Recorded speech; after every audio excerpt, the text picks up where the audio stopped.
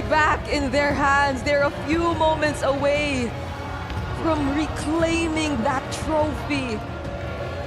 This is a well-deserved win, a very dominant win for Team Vitality. Man, imagine that, just no games taken from you. This whole run of MWI 2025 here at EWC, and it's just been a fantastic one, a redemption arc, a restoration basically for Team Vitality after what they went through last year in that devastating defeat. But now you can see how happy dance, locked in and happy they are. Let's give it up for our MWI 2025 champions, Team Vitality!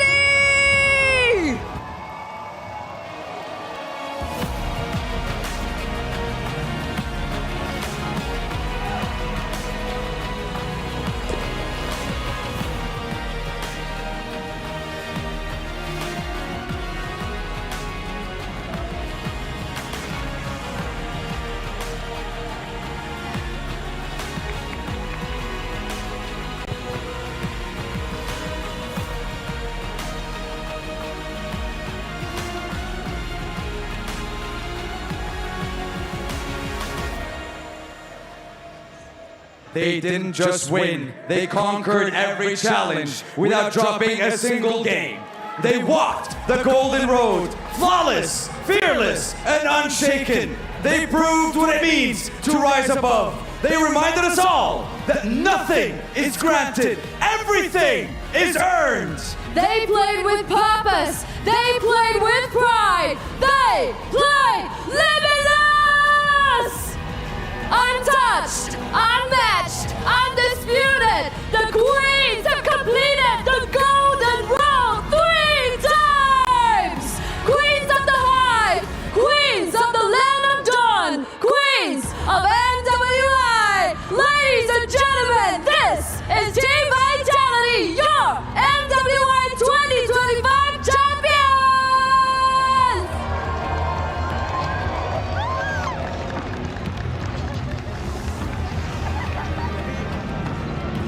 A well-deserved victory. A golden road for the third time, Cheryl. Who does that? Who's capable of such an achievement? They have golden roaded so many times. And when it came to the one that mattered most, last year, right here at EWC, they've lost that win streak. They've waited 1 full year with a perfect score record to face off their foe that took their win from them. And it has come full circle right here at the EWC MWI 2025. They've regained their glory, a third time golden road. This is Team Vitality. What an incredible performance. Final MWI 2026 started off with some upsets, some surprises. Na'Vi Philippines and Team Falcons ID both got swept in day one. Will go down, double kill again for Guy making a triple kill. And Galaxy Phoenix showed their experience from playing in the MPL, and Fa's Guinevere was insane. Rianne's gonna be next. She's battling out Fa, but Fa will get another. And Ashley competing for the Mother of Tanks title. She's back at it this year with a defeat against Foot Esports 2-0. Ashley! Put it in the Fury, good job down! Now for day 2, Team Vitality, the final queens. Can they be challenged a little bit more from Gen G Esports? Top side! What a crazy sequence! So counts out with a circling eagle! Na'Vi and Team Falcons ID both hang on by a thread in the lower bracket. Can they continue their journey here at MWI 2026 here at EWC?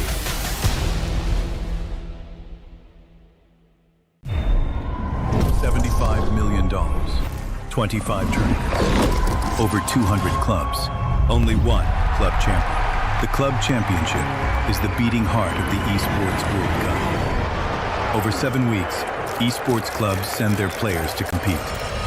Every placement, every win, every podium earns points for their club. At the end of 7 weeks, every point counts. The club at the top walks away with $7 million and the title of Best Esports Club in the world. It's not about being the best at one game. It's about being the best across all of them. Depth, versatility, consistency under pressure. One championship trophy, one title. Who will take it? Watch history unfold in Paris at the Esports World Cup 2026.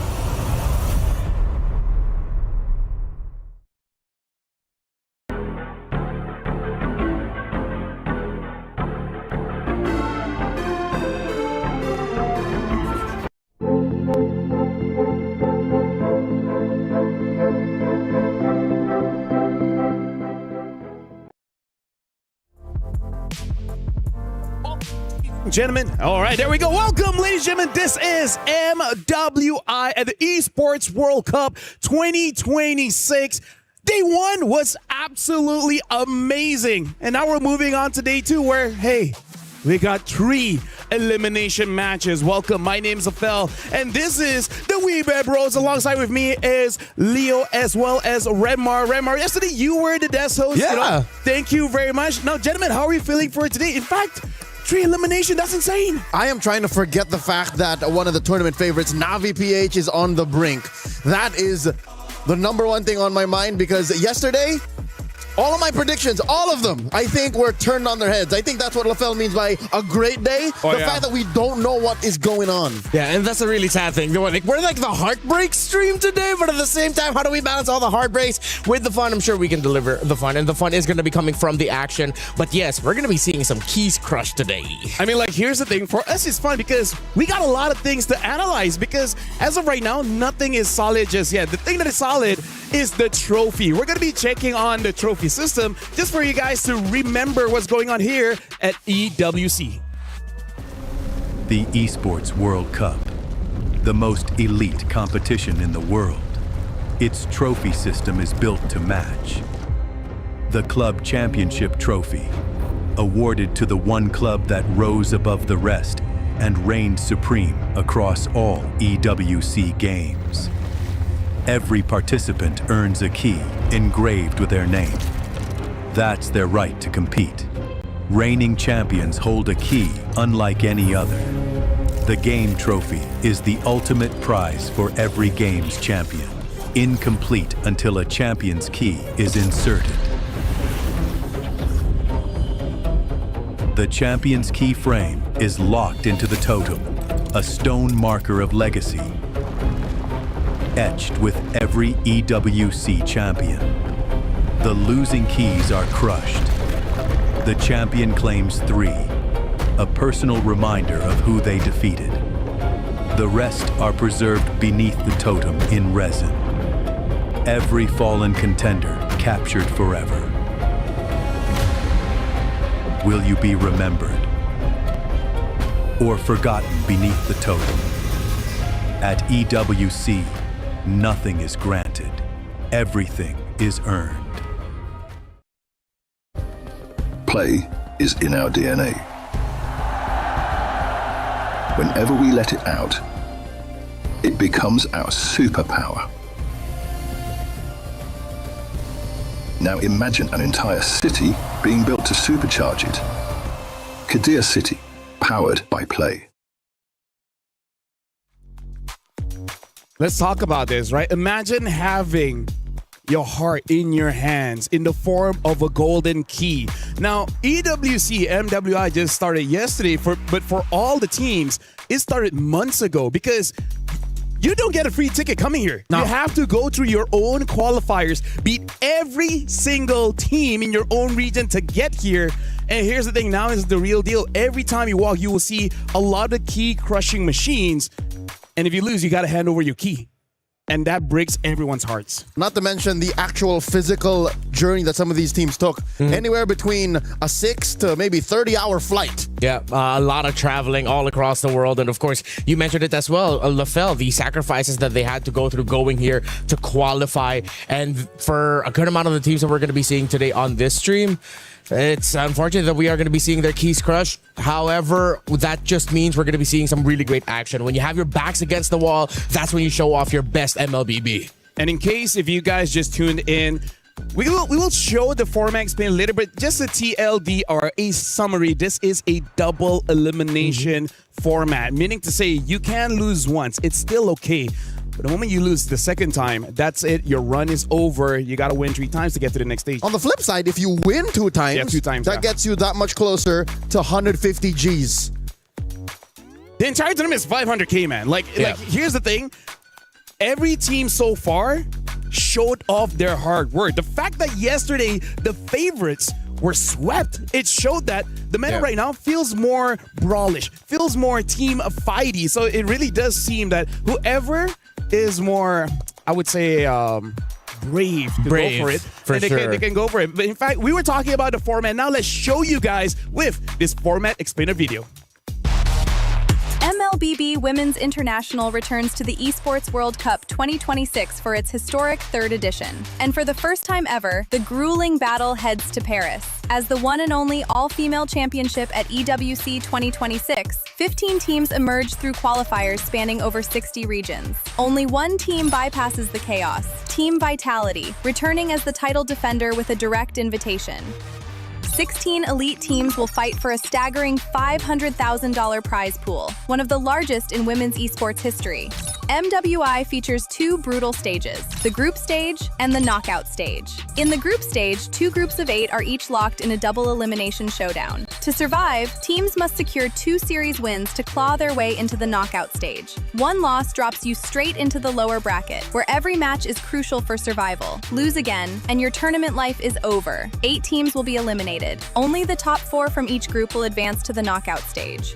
In the knockout stage, the stakes escalate with every single step. Teams start in a best-of-3 quarterfinal before advancing to an unforgiving best-of-5 semifinal. Teams who fall short of the grand finals will be granted the opportunity for a podium finish in the 3rd place match. Finally, the top 2 teams battling for the title in the best-of-7 grand finals.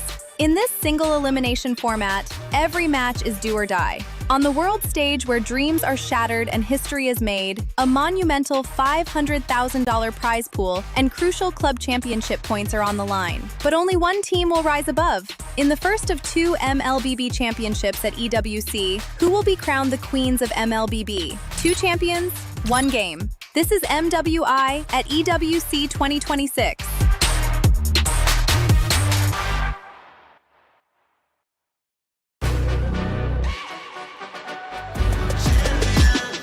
This ain't no regular thing. I came for the ring, you know what I mean. You see my name in the lights, better get right, I'm champion.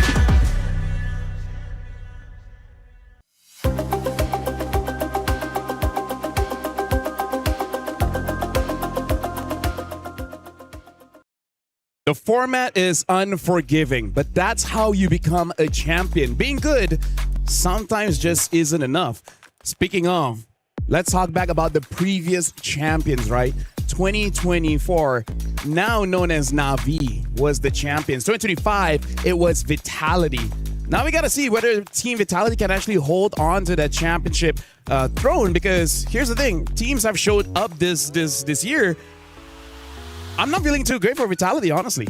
Yeah, the competition globally for MLBB women's esports has risen exponentially. It seems like every year, not just every year, every month you see improvements across the board. You see teams from regions that are often overlooked suddenly making a name for themselves because teams from other regions are saying, hey, we didn't expect them to be so good, but then they've improved their macro, they've improved their micro. And I love that even on day one itself, because of the upsets that we got, of course, for Falcons ID, for Na'Vi, that holds so true. It's very evident in MWI. I hate to be a downer, Danny, but one might consider maybe we're growing horizontally and not vertically.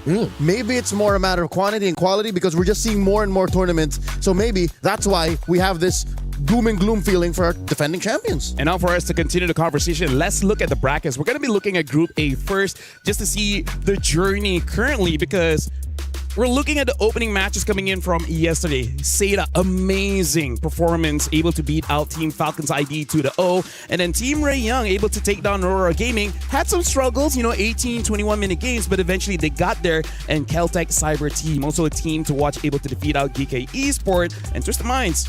amazing performance, able to beat out Virtus Pro. Last night, before I went into my slumber, I rewatched the match between Saita and Team Falcons ID, and of course took a little peek at Geltech versus GK.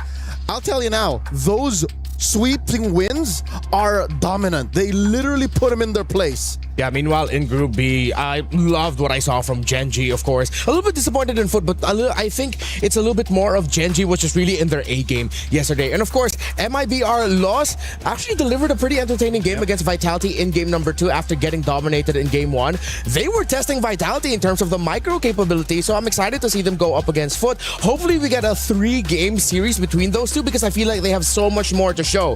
Natus Vincere, Navi, my goodness, hopefully they've got it together today. Yeah, now we're gonna look at today's schedule here in Stream B. We got GK Esports going up against Virtus Pro elimination match. Geltech Cyber Team going up against Twisted Mind. This is not elimination, this is a decider match. And then we have Navi against Falcon Daisy's elimination match. And the final one for today, Foot Esports going up against MIBR Lost. Again, elimination match. Just to echo what Renmar mentioned, that last match, we're hoping it goes all the way because seeing that almost 30-minute slobber knocker between MIBR Lost and Team Vitality, who would have thought that you would put the defending champions, the de facto final queens of MLBB, to the limit like that? Yeah. Alongside Foot Esports, as a Stream B vet, Foot Esports has always been entertaining, so I hope we see more of them. I mean, here's the thing. You guys are probably curious about Stream A as well. So let's check out Stream A's schedule just to see what's going on there. It's going to be Saita Esports going up against Team Ray Young, a decider match. Team Falcons ID against Aurora Gaming. Talk about two big orgs going head-to-head in that elimination match. And then Genji against Team Vitality. Here we go. Who would have thought the Grand Final 2025 happening so early? And then Galaxy Phoenix against Team Falcons Men. So 3 decider match in Stream A, 3 elimination match in Stream B. Yeah, I think it's safe to say that a lot of the eyes are going to be on Genji and Team Vitality. Oh, yeah. Of course, we know the exchanges between Ashley and Vivian, who, after the grand finals, did get swimmingly well together. They're I wouldn't call them friends, but at least they're civil, you know. But hopefully we get to see a long series so that we get a little bit more clips for the social media of whatever Ashley and Vivian get to say.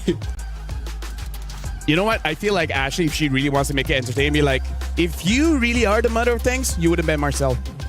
I mean, like, here's the thing. She had a perfect game with that Marcel back in their own qualifiers. But now, a little bit of recap of what happened yesterday. And I feel like the best way for us to summarize it is a lot of fighting. Everyone has their own flavor. Very good. Hirara bad. Yeah, this was my favorite series of the day yesterday. Team Ray Young and Aurora, I do not hold back when I call them MLBB soulmates. They get each other's timing. They get when the other wants to fight. Yes, it was a sweep, but it's something that Aurora can look back and say, hey, we can be proud of ourselves. It was a close sweep. But here's the thing. Again, I hate to say how I'm so realistic today. I don't want to be a pessimist. But the performance of Team Ray Young in this series makes me worried about them facing off against Saita today. Saita is a machine. Yep. Where did that Chinese precision gameplay come from? We don't even see that kind of gameplay from the men's division. Yeah. Saita was pressing the right buttons at the right time every second against Falcons ID yesterday. Honestly, when we get an interview with them, we really have to ask, like, where did they boot camp? Like, how was the training process and everything? Especially considering that it's a new patch. They got to adapt fast. And even when we were able to interview Chiboy from Team Ray Young, even she herself said, I don't know, maybe nervousness or anything, but she pressed a lot of wrong buttons. I'm glad that we're dodging the elephant in the room. We're not talking about the massacre that went down between Galaxy Phoenix and Navi PH. I blocked out a lot of these moments in my memory. What I remember was Mirai didn't have a good time. Yeah. Keep getting hit on by the Gwyn. Not Ayanami, not playing like herself. Yeah, Navi felt like they were a step behind, while Galaxy Phoenix, they were the go-getters. They were proactive, leaving Navi reactive. And then we got to close out with our only, if I'm not mistaken, this was the only 3-game, the 3-game series that we got yesterday. Yeah, and the only time we saw the link, and it worked well, and then that's it. We don't see any more of it. We'll see whether you just need a very strong goal laner like a Freya, then you dare to actually bring out the link. I actually want to see more of it because we know that the potential is there. Yeah. but then people just prefer Hirara. Yeah. I have a question for you guys. Are we going to continue our skepticism towards Hirara because of what we saw yesterday, or can we reset? Okay, you know what? Later on, we have Keltec, right? Yeah. Kioe may be able to make it. All right, okay, let's see. She already did. She already did. Yeah. Right, she did well with the Hirara as well as the Hayabusa. Rui from Genji as well.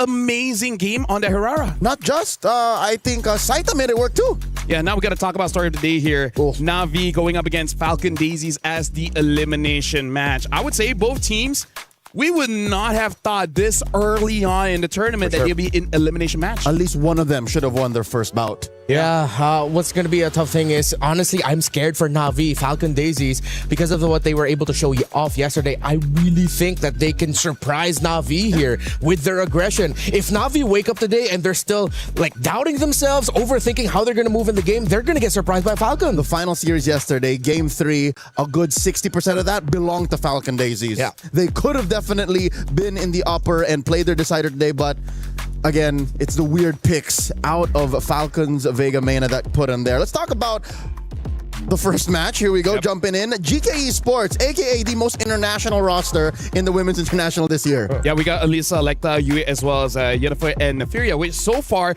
based on their game yesterday, it does look like they want to play for their side lanes because the mid trio, they're still playing tank jungle, i.e. the Baxia, as well as Yue. Very interesting pick. It seems more of a supportive kind of role, even bringing the Pheromones, even with the absence of something like a glue. I wonder if they will change it up and say, you know, Yue, you have crazy mechanics. How about you use a damage dealer? Yeah, well, I mean, hopefully this time we'll see Yennefer seem to gel better with the team, as Asu was the one who played yesterday against Geltec. Excuse me. Now for Virtus Pro, this is the team that I feel like I didn't see enough of. I can't come up with like a really solid opinion about them. I don't want to say that they're lacking in some certain aspects because the team that they were just up against yesterday were significantly better. Twisted Minds, even if this was their previous banner, it's, how do I say? I don't want to say it's a chemistry thing. It definitely feels like if there was a team struggling with the patch, Virtus Pro might be one of them. Hopefully after yesterday they get a bit more reps in. You know, maybe they're able to find 1 or 2 scrims. 18 hours in and off. You know what? I just had a thought here. What? If I'm their opponents right now, if I'm GK, I'm looking at Virtus Pro and saying, hey, you're leaving the Matilda open. How come I show you what you went up against yesterday against Twisted, and then this time they bring out the Matilda Barrets again? And now look at this. We already started draft here. It's going to be Expanding Rivers. Virtus Pro is going to be the first pick. DK Esports on the second. And quite interestingly, Coach Bulat already is like, you know what? Let's ban out the Gord. So I think this is just saying that maybe they also want to play tank jungle. This might be a utility matchup. Yeah, they're probably going to lean towards the tankier boys. I think out of all of the ones that we've seen, Fredrin has dipped out. Akai is still an option. Barrett's is going to be open. Let's see if Virtus Pro really saw the match yesterday, remembered what they experienced, and will try it out themselves to go for the Matilda and Barrett's. Because I feel like, hey, if it's a learning experience, and as much as it hurt, if you could use it for your own gain, why not?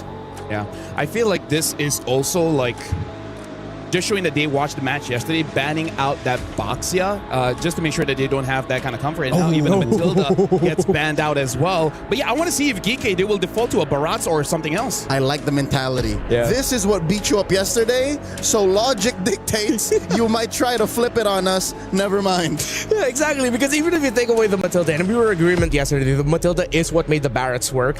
I wouldn't have taken it away from Virtus Pro to consider pairing it up with Minon's Rafaela, or maybe lean all in into picking up an Angela somewhere. So at least GK decided to play it safe. Hirara banned, so they're not going to be the ones first picking it. Honestly, at this point, I don't want to be a Hirara hater, but I'm kind of glad we're not seeing her. I am warming up to her. I respect the bans on Hirara. This is very well deserved. No, like she deserves to be here, because if this opens up, Virtus Pro pick it. Oh yeah, that's just how strong that buff was in the recent update. Yeah, I feel like right now Hirara, it really is like, who doesn't understand her more?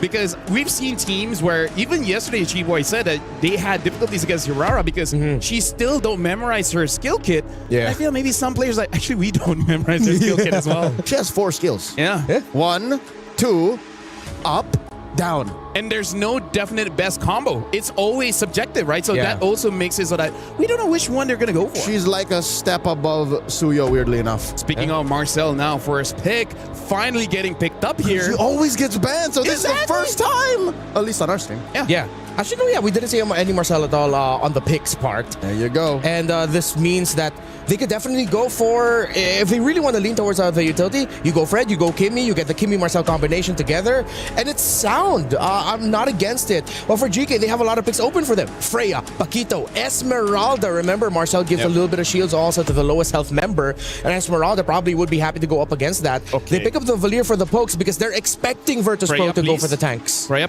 What?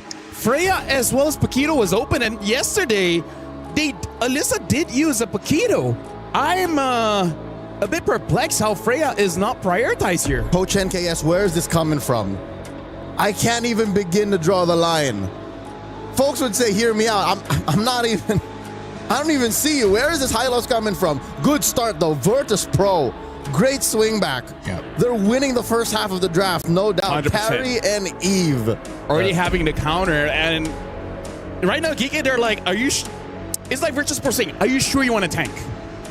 I'm not even surprised. Yesterday, was it not Geeky who brought out the Fatamis? Yes, actually, yes. Fairness, Smith. For us, folks, let me just say, the heroes aren't bad. It's the priority. It's the timing. Yeah. This could have been a later pick because it's probably not going to be contested. So now, if Geeky picks up a tank, whatever the tank is, they're going to get punished.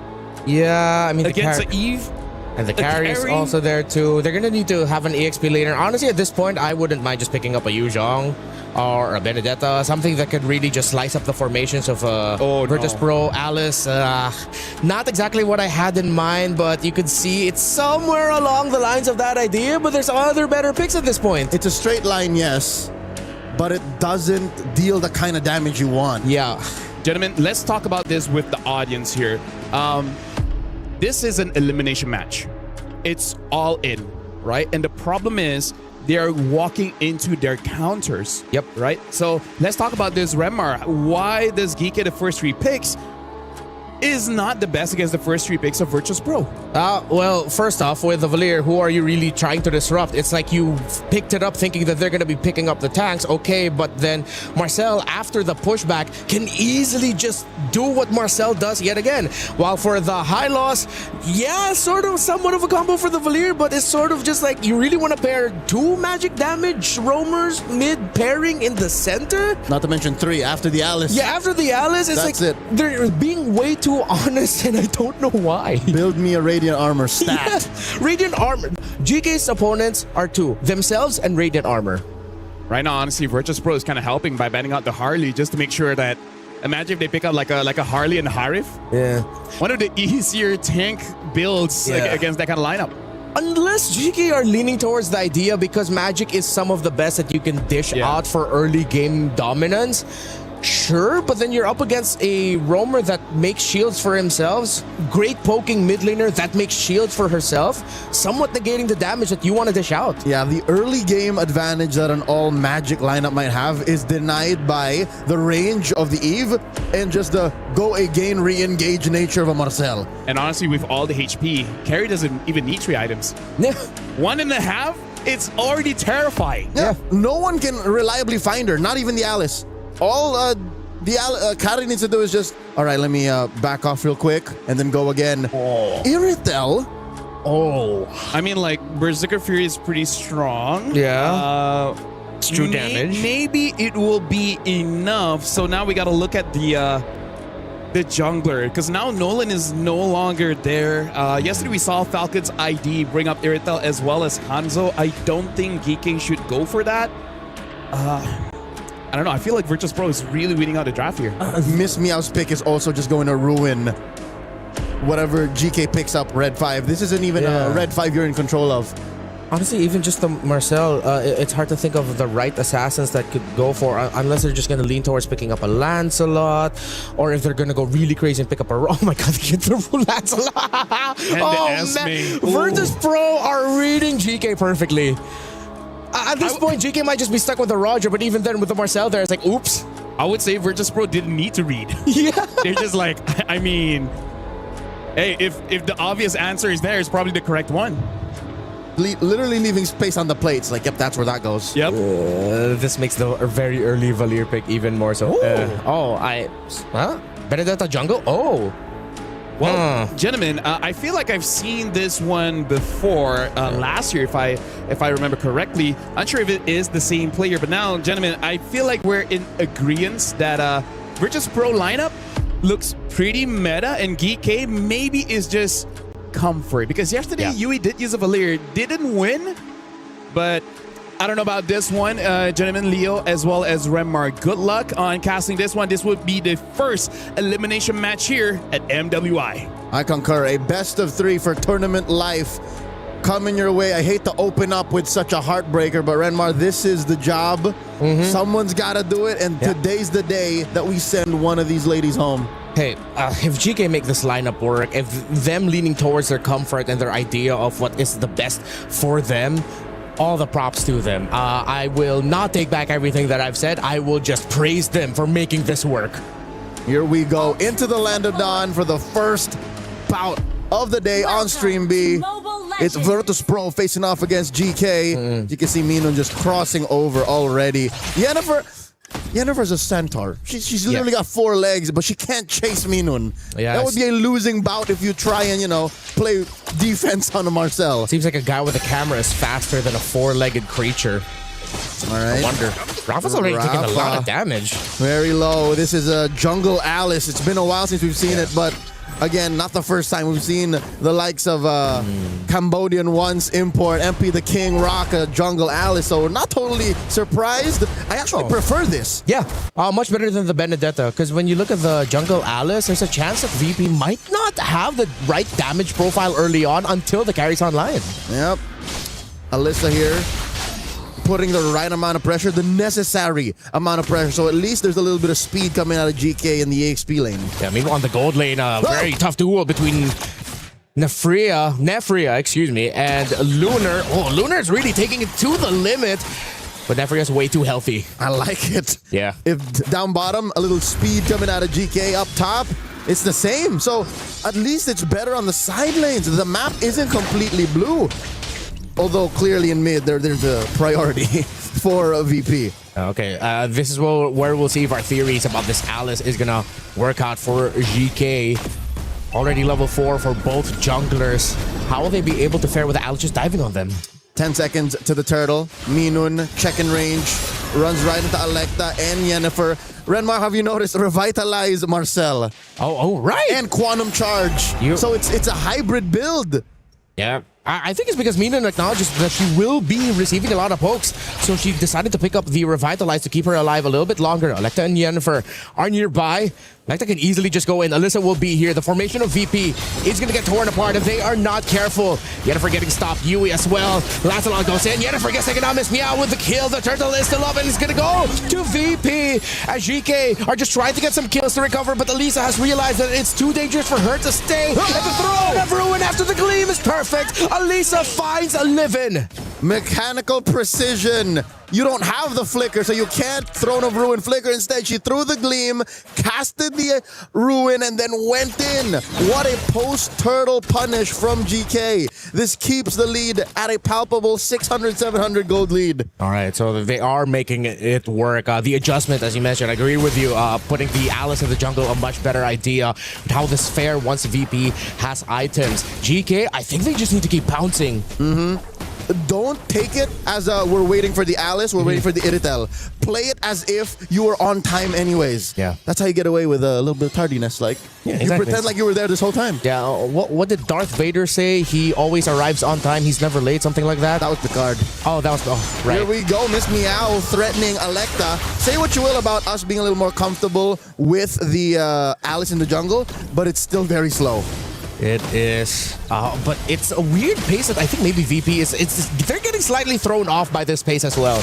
Lancelot wants to play fast and wants to see the opposing jungler a little bit more and the roam mid trio for those little trades. But because GK are playing at a slower timer, it's like the moment Miss Meow wants to show up and play a little bit of trades, there's nothing to trade for. So she just goes back to her jungle. It's basically VP walking into a ring thinking it's a boxing match, and then GK starts rolling. Exactly. What? grapples are allowed? Why are you on your back? Knees up? GK now. This pacing, it really is throwing VP off. But I'm happy to see that despite that, VP are still playing their game. Crossing the river, applying pressure where it matters. Look at this duel up top. Oh my lord. Mini-map check. Upper left corner. Yeah. Half health on both gold laners. While the jungler from VP applies herself first. Meow jumps in. Alyssa, really good spot. Spotted out for Livin. Here comes Rafa. Alyssa has pushed back the Eve, but it still looks really good for Virtus.pro to get the second turtle of the game. Electa has taken a fair amount of damage as Rafa is zoning out Yui and Electa. GK, they're sort of trapped. They don't know where to go or who to go for as Virtus.pro is playing this turtle dance really well. Both main trios are still holding on to the resources. Yennefer drops the Glorious Pathway. And here comes another Throne of Ruin. Perfect yet again, but the freeze is there. Perfect with the golden hour. Electa gets the last hit on the turtle. GK, this is good for them. Minion has fallen, and they are playing together, and they are making it work. The adjustment to their lineup is good for GK. In the pit, GK wins, but off camera, Lunar took down Nefiria one-on-one and takes down the turret too. Yui can't save it. I can't tell you who won, Renmar. I can't tell you who won on paper. That was a really expensive loss up top. It's like, all right, happy for the team, but I'm going to go down for you guys. But you didn't need to go down. Okay, to be fair, that's true. So VP may have played it a little too loose in the pit, but I gotta say, I'm liking this Marcel Revitalize. The fact that you can put up Golden Hour, turn on Revitalize, delay the damage that's possibly incoming, and then you come back and say nothing happened. I mean, we've always called Marcelo Mosquito. This is just a huge blood-sucking mosquito that has to go much longer. I don't know what it's called. A straw? Like how they suck blood? It's weird. It's like weird. He's sucking blood and then sharing it amongst his friends. It's like, here, have a glass. That's the nicest mosquito, but very annoying to go up against an MLBB. Okay. Oh, nice. We get a look at the duel. Okay. Look at that. The forward flicker too. Okay. Lunar is cold-blooded. Yeah, I think that's what Nefiria didn't expect, that the flicker would be committed there by Lunar. Yeah, and she's rocking a sprint. What would she do? Yeah. Heavy crossbow back? Like, you'd still die. Yeah, I feel like at that point, Nefiria just accepted that she's down, and instead of wasting the sprint, she just accepted her fate. Took it. She knew that she went in too deep. A little bit of a redemption from GK here as they give up bottom lane, trade it out for top. But this will give VP better presence in the last turtle. And I think this last turtle, given how back and forth this game is, will be the tempo setter for the mid game. Because of the Berserker Fury change, having true damage now, 2-item power spike is the activation for the Irithel. So definitely it's go time. And as Lunar or Lafel mentioned as well, Lunar also has 2 items. I believe Nefiria started with a Windtalker and a Huskclaw, so she's gonna farm up first. Rafa, looking to jump in. Okay, Electa spotted out. Rafa, as usual, zoning out for Virtus.pro. Still, at any given moment, Electa can just go in, and here comes the snap. The Throne of Ruin. Miss Meow was a retreat battle. It wasn't even a retreat. She just got the last hit on the turtle. It looks good for VP, but GK, they're attacking. Miss Meow finds Yui, while Lunar finds Yennefer. And just like that, 2 members of GK fall, but Miss Meow gets traded out. And they trade out again. Electa falls, but that is definitely a VP win as GK. Elisa tried to hold, and she goes down. The damn bloodbath in the turtle pit extending into the purple. GK did not expect VP to get this dirty. They were hands-on with the approach, and I think VP has learned exactly how much GK is willing to give. The first couple of turtles, they were like, oh, it's like that. And then now they're like, no, just go in. Play the one-on-one defense, play the offense if necessary, and I think that's what allowed for this kind of split-up fight. Look, there's 3 different fronts. Yeah, it's the split, it's the Lancelot that's throwing off GK, and they're thriving on the chaos, VP. Oh, and of course, Grand Theft Purple. Oh, Alyssa tried. What was Alyssa thinking here? Yeah, I feel like it was too greedy to hold on, and just when we thought that we wouldn't be getting any action, Yennefer falls slightly off cap just when we got back. Surprise! There was no purple buff to be had there. It seems like they just ran into each other. Alyssa dueling with Rafa. And I think she sniffs Minun out. I think we're getting reminded why Marcel never showed up on day number 1. Minion has been terrific on this Marcel. Electa checking, despite Miss Meow being a level up. Yeah. And I would reckon even on economy. Oh, Alyssa. All right, she's fine. I think it's a fair fight. If somehow Miss Meow finds Electa, she still has to think. She can't beat the Alice one-on-one. Oh man, if the Falling Star Moon landed on Neferia, that would have been really bad. Can they commit Grand Theft Purple again? Nope, looks like it's still on to Electa, so at least they'll have their purple buff for the Alice. Without having to retry. Yeah. It's in time for the Lord. It's anybody's Lord despite the 3K gold lead. I do think, honestly, GK can contest. Let's see if they will. Throne of Ruin, the Gleam there. It's a little bit too early, but that golden hour is perfect for Alyssa from the back. Petrify with the Electo final blow. The Electa jungle for GK does go down, and this is perfect for VP. GK thought they found an angle, but it's Virtus Pro that found the wins. They're just trying to get some small wins, a consolation prize, but they have to run for their lives. Miss Meow is relentless. Why get the Lord when you can get bodies? Mega kill for Lunar. Neferia, though, finding a little bit of a trade. Putting Miss Meow down to a third. Lunar, look at the duel. Neferia also spilling at 11. The shutdown. Perfect re-entry for the Eve. Just when you thought the fight was over, it was a huge rope-a-dope that VP had the bodies for in the end. How's the scenic route living? Yeah. Like, I'm gonna find her, just give me a second. Usually Eves don't need to be that close up. She could have found her like, what, 10 meters deeper. Electa now going 1v4. Again? Oh! Is she gonna get it? Is she gonna get it? No, she will not, as Miss Meow wins another retry battle. A valiant effort by Electa. But Virtus Pro's jungler is on point today. Down and to the left. She was off by a wee bit. If she moved it a little bit over here, then maybe it would have been an actually successful Lord Steal. Credit where credit is due, but VP are in the driver's seat. If it wasn't going to be a Lord Steal from that, it would have been at least more health depleted from the members of VP, increasing the chances so they could go for a post-Lord punish, but that's going to hurt. That's not even like Electa's fault. VP just moved out at the right time. She did what she needed to do. Yeah. Any Alice jungler would have tried. Exactly. It would have been criminal if you put yourself in the position and then just walked away. You would have died anyways. Now we're approaching a 6,000 gold lead for the Polar Bears. Alyssa dropping that final blow to clear the waves, but she'd have to concede it to Lunar. Amazing, immaculate sinking of the waves.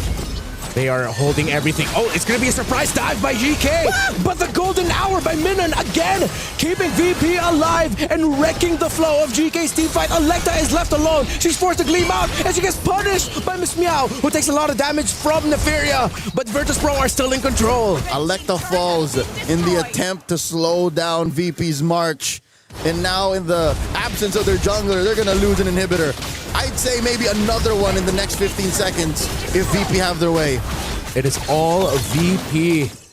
GK missed some very important early turtles. If definitely would have been a different story if the maybe at least one more turtle went to the side of GK. They took some right trades for the towers, but it's just not their game. Rennie, it came down to the final turtle. Yeah. Again, whoever took the final turtle just had a better ramp up into the mid game. And now approaching the late game, we know that Neferia is playing with Dynamite, and here comes the pathway! Set up by Minion again! The Falling Star Moon follow-up is perfect, but they say way too much as the Throne of Ruin is enough to turn it around for GK. Livin falls, Minion as well, but Lunar is still able to free hit and takes down Electa. 2 kills for GK, that's a start. That was the nightmare situation for Virtus Pro. I'm glad that they cut their losses and just backed the hell out of there. If that lasted maybe 2 or 3 seconds longer, they would have lost one more, and it would have turned into a 3-for-1. And possibly, I hate to think that it could have been Lunar who died. Imagine the shutdown goal that would go to GK. Actually, now that you're saying it, Lunar is terrifying. Oh! No deaths. Yennefer gets caught out. You should not have been there. Lunar is interstellar right now. 7-0-5, flickering forward a majority of the times. Miss Meow going 2v1. This could be bad. But Neferia and Alyssa sniff it out that there could be members of Virtus Pro coming in to help. It's a trap. Livin was there. Lord, if somehow miraculously GK can take this while taking some bodies with them, this is going to be a massive turnaround. Oh. They need it now. Neferia goes. Oh! go! Nefaria! No fear for ya! That was a miscalculation on Ms. Meow's part, but they look to repair the situation as top lane, Electa gets picked off. Cross map. No love lost there. No retribution for both sides.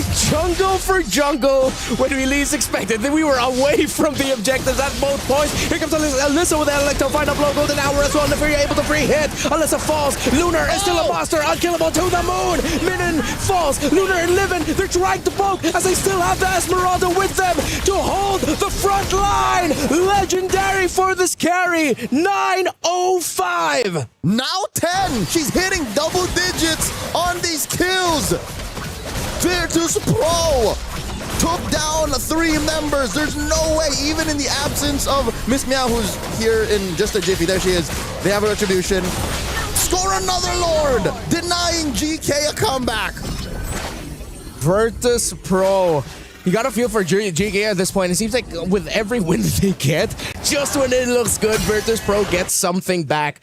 They understand the cross-map trades that you're supposed to take in this meta game currently. If you see the opposing team win elsewhere, you need to be fast and win on the other side. I don't like these cross-map trades anymore, please. They're a little too expensive. Uh-oh. Golden hour, perfect yet again. Rafa, falling star moon, it connects. And look at that damage, but Nefaria is able to bind immortality just in time, but is not able to hold on. Here comes Miss Meow, the Lancelot. Phantom execution, bring in the RWM, but the other members of GK will be able to get out. They still have a Lord to deal with.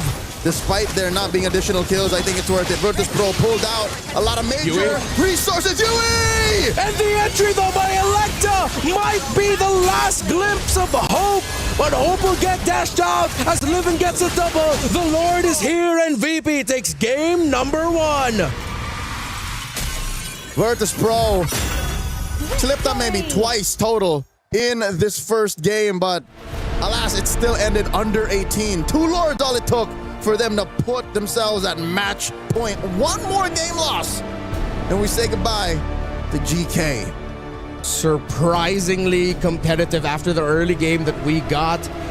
GK, you felt it. They were slowly crawling back, and you see them talking to one another, what they have to change up. Different approach. They were almost there, but Virtus Pro had all the answers. I am curious.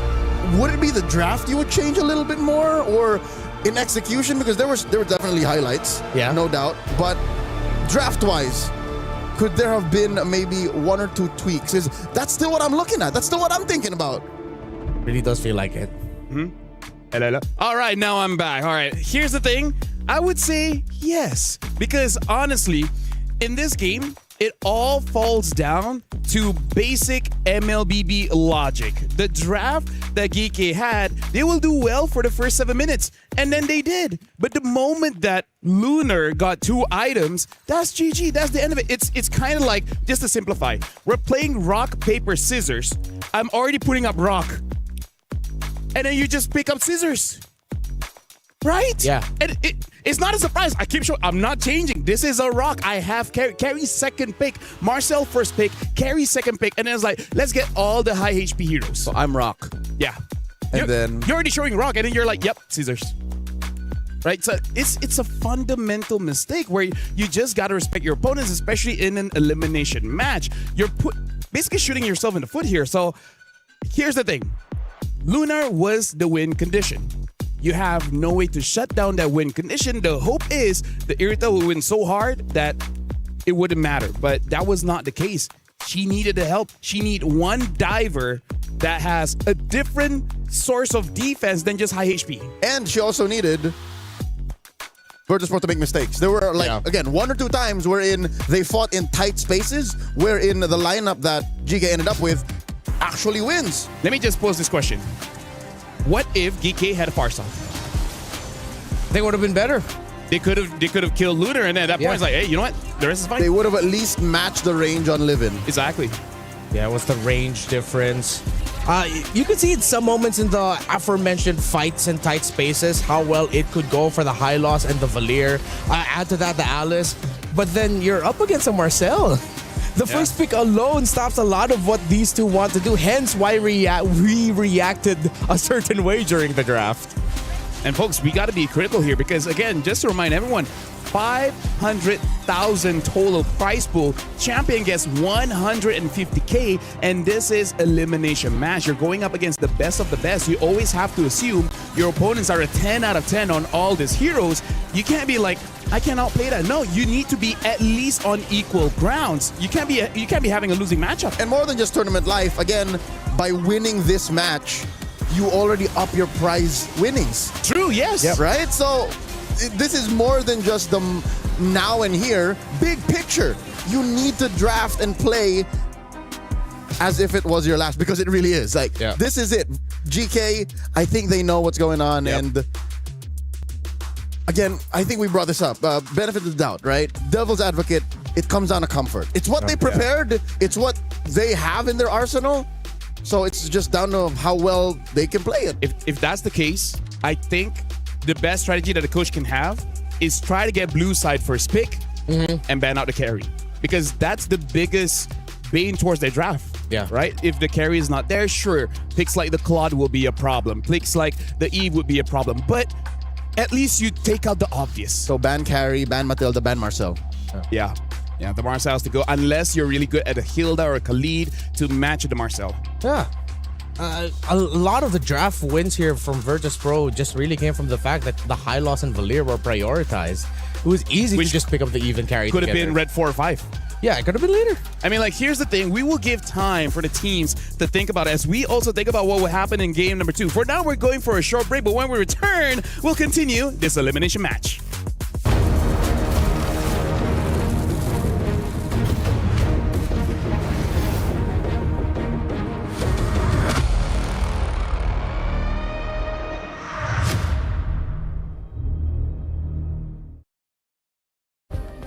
Play is in our DNA. Whenever we let it out, it becomes our superpower. Now imagine an entire city being built to supercharge it. Kadir City, powered by play. We were there. For every click, every clutch, every respawn. We were there for the years of grind, and we're here. Now, the proud founding partner of EWC, powering the biggest event in gaming, shoulder to shoulder with the world's best, making history. Greatness deserves a stage. Lenovo Legion, reach your impossible.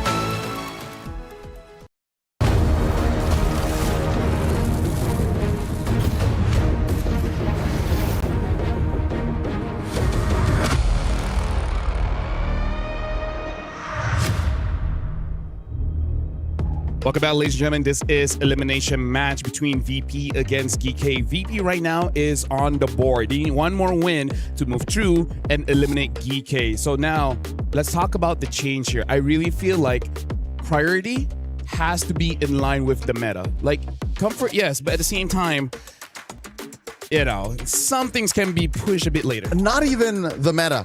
Just interact with your opponent. Yeah. Consider what they're doing. You're not playing in a vacuum. Yeah, it really felt like with those rush picks, they had an idea of what they wanted to play. And instead of taking the more patient route to get there, they were just like, we want this now. Yep. And if you have a very specific idea, that is usually just countered by the top meta picks. Yeah, I'm just honestly worried if it's a draft problem where Yui does not have a lot in the hero pool, which I feel like should not be the case. She's been here for a few years now here in the EWC.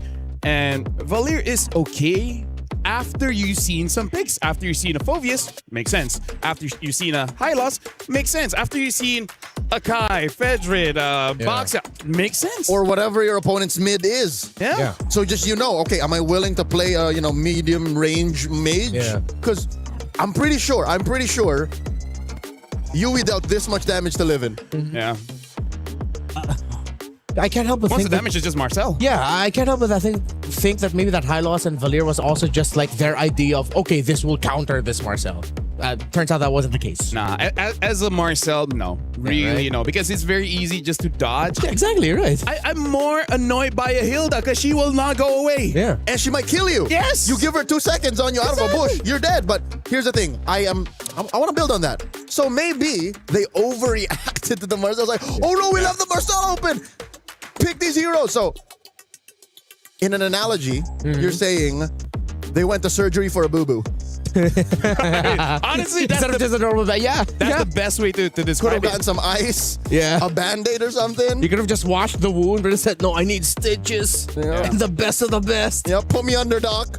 So right now, VP, I feel like they don't need to change much because I feel like even for them, there's not a lot of thought that has to go into the draft. It's more just about, okay, we know what we need to do at the first 2 minutes, at the first 7 minutes, and then later on after the first 10 minutes, then it's like, okay, then that's it. It's rinse and repeat. It's like scrims. Just do what you've been doing for the past few weeks. Yeah, to be fair, on paper, you look at GK's draft, the ceiling is so high. Yeah. You see how bursty that Iritel is, especially when she gets within range and then sprints heavy crossbows. Yeah. Compare that to, the reliable range and the damage output of Virtus Pros. Yeah. I think Virtus Pro, I agree. Just stay your course.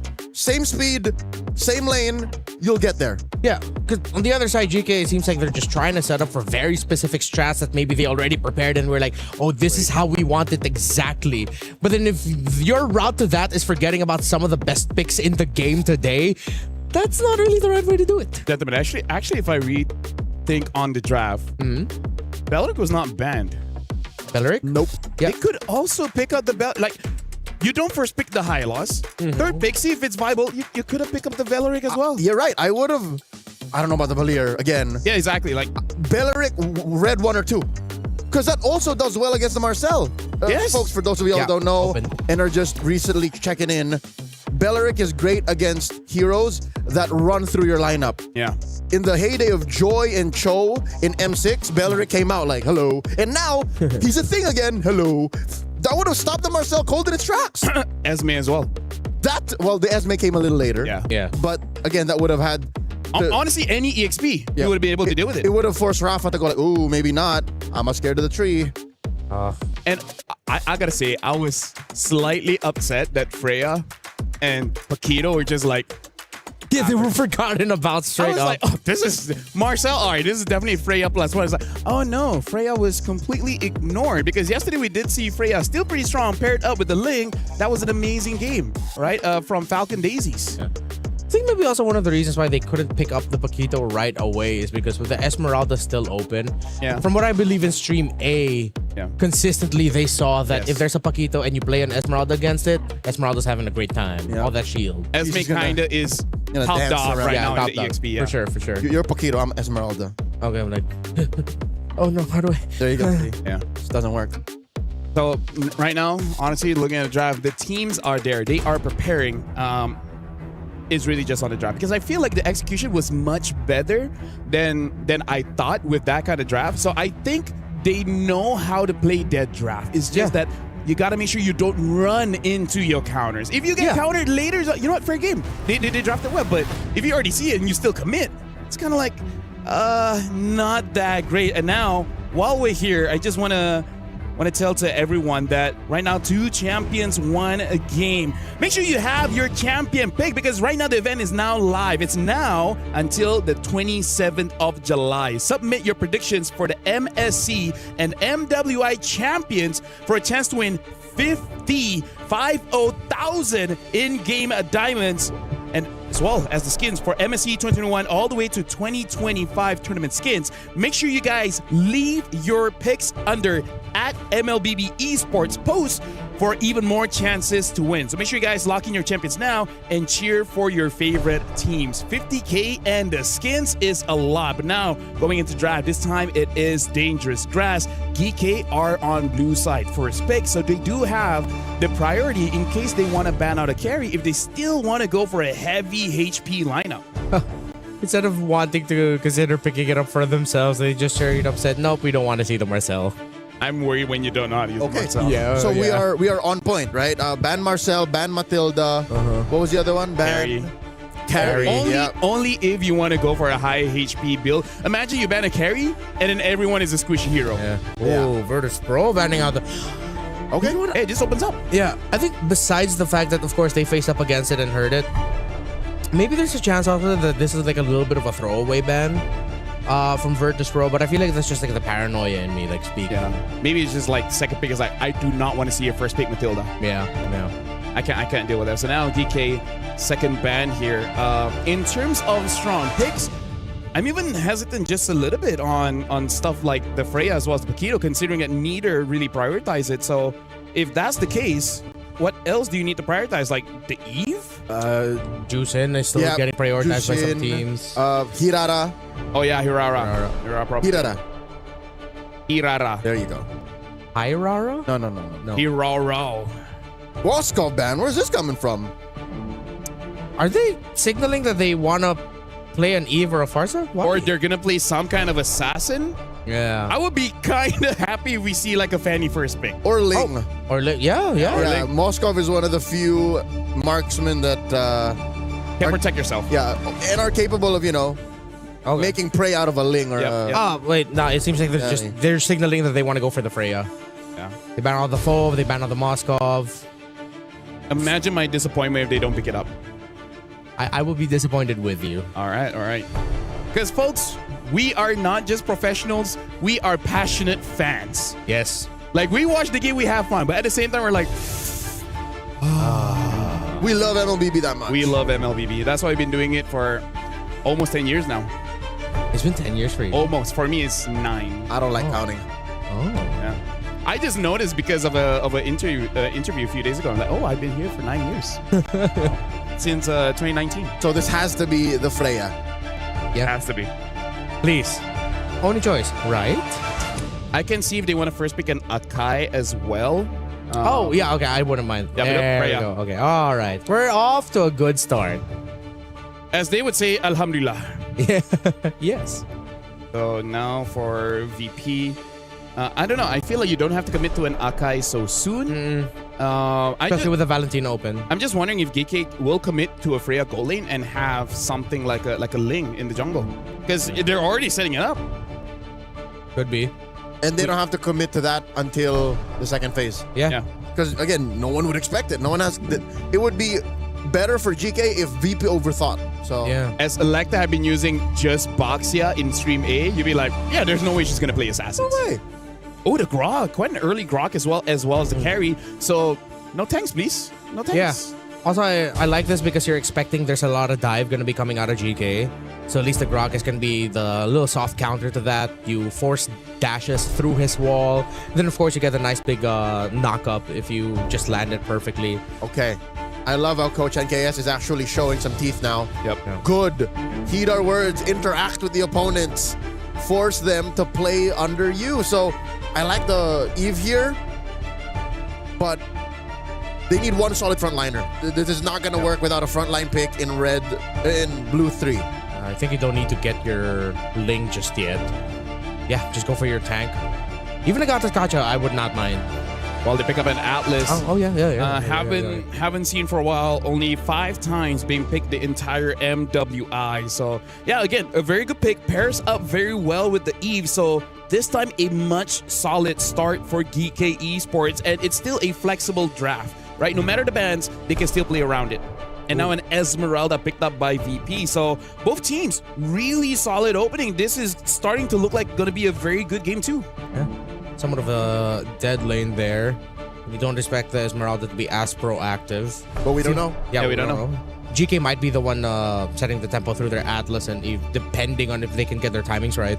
Yeah, I feel like VP, if they want to respect, I'm seeing a Ling as well as a Yisun Shin ban, because both of them are pretty good with double fighters. Yeah. Oh yeah. Even if it's not the Ling, the YSS, we saw a really great YSS performance yesterday. Yep. It's a Genevieve, aka Chun-Li. Oh yeah.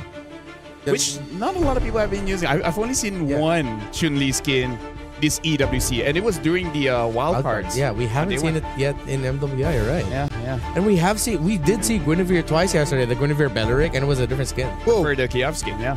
So Valentina banned by GK, so this is them kind of closing the door on matching the range of the Eve. Yeah, might also be a soft signal that they're considering Akai. Yeah. Which I feel like is still okay. Or Sora. So that maybe later on they pick up either a Harif or a Quad. They might be considering their Faramis again from yesterday. Because they picked up their Faramis as one of their last 2 picks yesterday, and then... I don't think so, because they already have the Eve here for Geek K. I got too excited, my bad. Yeah, my bad, Yui was the one that used the on me yesterday. No, it's all good. It's been a long day, okay? It's been a long day. We just started. It's already been a long day. You don't need to. It's fine. I messed up. It's all good. We have those moments. Arlay, the last ban for Virtus Pro. One more for GK, maybe. What else in mid? Red Ring. How is Zushin? No, you know what? There's no reason for Zushin anymore. Yeah. The range really does hurt a little bit. Even though you see the numbers scaled down just like by a 0.1 or 0.2. Yeah. But as guys, we know every number counts. Yeah. And she's not on every situation win anymore. Yeah. She like works in certain lineups and matchups. If you 100% know it's going to be a tank jungle, then hey, it looks good. By all means. Yeah. Well, here we don't know. Zetyan. Yeah. So that matches the range still. Yeah, and typical answer for the dive heavy comps. Plus, it does mess up the perfect match with the Atlas a little bit, but they sort of just like, it's funny interaction between the two. It doesn't give you the cleanest perfect match, but perfect match is the best way to just pop the passive of the Zetyan. Correct, and you have to engage again. Yeah. Which is doable after perfect match. Goes off cooldown. Yeah. They sort of just like cancel each other out. It's like, boom, that's it. So now, honestly, it's between the Akai or the damaged junglers, because even though, yes, they have a carry there, but because they have a Freya can kind of deal with the carry, giving more space for the Akai. So I'm actually good with either picks in the jungle. Wouldn't be a bad choice for any route that they decide to take. I wonder what they're going to go for their gold. I They kind of want range? Yi Shin. I kind of want Yi Shin. Why is this jungle and then double fight? Arlet. Yeah. Arlet Joy? Ooh. What? Ooh. I would be okay. Arlet Akai. Yeah. It's kind of disconnected. Yeah, we've seen double fighters with the E because her skill as well as range is good. And now we talked about the Ling, but the Ling is actually going on Virtus Pro, which honestly I'm not entirely sure, because look at Virtus Pro, it's all scaling, right? Yeah. The fastest one to get to the power spike is, funnily enough, carry. Yeah. Well, I guess Esme as well, but more on the carry. So this is very interesting, gentlemen, where GK, I said that after the first 3 picks, it's hard for them to make the draft odd, but they were able to do that with the Joy. I haven't seen Joy for a while, and now Ling on Virtus Pro. Virtus Pro, a lot of scaling. We'll see whether that works for them or against them. So Leo as well as Remar, GK needs to win this one or they get eliminated. And I'm not so sure if swerving like this is the key to forcing game number 3. To fighting back to reclaim tournament life. Despite the relatively expensive and greedy lineup for Virtus Pro, I think they still got this. Yep. Yeah, it's going to take a while. They will get there. Let's see if GK, again, if this is another one of their attempts of having a very specific strat work out for them, then they really have to be aggressive. They can't allow VP time. Miss Meow, a very specific emblem set. This is Ling Marksman emblem. Not the first time we're seeing this on a jungler, but this is what we're doing now. Yeah. And I like how you don't need to go for the Swift. You just go straight up for the Fury, the critical. Yeah, get the critical because your attack speed's coming in through there. Yennefer. Oh, forces out the flicker already from Rafa. This is going to be a good start here for GK if they get the kill onto the Esmeralda. But that is an Esmeralda buffed up recently with all the shields. Wow, 3v1, and she sends them all back. Oh man, that is. I feel like that's sort of just like a preview of what might happen in this game. Yennefer gets knocked back, forced to use a perfect match to get past the wall. That's a power move if I've ever seen one. Standing your ground against 3, and look, Rafa didn't even go home. All she needed to do was a flicker and then regen. Needs to be faster here. DK, once you hit level 4 with Electa, and once you can get some really good objectives going on, You do not have the range. You are all dive all day. The only range that you have is going to be susceptible to even just a counter dive by VP because the rest of your squad will most likely leave the Eve behind. First turtle spawning in about 15. Because of Virtus.pro's rotations, Electa's forced here to just sit down and do a little bit of nothing. Lunar, as expected, when you're going up against Freya. Honestly, that's just part of the job at this point when you're going up against this hero. Hold it. Yeah. Still die. You know. Take a few swords to the face and then just don't die. Make sure you get your farm too. Rafa getting dived again. Alyssa level 4. Looks good for GK. Honestly, they might be able to start this turtle first because Ling is still going to get the buff. That is purple buff duty first for Miss Meow. She will be able to jump over and join in fast enough. Nefaria, look at this rotation. Yep. Level 1 rotate through the river. Rafa goes in with a falling star moon. And that fury of the Phoenix looks so good, but GK, they have the answer ready. They thrive in this environment. The early fight. And look at the Electa going straight for Livin. VP just walked straight into what GK wanted. It's a 3-for-1. And a GK showed us no matter how rocky the first few seconds of a game is, we will rise above Virtus.pro. They took their time, man. They took their time. I think Miss Meow was not late a second, not even like 5 seconds. More like. Rafa was a little bit too early with a falling star moon entry. I think they got overexcited with the fact that Livin's Fury of the Phoenix was really good. Yeah, they got everyone saying, oh, this looks good for us. You're up against a Joy and a Freya. It's everyone and a couple more. Oh! Nefaria gets taken down by Rafa. Grandma, did I see that right? Was there like a recall there? Did she just weave in one recall? Yeah, it looks like just a quick little one. And then canceled it. Yeah, just to get in their face. Okay, at least Virtus.pro gets something back. They get a quick little trade out. And again, just showing why Esmeralda's so busted right now. And they still have the lead, actually. So that means GK, despite them having won that major exchange, aren't farming as fast. Yep. So where is Virtus.pro getting all of this? Is this because Miss Meow keeps crossing the river? Yeah. Just little creeps here and there. Despite all the timings, they're still getting their minions anyway. Oh, there it is. A majority of it is on Rafa and Lunar. Still good for them. I think it's because of that kill that Rafa got and allowed them to get a little bit more. Yeah. Great zone out here. IGK, VP, Minion might get stuck. Another Fury of the Phoenix. Oh, they tried to time it. They're gonna take down the Grok. Here comes Miss Meow. Oh, busted up in the air with the jump. With Miss Meow realizing that she needed to use the Tempest of Blades right away just so that she doesn't get taken down. That's one way to neutralize a Ling that's looking to take you down. Miss Meow, I think that's a wake-up call. You're not there yet. You don't have enough items. Yeah. Slow your roll. That would have been so bad. You're flying up in the air and you still get knocked out by the jump of the Freya. Good thing Miss Meow was fast enough to Tempest of Blades out of there. Alyssa in danger. Miss Meow and Rafa applying the pressure. Alyssa decides to go back. Ooh. And with a little bit of a cha-cha, uses the flicker to get away. Meanwhile, Luna gets dove-on by GK. Nefaria falls.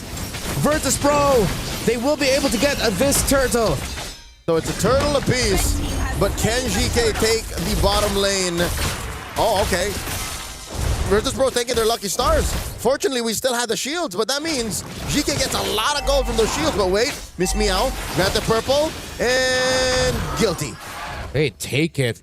I think Electa no purple buff on this Joy, so cross-map trade-wise, it looked much better for VP in the end. The Joy is actually doing work. Yeah. GK, they're playing around her. And is it just me or is it Virtus.pro is also kind of an accessory to it? Yeah. They're going into it when they're not ready yet, clearly. Yeah, but there's a lot of the rotations right now that just seem slightly off-timed by GK, despite the fights that they're getting all throughout because of the Fury of the Phoenix landing. Miss Meow and Nefaria have a little bit of a one-on-one. Nefaria already forced to use the Valkyrie descent to get out Tempest of Blades. Sidestep just a little bit, and here comes the rest of GK to supplement their Freya. They go out. Another clear sign that Miss Meow is not ready. Nope. Tough boots and a Berserker's Fury make not a Ling. Not yet. Yeah. Need a little bit more items there. And VP, they need to look at their rotations and just supplement their lane so that they can get some green camps for it. I think she really needs to still wait for it. One more turtle spawning. 40 seconds, lower quarter. I think the play now for Virtus.pro is to take down this tier 1 down bottom. They have to equalize that so that at least the turtle take is safer. Minion and Yennefer both build rad armors. Pretty rad with these two. And this should help out. Of course, surviving the onslaught of magic damage that both compositions can bring. So with both roamers surviving just a little bit longer, might be the space that Lunar and or Neferia needs to make sure that they can deal the damage in time. Minon has a really good angle. Spots out Yennefer. Let's see if they'll pounce on this Atlas. They decide to play it safe as Turtle is spawning. So I think what GK is doing, I don't know if it's on purpose or not, is making VP think. Virtus Pro, Turtle, turret, or the off lane? Because if you slip up and make a mistake in one of those, we're taking it. Rafa here, dancing around 2. She can take all the damage. They already use electrifying beats, and Rafa just took all of it. And with that one-woman army of a zone out, Virtus Pro get the turtle with no problem. But they do trade out for the turret up top. Minun now against 4 RWM. It seems like they were slightly off-timed with that. Minon and Livin. They weren't exactly sure if they wanted to go for it, if they wanted to get more kills, because you didn't even need to create space at that point. The rest of your team were already backing off. She was in too deep. In too deep. Oh, top lane ruined. Pushed in solo by Neferia. Mid lane coming up next. Rafa jumps in. Sidestep by Electa. It's there. Miss Meow, Tempest of Blades. Is it going to be enough? Rafa gets the Falling Star move. Valkyrie descent. This could be bad for Virtus Pro. Miss Meow gets taken out by Neferia. The Valkyrie's descent was perfect. That was what, the third wake-up call for Miss Meow to say, hey, I'm not dealing damage just yet. Just get the farm. Miss Meow, I think she doesn't realize how tanky the lineup is actually from JK early on. And then in the late game, oh, actually, that's the awkward thing. In the late game, you're just like a Eve killing machine. Even the Freya and the Arlott, you won't want to jump on right away. Or if you can tag the Joy. Yeah. That's it. But even then, it's such a tricky thing to request off of your Ling. One little dash and you're out of the Tempest of Blades. Yeah. Or cleanup. Oh, yeah, clean up. That's assuming that Livin and Luna have dealt the right amount of damage. Livin, speaking of, in trouble. Fury of the Phoenix might have saved the team. There goes Tempest of Blades. It's perfect. Miss Meow, all right, a little bit of redemption. Maiden gets the tech charge. Yennefer falls. Here comes the turnaround by Virtus Pro. But GK is able to keep themselves alive under the turret through the real-world manipulation. Potentially could have been disastrous. I'm looking at Yennefer. If she didn't die and she was able to Fatal Links underneath the RWM into Tier 1, VP could have lost so much more. But alas, this is what we have. Timing-wise, we're seeing maybe some pitfalls in GK's lineup. They're so ult-reliant. Look, a lot of what they can do is off of those green dots. But remember, what if Virtus Pro were able to pull out those green dots? Well, GK's just gonna stand there, and we're getting to the point where commit all the green dots that you want, commit all your ultimates. You're up against a late game lineup as we're heading to that point. Rafa goes in with a Falling Star Moon, forces the flicker away from Yui. Miss Meow is nearby, and GK collapse together to keep their formation tight and stop VP from being overly aggressive.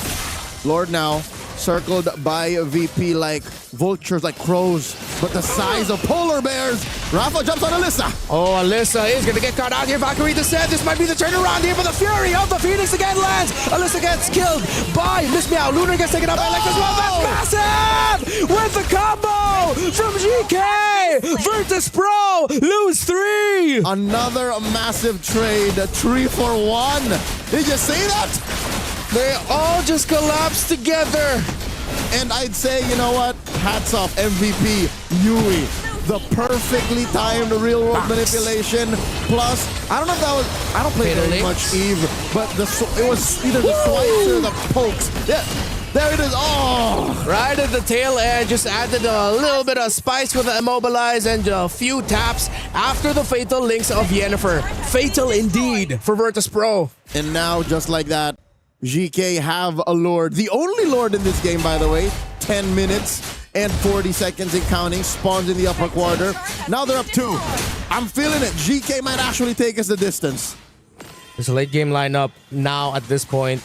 Too centric maybe on this carry because the Ling couldn't have popped off. At this point, it's the little bit of a sadder life of every Ling where you're just clearing the far lane minion waves. Which we're not seeing Miss Meow do just yet. Yeah.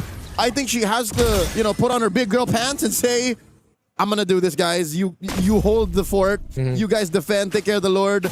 I'm gonna split. So I need to see her go deeper. Yeah. I want to see Miss Meow go deeper. Yeah, for sure, because GK, they will always just keep standing around together as a team. Virtus Pro, they just need to really play for defense and allow that link to push. And I like how Rafa actually went a little bit outwards to stop GK from going all the way down to the bottom lane, just giving a little bit more time for Miss Meow to clear minion waves. All right. Perfect use of the Holy Shields. With about 20 seconds left on the clock for those to stand, they're able to help clear the mid and top lanes. Perfect. Electa taking care of the wave that Miss Meow pushed back. Alyssa. Ooh. Look at the jumper. They do jump, but they know that the Atlas, the biggest threat from the last fight, is still up. Rafa takes a lot. Rafa gets out. And it looks like a fight is going to explode here in the Fury. You're just waiting for a perfect time for your Valkyrie descent. The Fatal Links is still there. And here comes the Fury of the Phoenix. Minen in the back, leaving the members of Virtus Pro up front. You're just waiting for the big set. And there it is. Yennefer, fatal yet again. Minen a little bit too late with a tech charge. As it kept getting delayed, Electa could not get the last hit on Minen to take her down. But GK still in control. Rafa, the only casualty in that exchange. There's a world where VP actually could have won, but something tells me Lunar is once bitten, twice shy. She's afraid to fight in the trenches because of what happened in that last fight in the wide open. It was in mid where Yui caught him with the perfect RWM. How much worse could that be in tighter spaces? So I think that's the space Lunar's living in right now. But what if? The coast ain't clear just yet, coach? Yeah, Minen also took a lot of damage. I feel like their call there was they know that they still have the Esmeralda healthy, so that's why Rafa and Miss Meow, funnily enough, were the ones fronting, while Minen's just playing for tech charge turnaround duty. But then she goes in, immobilized, she realizes doesn't have the angle, and then once she lands it, the other members of Virtus Pro are already really low, and they just have to back. Weirdly enough, as we mentioned how GK is very ult-reliant, what more Virtus Pro? The only real ult that's kind of for Virtus Pro is Lunar's. Because at some point, Lunar's basic attacks are going to hurt. And all you want for Rafa is to, just spot him out. But truth be told, it's ults that matter. Miss Meow, trying to get sneaky with it, but there's no way. Just off time a little bit. And I appreciate Virtus Pro for taking a little bit more disciplined route. If that was a loss for them, that's an easy march and end for GK, and we're going to game number 3. So at least they chose to be a little conservative about it. Yeah. Okay, we'll let you have it. And fortunately, looking at their lineup, they're a very good high ground defense team. Yes. I think, don't you feel like it's just getting to the point where Virtus Pros, them getting a combo, it's just a little bit more difficult compared to GK getting the combo? Oh yeah, for sure. There's so much more pokes for GK and better range. Oh, Rafa already went in, got a lot of shields for herself, brought Yui down low, and they split up the attack of GK so that they can hold on to their base a little bit better. Bravo. Great defense by VP. Okay. Able to take care of the Lord while protecting all of their inhibitors. Nothing falls here. I think what VP are trying to think about is the timing around the Fatal Links. They get to commit it, but that means Lunar can free hit, and there goes the Fury of the Phoenix. But look at that! Freya wreaking havoc in the back line while Miss Meow gets to take down the Roamer. Both Roamers are down. Virtus Pro, this might be the turnaround. Tempest of Blades already committed. Lunar free, hitting, still alive. Neferia, is she gonna get spotted out? She will not. The purple buff will go to VP. Because the Fatal Links did not get Lunar. Lunar got the free hit GK. Oh, look at all the bodies laying astrew on VP's side of the jungle. Say what you will, call it a small trade, a 2-for-1 on paper, but this was monumental. The pivot point for VP. Sure, you're still staring down the barrel of a 2,500 gold lead, but they found out, hey, gods do bleed. We can make GK regret engaging on us, but as you mentioned, it comes down to one point, where the Fatal Links happens. Yennefer, her timing on the Fatal Links has been perfect for majority of this game. Lunar needs to be the target you get. Without the carry, the confidence and the damage of VP will crumble. Oh, how perfect is it though, that Lunar's Purify comes off of cooldown first before Yennefer's Flicker. Yeah. So they can do that again. They can replay the whole sequence. You have a lot of crowd control on the side of GK that can force out that Purify. Time it. Final slash RWM, even a Valkyrie Descent, or maybe a well-timed knockup from her combo. You have so many ways to pop that Purify. And then once you know it's gone, that's when Yennefer needs to go in. Put it on the shirt. If some way, somehow, GK beats VP, series-wise, that's merch right there. GK, pop that Purify. This one's on the house, GK. Next one. You're welcome. Yeah. Next one, we'll talk about it when we go back to Saudi. 4,000 gold up on GK. VP, look at the positioning. Yennefer sweeping. Trying to find information. Luna gets spotted out. Oh, Alexa takes way too much damage. And here comes Rafa with the answer. But in the back, they left their Eve alone. And that might have been too much for this Freya to handle. Minon commit to the tech charge and the flicker. Nefaria still alive. But Miss Meow will have the damage. But here comes Yennefer. Falling Star Moon from the Esmeralda. Yennefer, fatal links with the final slash to boot. Lunar nowhere close by. She needed to regen as a fight broke. Up top, Minon will fall eventually. GK trying to take down this Grok, but they're not looking at the carry. And Lunar is just wailing away, throwing out these light wheels. Miss Meow, life stealing, clearing that wave in mid. We're back to square one, still a trade 1-for-1. She goes for her purple. Alyssa gets checked. One more! Final slash. Lunar still has to Purify, holding on to it, but too much is the damage of the electrifying beats. Minon, Lunar, both down, ad-living to that. Virtus Pro, so at one point, it's like you're wondering, why do you want to keep doing this? The punish on the punish. Virtus Pro got blinded by the potential of a wipeout, and now they're gonna get taken down. Rafa and Miss Meow defending. You get the plates, you get the knockup. Will you be able to buy all the time in the world? Rafa holds on for VP, but here comes the potential Valkyrie to usher her to her doom. Rafa is holding. The damn dancer in Rafa dances her way to buying time. It's not over just yet. What is a Valkyrie to the cha-cha of Rafa? Dear Lord, who'd have thunk an Esmeralda could clear waves and get a couple of kills on the way out.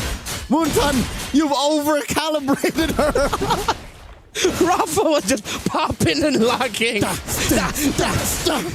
What stop in the R, dude! What a hold by this Esmeralda! Rafa stepped up! This whole sequence went on for 3 minutes. Part 2 in 3D! All of it! Here we go! Fatal links, they popped that Fury! Miss Meow, who is gonna get this Lord? Electa is nowhere close. No! It's Lunar who gets it. Livin got someone on her. Tempest of Blades up for Miss Meow. VP on damage control. Rafa does it again. This Esmeralda is taking it to GK. All the shields. Nefaria, she's angry, but with Lunar there, they need to stop this. Rafa keeps dancing. And Lunar keeps throwing out these. Miss Meow gets taken down by Rafa. Miss Meow wanted to go in, but she got popped immediately. You still have 4 members of VP chasing after the members of GK. Yennefer up next. Here comes the entry of Electa, able to take a lot of health down, but it's Yennefer who falls. The Lord will march out. Rafa spots Nefaria. Lunar still alive. This Esmeralda is the wall of VP. And she's still just dancing around. Oh no, Minon flicker, tectonic charge through the wall, saves herself. Lord spawns in mid, but Electa will take care of it. Unfortunate timing. I think GK will just clean up this Lord and put us back to square one. Why did that feel like a 4-minute team fight? Because it was. It was a 4-minute team fight. This is the 20-minute tango. And Rafa says, I can do this all day. Her cardio is through the roof. She's not that. Oh my God! Tech charge! With the fury of the Phoenix of living, and they are living it up. Oh, this goes on for much longer. I'll be living La Vida Loca. Lunar pushing down bottom. Mid lane has a wave on it. And this could be it. Oh, the flicker fatal links! That might have been a really great combo, but can they hold it? Because the Fury of the Phoenix actually stopped the flow of GK's fight. No! Final slash by Alyssa. It's a turnaround! Minon! Got Alyssa and Yui on her. It's a 3v2. Where is Miss Meow? Escorting a wave up top, stealing away the purple. VP, I don't know if this is the right call to be this disciplined. They pushed bottom. There's no wave in mid. Oh, we might have to go to one more Lord. I'm already losing my hairline. Now I'm also losing my mind. Now confirmed, it's a long day. It's going to be a long day. 21 minutes. Fight after fight. You see what it means for GK to continue their flight here in EWC 26. And here's the kicker. It's 60 seconds, a minute before the flicker comes off, and 30 seconds for Lunar Purify. So I don't know how they're going to be able to pop that Purify.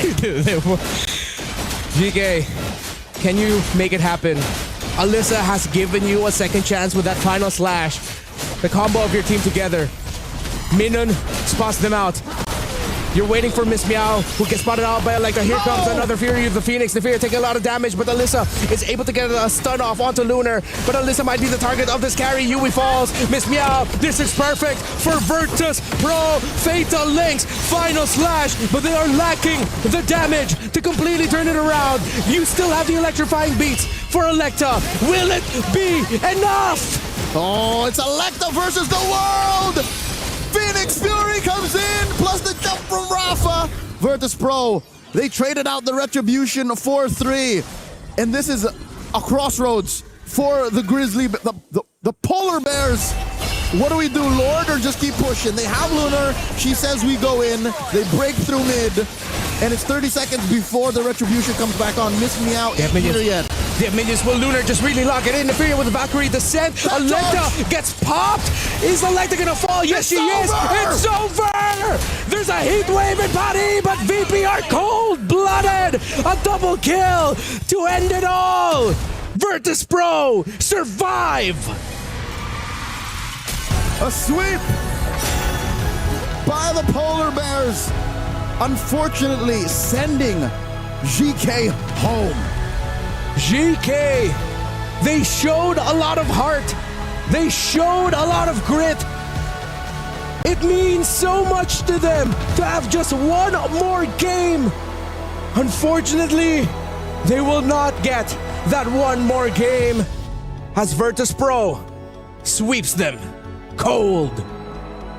GG well played to GK.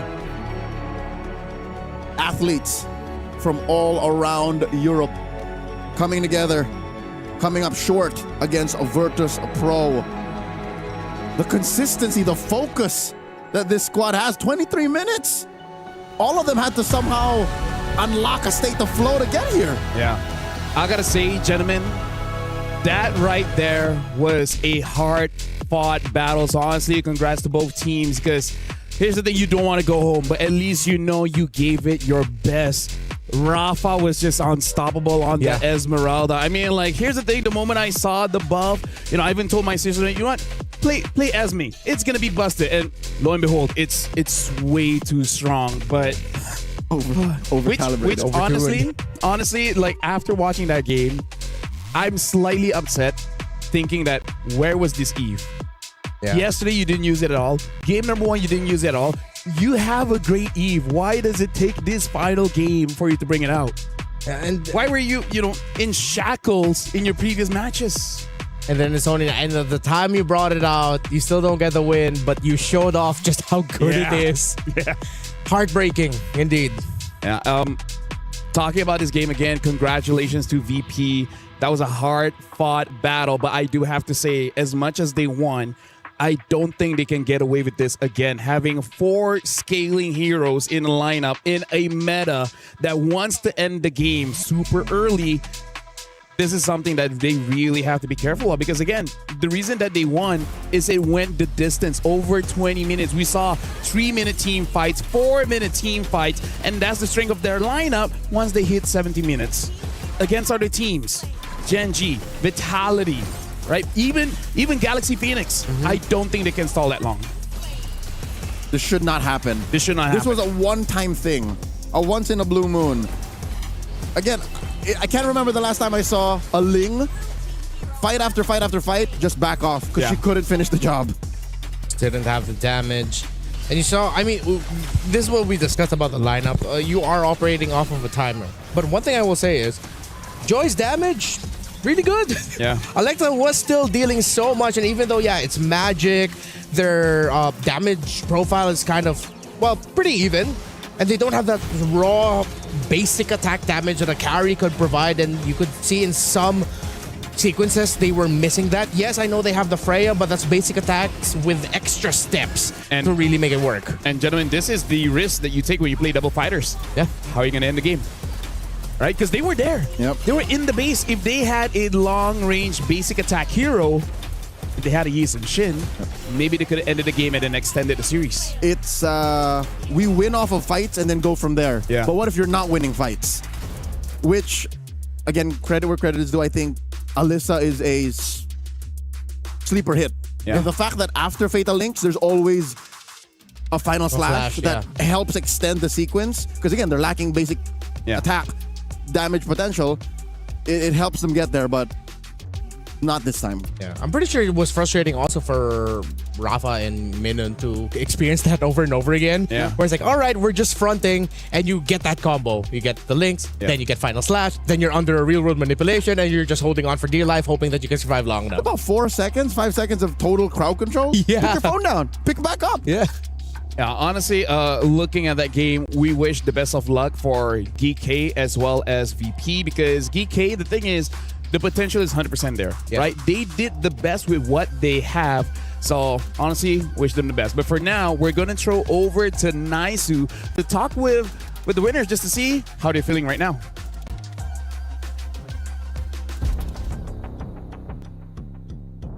Now, today we have, from VP, we have Livin, the mid laner here. They just had a sweep. Livin, how you feeling after that win? I'm so happy, actually. And I thank my team that we hold the second match and we win. It was a great matchup. You guys bounced back. Yesterday you faced Twisted. You lost in a sweep. How did you guys adjust today to make sure that you got the win here? Yesterday, we all didn't sleep well and hadn't breakfast. But today, we asked everybody just to sleep well and have breakfast. We all have this. That's the key. Have breakfast, right? So the second game was so good. It was a long game. I feel like a crazy performance as a team. I have to ask though, the Ling pick. How did the Ling pick come to the choice? And now, is it meta? Is it a good pick, the Ling? Yeah, with our team or our playstyle, it fits good. And that game, we know that will be late for us and early for them because they have fighters. So we keep saying it's okay. Every time we die, we say it's okay, we can do it. And thank you, Rafa, for saving the pace. Yeah, that was an amazing base defense by Rafa. Now, last question for you, Livin. You could either be facing against Team Ray Young or Seita, depending who wins that matchup over on Stream A. Any thoughts on that? Who would you rather face against, Team Ray Young or Seita? Actually, I don't mind both. I believe in God will give us the best of them. Okay, either or, they're ready to face them off. Any last words to your fans out there, Livin? Just keep cheering for us. Okay, there you have it. That's Livin from VP. Congratulations on the win. We're going to be taking a short break before we move on to our next matchup. We'll see you guys in a bit.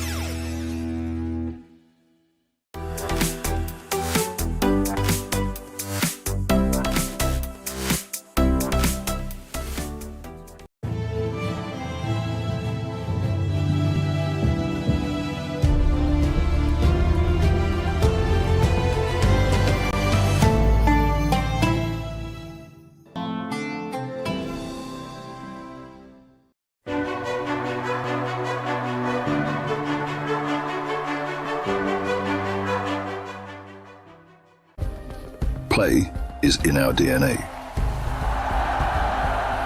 Whenever we let it out, it becomes our superpower.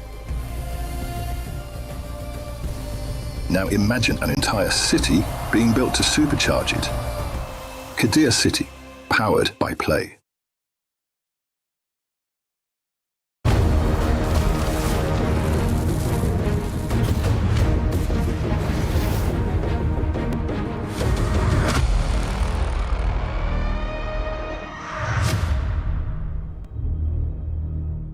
Welcome back, ladies and gentlemen. This is MWI at Esports World Cup 26. If you guys just tuned in, we just gone through our first elimination match, which unfortunately Geeky has been sent home VP1 with a sweep. My name is Afel. Alongside with me is Leo as well as Redmar. The next match is not going to be a heartbreaker because it's a decider match to see whether the teams get to go over to the playoffs, which is between Geltec Cyber Team as well as Twisted Mind, which, by the way, looking at Stream A, there's a good chance Team Ray Young gets a sweep as well and goes over to the playoffs. Over Sata? Yeah. Yep. Oh, wow. Right now, they have about a 7,000 goal lead. That's something to study, given how yesterday Team Ray Young played it fast and loose against Aurora Gaming, and how Sata just dismantled Team Falcons Vega ID. I think this is a much-needed refresher, a much-needed, how do you say, little walk in the park. Because, again, we'd be happy for these ladies. Whoever wins here, Geltec versus Twisted Minds, the winner, secured for the knockout. Yeah, and I think it's also a testament to the Malaysian MLBB women's scene. Again, Team Ray Young beat a team that a lot expected to go here in Navi MY, and here they are, seemingly about to sweep up Sata. I mean, like, they got an Esmeralda, so that's part of it. Okay. That's part of it. Going 100%. Up against Euphovia is already winning the matchup. But now, looking at Geltec here, first of all, we got to talk about KOA. So there's a very good chance we'll see Assassins, right? We've already seen her use, well, not here in Stream B. She used the Harara as well as the Hayabusa. So probably a good chance that we'll see that show off here against Twisted Minds. Yep, the last time we saw her was about 2 years ago. Yeah. Back in the very first EWC MWI. She's used to play the same heroes, right? Hayabusa. Even a Julian. Lancelot, Julian. And then we skipped seeing her. 2025. Yep. That's when we saw Suyo. Yes. That's when we saw these newer heroes. So who's to say maybe she has new picks? That what if they attack her Hirara? They attack her Hayabusa? What else does she have packed? Yeah, and you don't even necessarily need to take it away from her from the bans or just picking it up for yourself. Even just showing building your lineup a certain way that is not good for Assassins, which is the easiest route to take right now with the current metagame. There are a lot of picks that you can just show up and make them think twice about wanting to pick up Assassins in the jungle. Yeah. So step one, ban Belleric? Yes. All right, that's a good start. Pick up a Hylos. I mean, like, here's the thing. The Nolan is there as well. Right, there's quite a few options in the jungle. If you want to scale up, you have the Yi and Shin as well. But a lot of them are not proven just yet. Like even Hirara, a lot of us are still skeptical. Yeah. But she's the currently number one, like, prioritized that gets banned or picked in the first phase. Ling sure wins, but we see how it takes a while. Yeah. You don't necessarily need to go for the Assassins or the junglers that want to be like the center of being able to run what the lineup needs to do. Similar with what you said, the Yi and Shin. You can just play something that is a little bit more farm dependent and allow the rest of the map to play for you. Now let's talk about Twisted Minds. Yesterday they went 3 games. Game number 1 is kind of like, let's warm up a bit. There were some mistakes here and there, but suddenly game 2 and game 3, a whole different Twisted Minds. If I'm not mistaken, Twisted Minds swept Virtus Pro. That's the Virtus Pro sweep. My bad. Yeah. Twisted Minds is the one that just fielded Mathilda Barrett. Yes. Oh my lord. Bad Matilda. The Assassin main versus the Barat spammer. Yeah. Oh, now that's actually a very funny route you have to consider now for Geltec. Like, they ban Matilda? Ban Matilda, ban Belleric. And then just deal with either Freya, Pack, or whatever left is open. Yeah, and remember we were talking about this yesterday. Yes. Yeah, right? It's like after Twisted Minds won the way they did with just spamming Matilda Belleric, any team going up against them now has to overthink just a little bit. It's like, wait, if they can do this, that means they can do this. Who are we? Are we then gonna ban this? Do we start banning out Angela? Or do we have to fear an Estes showing up? What the heck? I think Matilda is good Florin. enough. I think Matilda is already good enough. Yeah, and I think that is a bang for buck ban. Yeah. If you're just one slot, Matilda, that's a good deal. Take it. But then what? Twisted Minds, do they just go for a Hirara ban plus Hirara. Take it. Hirara. Maybe it's just the Southeast Asian tongue. No, that's not. That's American. Wait, what did I say? Hirara. It's Hirara. Hirara?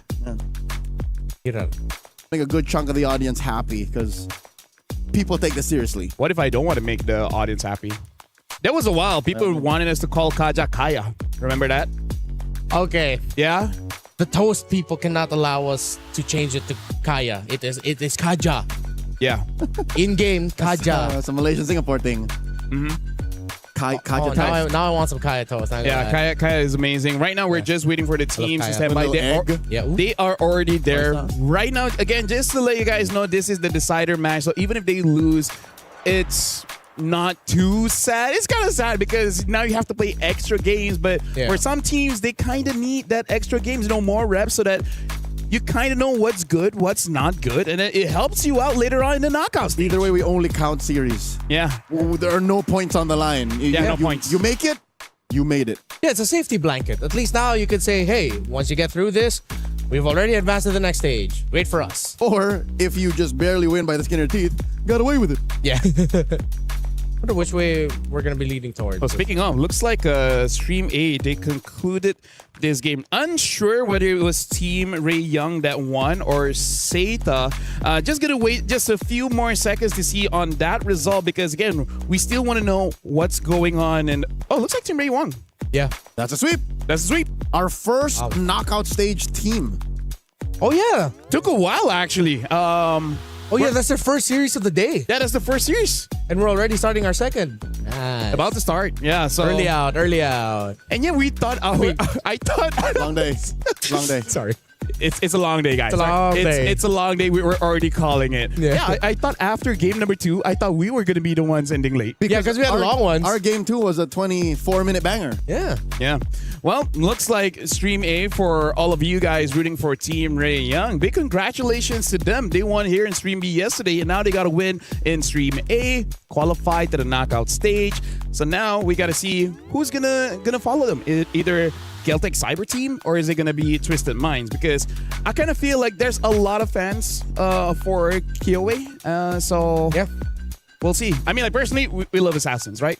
We haven't seen too many assassins actually in MWI so far. It's a good mix, but still leaning towards the tanks. More than just the specific players, I'm a big fan of ECA. Yeah, special place in my heart. I love their Divide gameplay. It's weird. It ports from title to title. They're very aggressive. Yeah. Wait, can you remind me again? What does Divide mean? Is it like Bole? Go. Yeah. Go. Okay. Yeah. Do it. All right. Also a Malaysian player. Divide? Yeah. Divide. Oh, DAVAI. Right? Yeah. I can't say the game, I assume. But yeah. Again, we're just waiting on the teams. They're already there preparing. So I don't know. Are we waiting for Stream A? I actually feel like we are.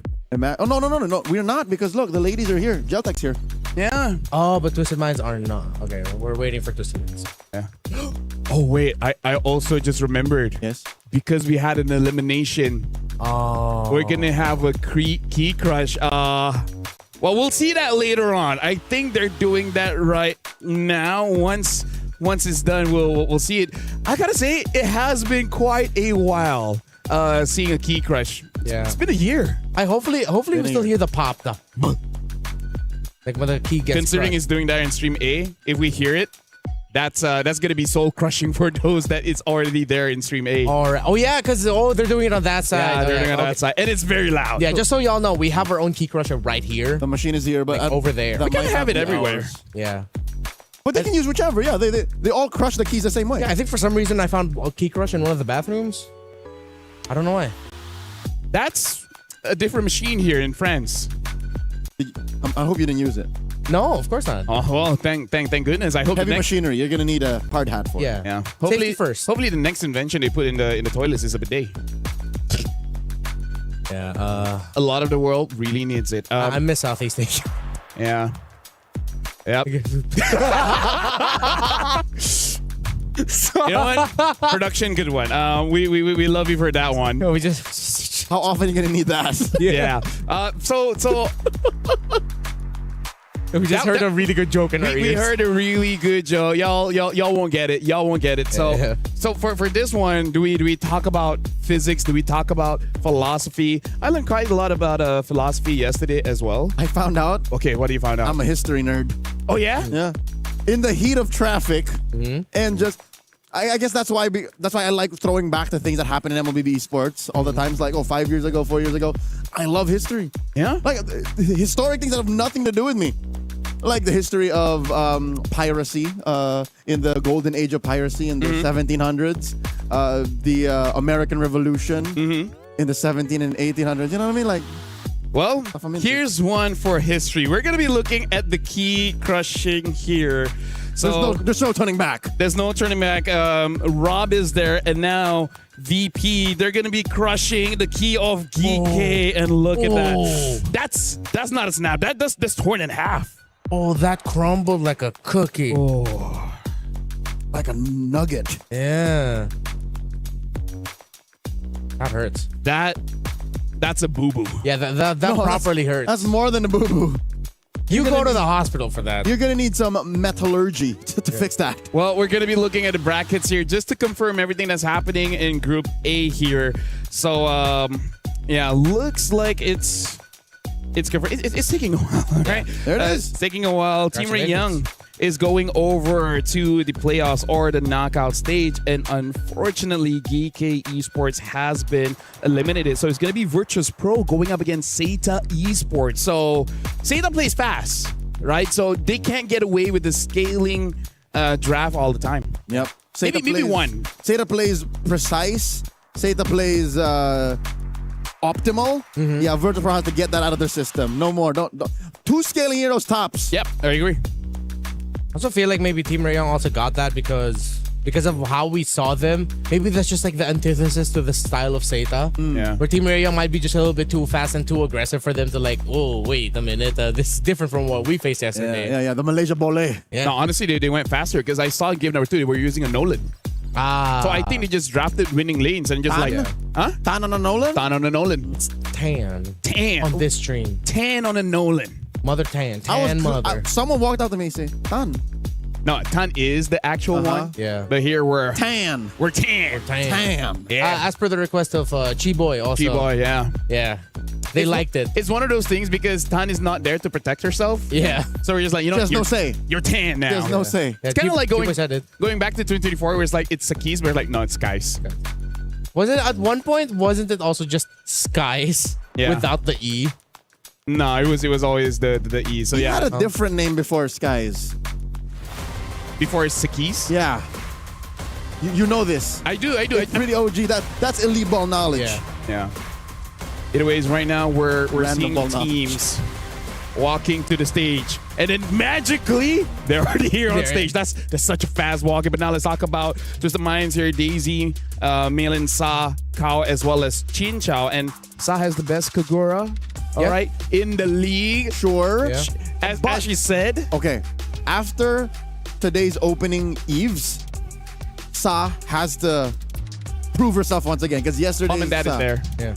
Well, mine, Mom and Dad. but yeah. Yours? Yeah. Well, technically my wife's. But we're sharing a family now, right? It works. Yeah. That's how it works. But yeah, seriously, like we gotta look at the drafts here because we're talking about the Matilda Barats, and then they already have an answer for the core. It's like, yeah, pick up the core. We're gonna use a Kagura, and there's nothing much that you can do. So it really does look like Sa showed up the Eve, showed up the Kagura, really makes it so that I don't care what you're gonna use, I will 100% counter the mid. And Leo, have it not been the story of MWI, the first 2 minutes, the one that suffers the most is the mids?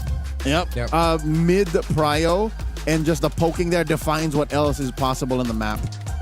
And also what I liked about Twisted Minds yesterday is, yes, there were a lot of eyes always on like Chin Chow, on Takao, and of course Maylane's picks. It was Sa who really stood out also. Yeah.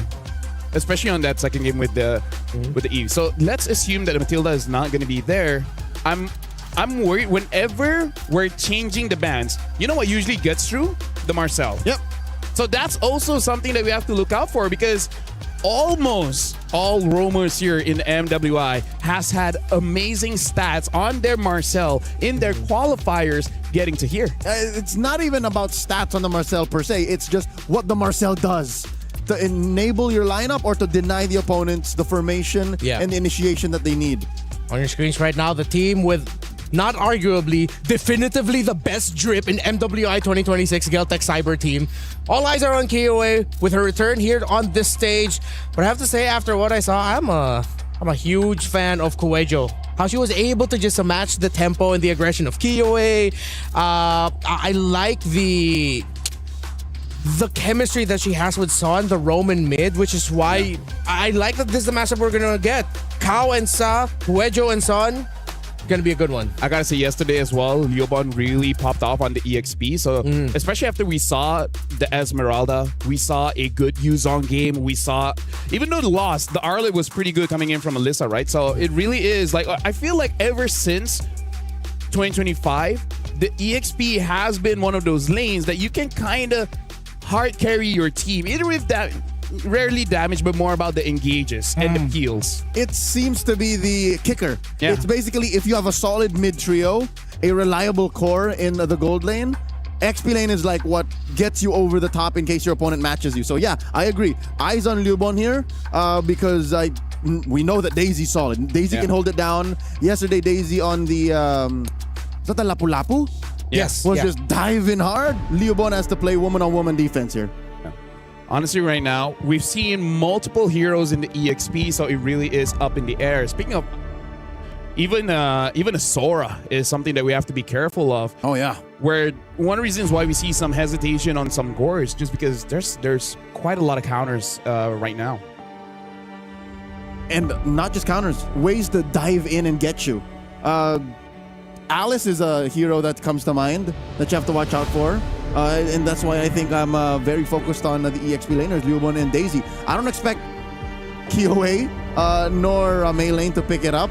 And that's why we have to consider Alice, Yuzhong, Sora, and now the latter mentioned. You think that's going to force like Sa to change up from Eve, Kagura to Valentina? Honestly, looking at how she plays, I wouldn't be surprised because Sa gives off the energy to say like, I have maybe 7 to 8 heroes just in case situation A, B, C happens, right? I feel like the coach is having a good time drafting the game just because Sa has a reliable hero pool that is hard for you to deny. And this is not even mentioning the meta staple that is Zushin. Oh, yeah? Who's to say? Who's to say? What if they switch up and they're the ones who don't... I mean, if you're going to take away the Matilda, then you don't Barats anymore, right? Yeah. So that means it allows for the opponents to kind of play a little more in your face. And when you have an in-your-face lineup to face, what if you go Zushin? That's something I'm expecting from Sa as well. So yeah, you're right. 7 to 8 heroes. That's a very solid arsenal. Yeah. We also have to consider, like, what if they still force out the Barats anyway? What will be the other thing that helps? Because one of the things that Matilda helps out is speed. So I wonder if they will commit to something like a Rafaela. You know, slow down the enemy, make the Barats faster, and hopefully that's enough. They beat the Rafaela yesterday. Yeah. I mean, like, here's the thing. Rafa, I think, has a spot. She's niche, but if you're able to get a good draft around her, then it's going to be looking pretty good. But the only problem is Rafa does not like to go up against assassins because if she dies first, then the entire lineup just crumbles. Like, all lineup that has a healer, once the healer is not there, all of a sudden your big win condition is gone. A hero that I'm excited to see, even with the rampant Esmeraldas, is Angela. Because what if you're able to, in red 4, right? You get Esmeralda. Yeah. Or red 3, you get Esmeralda. And then you go Angela 5? Yeah. Isn't that crazy? That's gonna be nasty. That's gonna be super nasty. No one because can stop you. And you have options. You don't always have to go for the junglers. You can go for the EXP or the gold because right now it really does look like a meta where different parts of the map can carry. Yep. As long as, again, you take care of the Esmeralda. Yeah. If it's banned or you have it on your side, by all means, experiment. I'm gonna double down. Esme and Angela. No. Now that's okay. That's kind of a one-woman army. You're asking for it. That's the equivalent of what Virtus Pro did in Game 2. Exactly. The 4 scaling heroes. That's the double support. Dude, at that point, it's like, do we want to go in? It's like, don't ask, just do. Give me the movement speed. I'll get there. I'll get there. So now, trust. I will heal you. Trust the shields. All right, even Osprey, man. I only saw him once in the lounge. Haven't been able to talk to him, but he's a mainstay in international MLBB for a long time. Hey, if you're gonna have an ECA Mount Rushmore for MLBB, yes. Osprey's on it. Speaking of, now we are jumping into the draft here. Dangerous Grass. Looks like Celtic Cyber Team will be the first pick, as well as Toots of Mine being on a second. And there you go, Matilda Band. You know what? I have to reconsider. All right, because team spirit is a thing. So that's a tight Mount Rushmore. Hey, we can have more mountains. Just go somewhere else. I don't know. Either way, at least the Marcel has been banned out. This makes sense. Yeah, honestly, being on red, I don't think it's necessary for you to ban a Hirara. So far, I think if you're going up against Kyo, you have to respect it. Yeah, just think about it. Maybe red 3. If you see the bans coming through from the blue side, Coach Nasdo can hold it all the way down. Oh, never mind, red 2. Why not? So right now, this gives the benefit of both coaches because one series is enough to really understand their power picks and their batting accordingly. Right? This is more. It feels more targeted rather than just, oh, this is strong in the meta, we're taking it away. And that's important in this kind of metagame where you're really just taking away comforts. Especially, it's a big plus. If it's a comfort plus a meta, you don't need to play it safe. I mean, just play it safe. You don't need to take any risks. Just take it away. I don't know if they're going to go so far in comfort that they will try a 1-1 again. Yeah. It was okay-ish, but I really feel like a different pick might have made the game a little bit easier for the team. Yeah. Plus, seeing how the 1-1 was like yesterday, if she really doesn't have the same impact as she did, yeah, Chinja was able to land some great crossbow of tanks, but you're wondering, you're looking at the ultimate, you're seeing how much health is going down, you're wondering, is that really just it? And then when you go down, you die anyways. Yeah, it's like once you're down, it's like, oh, you get popped. A couple of times it was a close call. I thought that they were going to lose because Chincha was caught out. Yep. So, yeah, definitely teams can time out that cleanse. Opening pick for Geltech. Hirara's taken out. I don't think he'll commit to an assassin yet. Don't do it. Not here. I wonder if Esme is first pickable or the Belleric. I think I'm okay with Esme. Yeah. Honestly, I feel like both should be okay. We haven't seen Belleric so far, but they go for the Esme because what are you going to do? Go Dire off? Here we go. I mean, why not? Why not? I mean, it's not elimination. Yeah, we haven't seen it yet. We posed the possibility yesterday and we haven't seen it yet. I wouldn't do it in red 1 and 2. Yeah. I might do it in red 4. Of course. Not now. I feel like rush it. Twisted needs to get that carry because carry is also another hero that can deal with the Esme. So please pick the carry so we don't have to see Dire off. Yeah. Yeah. Here's the thing now, though. Since Twisted Minds, you only got to see them with the Matilda and Barretts, we don't know how they're going to be like in other compositions. We don't know how they're going to be like playing a different playstyle. We've only seen them play one specific thing, and they made it work. I think now, Geltech seeing the carry, it's okay to just pick up the Boxer at this point. Belleric. And then take a page out of another team's book that ran it yesterday. I think it was Galaxy Phoenix, paired up with the Guinevere. Yeah. Or, Eve is still open.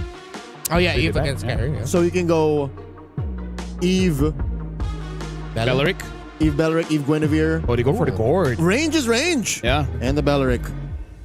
So far, pretty good opener coming in from Galtech Cyber Team, but this is what Twisted Mind has said. If you pick up a gourd, we will pick up a Kagura. It looks like they're going for the Lilia here just to be able to deal with the Belleric as well as the Esme. Really smart drafting coming in from Coach Nasdaq as well as Osprey. Not to mention, I think Black Shoes is a neutralizer to the Gush. Yeah. Because you could sit in front of it for like 3 seconds and never mind. Yeah, you're essentially like I remember from what we saw yesterday is that Gush, Black Shoes, and then the divers on the other team. In this case, it's the Esmeralda. She's waiting. So it's like once you see the Black Shoes is gone, then you go in. But you're dependent on waiting for the Gush, meaning that there's time for Twisted Minds to react to it. It's more like a I know you know. Yeah. So what do we do? Yeah, exactly. I like that right now for Twisted Mind. They really have a diversity of damage output, right? They have Shred, they have very good early game damage with the Lilia, as well as having the Boxia you know, like damage isn't really needed, but he can still dish it out in the first 3 minutes of the game and can really help you get a kill onto this Belleric, which I feel like is gonna be part of the idea that Twisted Mind wants to do. Take care of the front lines. Aren't you guys worried though that Twisted Minds might not have enough reach facing into a Belleric and an Esmeralda? It seems like they're a little bit more mid-rangey.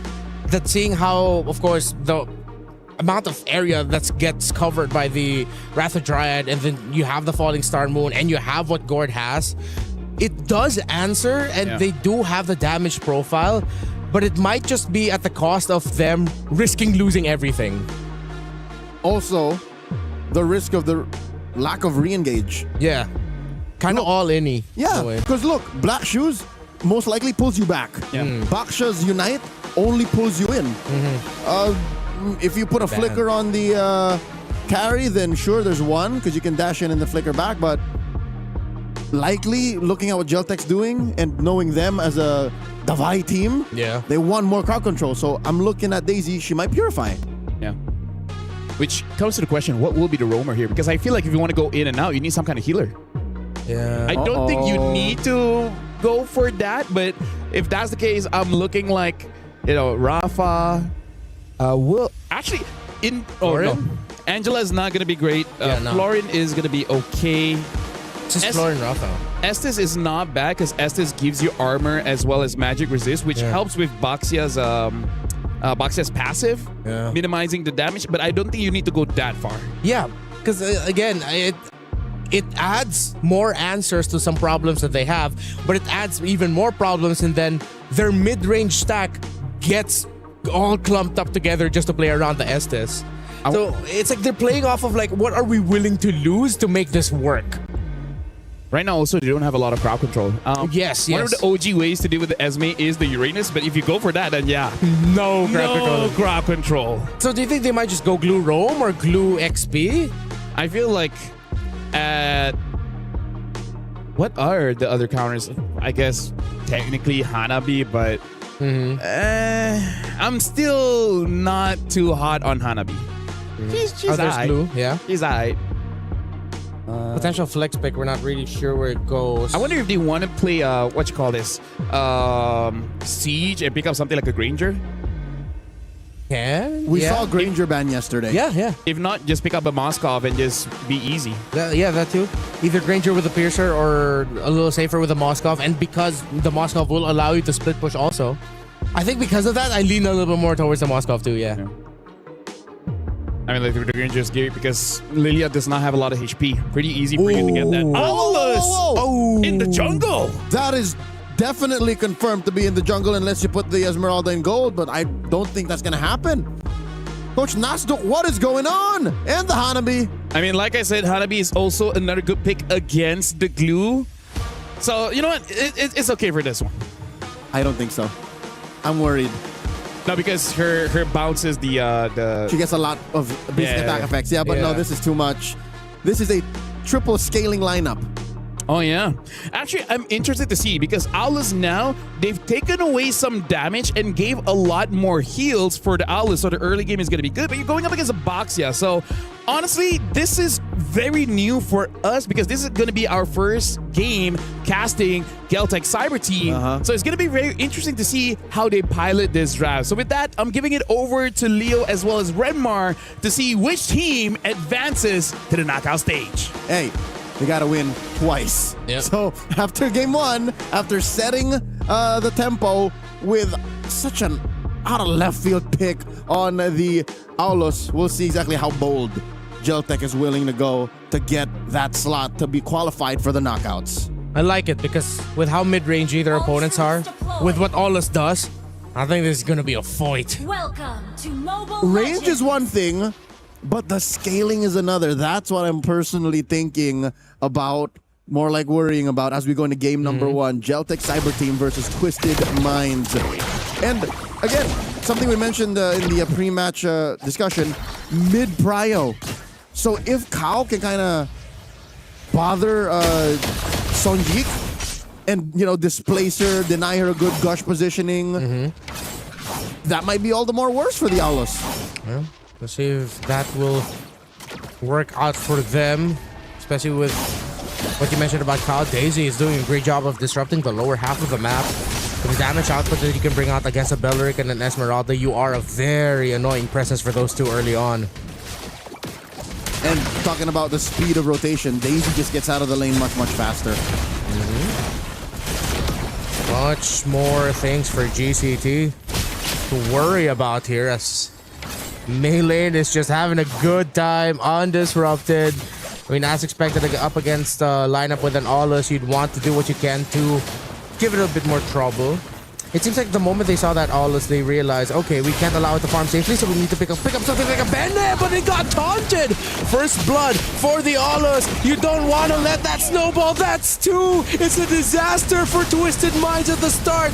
They wanted to disrupt, but instead, they gave Kiyue early kills, 3 to be exact. They walked into it. And this is a mistake that a lot of people make when facing off against Aulus is, I can get away with it, I can get away with it. But nope, she fed right into that fight, straight into the first turtle. And Kiyue, I'm pretty sure after that third kill, she just said, thank you, Twisted. Because you made it so much easier for me, and now they're going back to Daisy in the bottom lane. Through the Benedetta, Petrify, plus the Electro final blow. Kiyue might get punished, but Liubon is enough to take down Daisy alongside Kiyue. Because they wanted to go for the Benedetta, they weren't able to get to the turtle in time. Twisted will get it. Spasibo is the word that I think Kiyue said. And sure, it's a trade, but still look at the scoreboard. 4-0, up by about 1,000. The turtle was but a consolation prize for Twisted Minds. And now with the topside rotation coming in from both of the junglers, let's see if that will affect Tokyo and Chinchao's little trade in the gold lane. Kao will get the information that Kiyue is still getting the purple buff. Kao still yet to hit level 4. 3 minutes in, the lower half of the map has been a disaster for Twisted Minds. Sure, they scored a turtle, but that's basically saying get over it. Top lane, though, the big rotations, they can be denied. Here comes a quick crash. Oh, here comes Kao. That's perfect. Oh, but the taunt from this Belleric is massive. Double kill for Melee. It looked massive, but the damage output was there. What can you expect from a 4-hero collision? So Twisted Minds gathering themselves, closing up that gap, reducing the lead to about 200, 300 gold.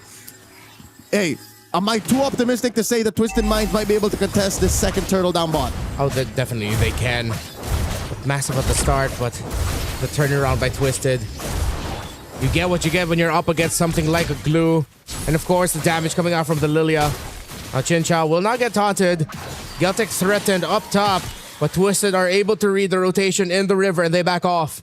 So here is some veteran moves by Daisy. She knows that the turtle will be up in about 15. Lane. She knows it needs to get out of the lane so that at least they can go all in on the turtle take. Daisy checks in. Oh, that's perfect. Oh, CC Mew, perfect eye for an eye to make sure that she doesn't get taunted by the Wrath of the Dryad, which gets taken away from this Belleric. No more big ticket ult for the roamer of Geltic. And this might look like an early 2 turtles very quickly for Twisted, unless Geltic can get close enough. Will they be able to push him back fast enough? Kao is just zoning out alongside Melee. And here comes Liubon with a falling star moon. Is it gonna be enough? No, it's not. Daisy still gets the kill. Chinchao free hitting the rotations from the 2 gold laners. It has turned it for Twisted. Carry coming in at the clutch. And not a single casualty for Twisted Minds. They'll be up by 1,000, scoring a back-to-back turtle take. Just like that, they're able to weave through the damage, the almost inevitable onslaught out of Kiyue. So they figured it out. In the early game, in the post-laning phase is where they figured it out. That might be it. They might have stopped the snowball. Chinchao pushing tier 1 bot. What a quick rotation by Twisted to read. And now they have played advantage for them throughout the map. Now let's see if Geltic is ready to deal with Twisted through this kind of playstyle where they're quickly now rotating. It's not just about the fights anymore, it's about how crafty you can get with the macro and rotations. About a minute until the turtle spawns. The final one, upper quarter, Daisy and Chinchao switched it up. So the map is red. Twisted Minds are in control. Yes, it was a great start. Great doesn't even cover it for Kiyue's triple early on. But now it's up to them to figure it out again. And if anything, this is the most important 5-minute lesson that Twisted Minds can have. Yeah. I'm glad that they lost early on, because what if this kind of swing happened at the 12 to 13 minute mark? That could be a game-ending swing. In the mid, oh, it's game-ending there for Son, who gets taken out by Maylin and Cow. Meanwhile, Daisy needs to try and hold up top. Petrify trying to make sure that U1 gets hits from the turrets, but they're able to outplay the Benedetta. But here comes the rotation for Twisted Minds. Tokyo will be able to get within tower range. Stay alive, Kuejo. Is it going to go through? Yes, it will. He's Just with a sliver of time left. She's good. She's fine. She gets away with it. And they will have to reposition. Cow playing one-on-one defense against Kioe. At least they know where this could be coming from. And Chin Chao just gets a sneaky push here. Oh, they do clear the minions. That's when Aulus was recently buffed, right? Yeah. When he got reworked. That's the thing. You hide in a bush, and then you press your ult, and then you jump in. Yeah. The Benedetta and Boxer, they're way too fast. They're covering too much ground for Geltec to handle. And now this lineup that looks like it thrives so well in the fight, Twisted are just avoiding it. They're like, okay, you want to fight? We're gonna play the map. We're gonna play the map. What can you get if you are committing too much as 4 or 5 looking for kills, but we're getting your turrets? Yep. Your map is getting smaller. Yep. It's chasing. Oh, man. Wait. Another one. That's Master not a Dryad. A taunt. Twisted. Looks bad for the two that got caught out. Chin Chao gets the push up top, but Melee still alive. This Baksha is too tanky. Daisy holds on long enough to take down a kill. And here comes the turnaround for Twisted Minds. It started off terribly for them, but it is going great for Twisted. A plot twist to the team fight. Cow will be able to get the grab onto Kioe, but Kioe will be able to get away as size too low. But here comes Chin Chao. She goes the long way around to cut it off. It's the perfect pathing for the carry. She went the scenic route from all the way up top down the bot to get one more kill for Twisted Minds. They barrel forth a 4K gold lead. Setting up for the Lord coming out in a minute. Grand Theft Orange attempted by Chin Chao. Kuejo able to protect Kioe's orange buff. Twisted Minds, it's Fast and the Furious. Yeah. It's literally, okay, we'll allow for this. Oh, here comes the cavalry. Here comes the reinforcements. I could have sworn GCT was at least going to get maybe 1 or 2 kills. Twisted, I feel like they just keep outsmarting GCT. Now it's not just about the macro. Even with how they're fighting, they're waiting, they're a little bit more patient. And Geltec, it seems to be throwing it off their game. Yes, they're getting those taunts, they're getting their combos together to start things off, but then Twisted still has a skill or two ready. Yep, that's what you call mental micro. Yeah. They're able to put themselves in GCT's shoes and say they're willing to do this, so we set them up for this. Oh.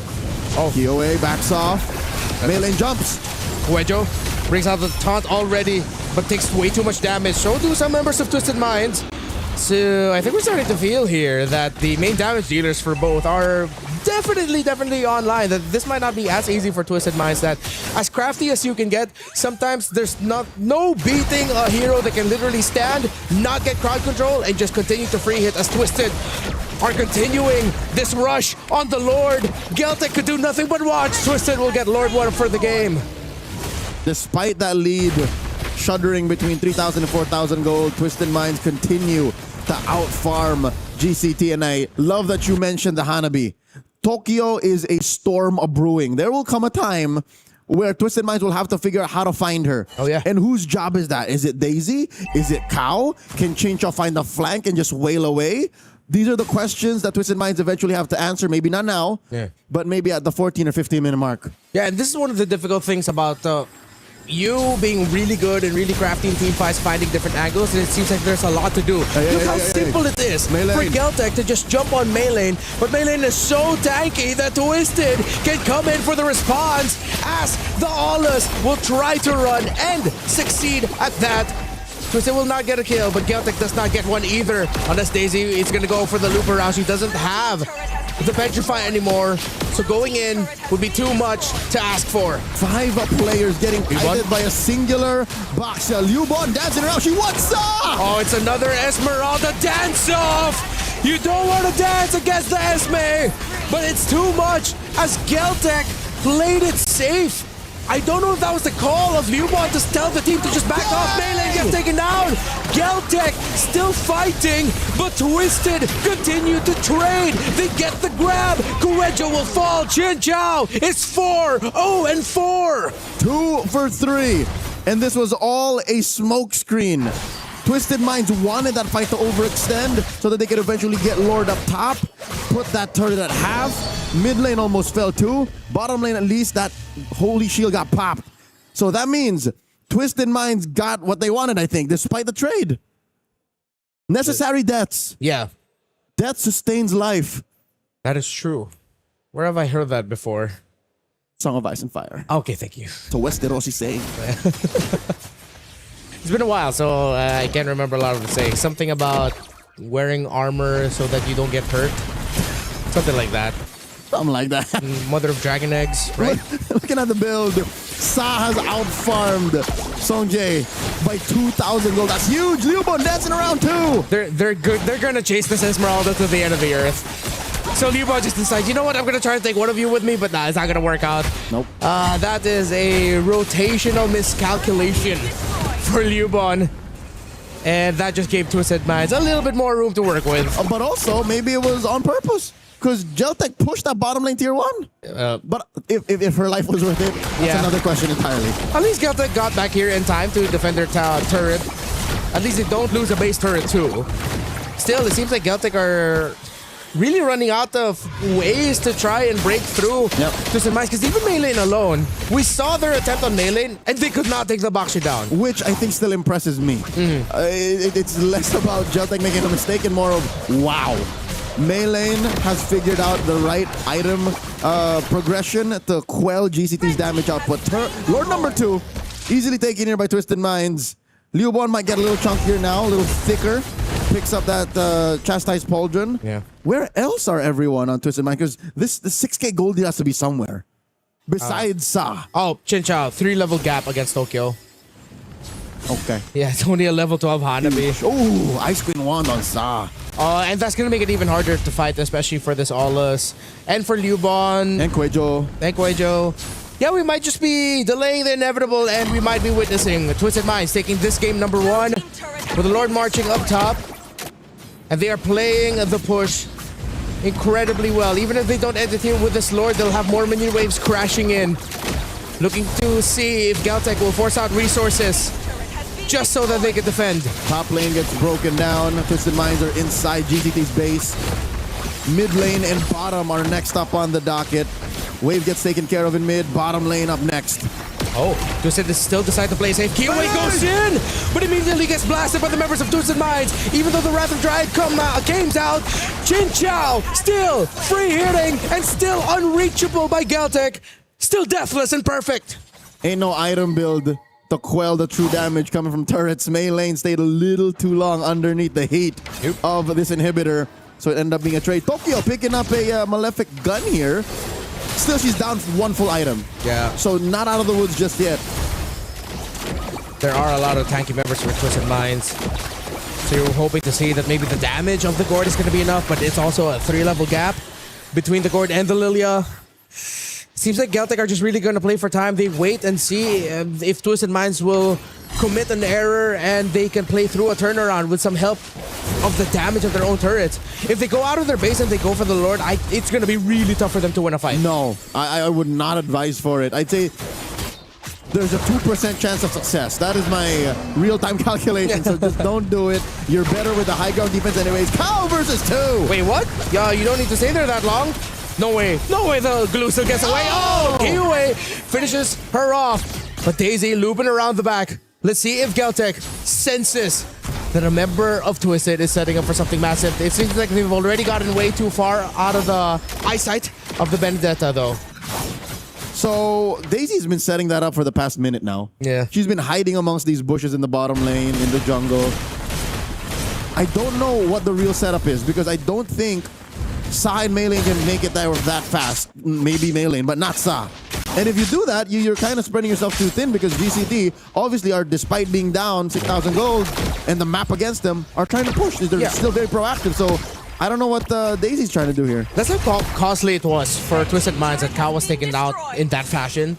It gave just enough room for Geltec to finally get out of base, have some presence in the center of the map, and then push the tower up top. Mei lane, that's the jungler that they found!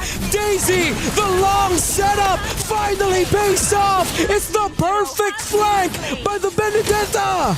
Twisted Minds trade 3 for 1, and now they might just run it down mid. It's the Aulas and the Esmeralda against 4. They set it up for more than a minute. And finally, they're in it to win it. Twisted. They will have the minion waves. Geltec doing everything they can to clear. But Twisted could not find the opportunity.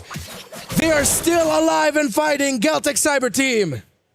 Interesting call by Twisted Minds. This is more than likely 3 out of 5 times the correct move. To be disciplined, to be conservative and go for the Lord instead. Go for a game-ending push, but the 2 out of 5. The other reasons why you might have just wanted to rush it is because Song Jae and Tokyo weren't there. That could have been the perfect way to just force it because there was very little wave clear between Kyoe and Liubon.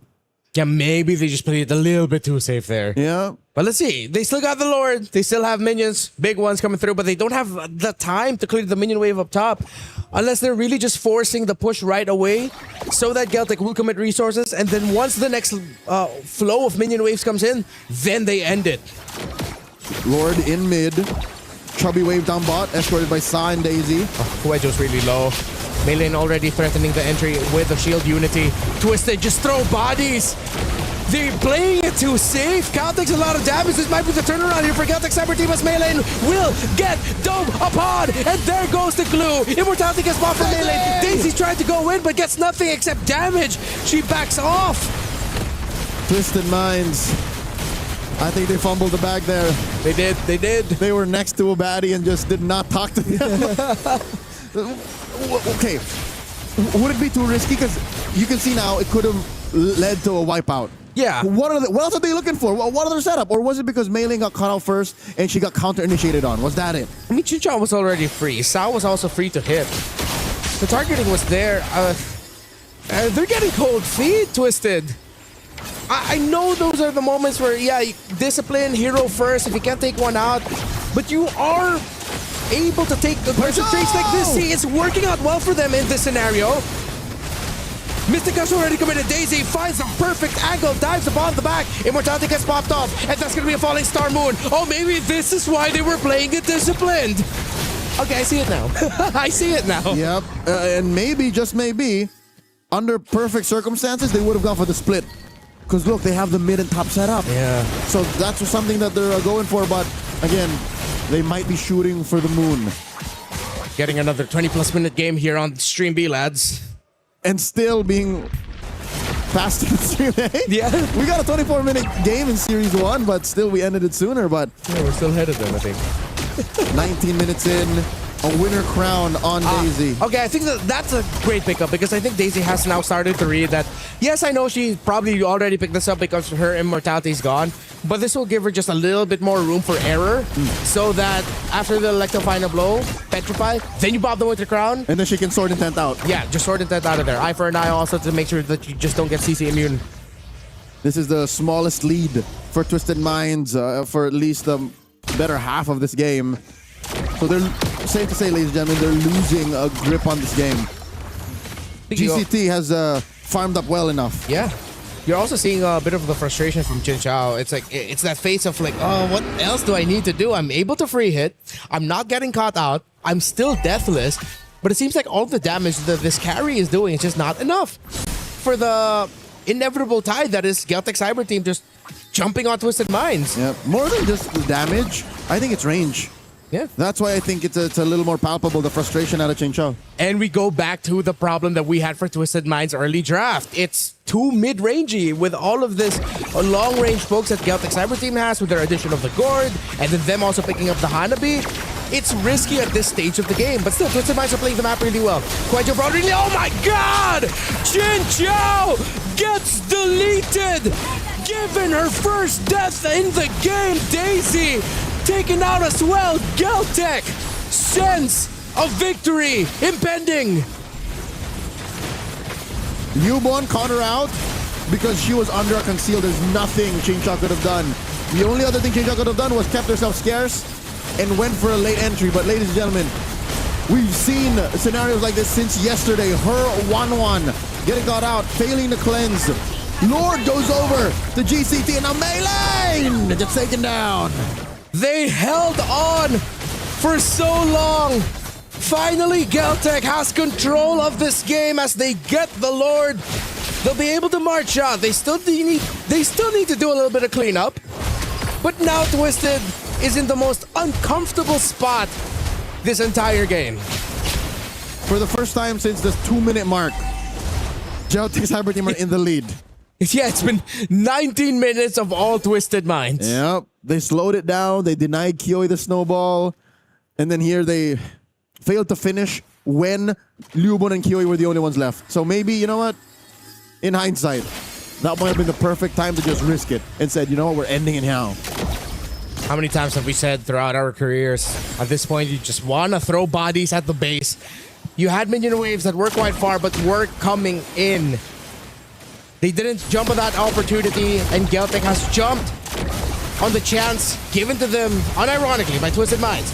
Daisy gets spotted out, and it's too much. It's Geltec's time. Twisted, what can you do to reclaim control after holding on to it for 19 plus minutes? Lord's gonna jump here. Mystic projectile thrown out. Crashing in, less than half health on this turret. Maylane again!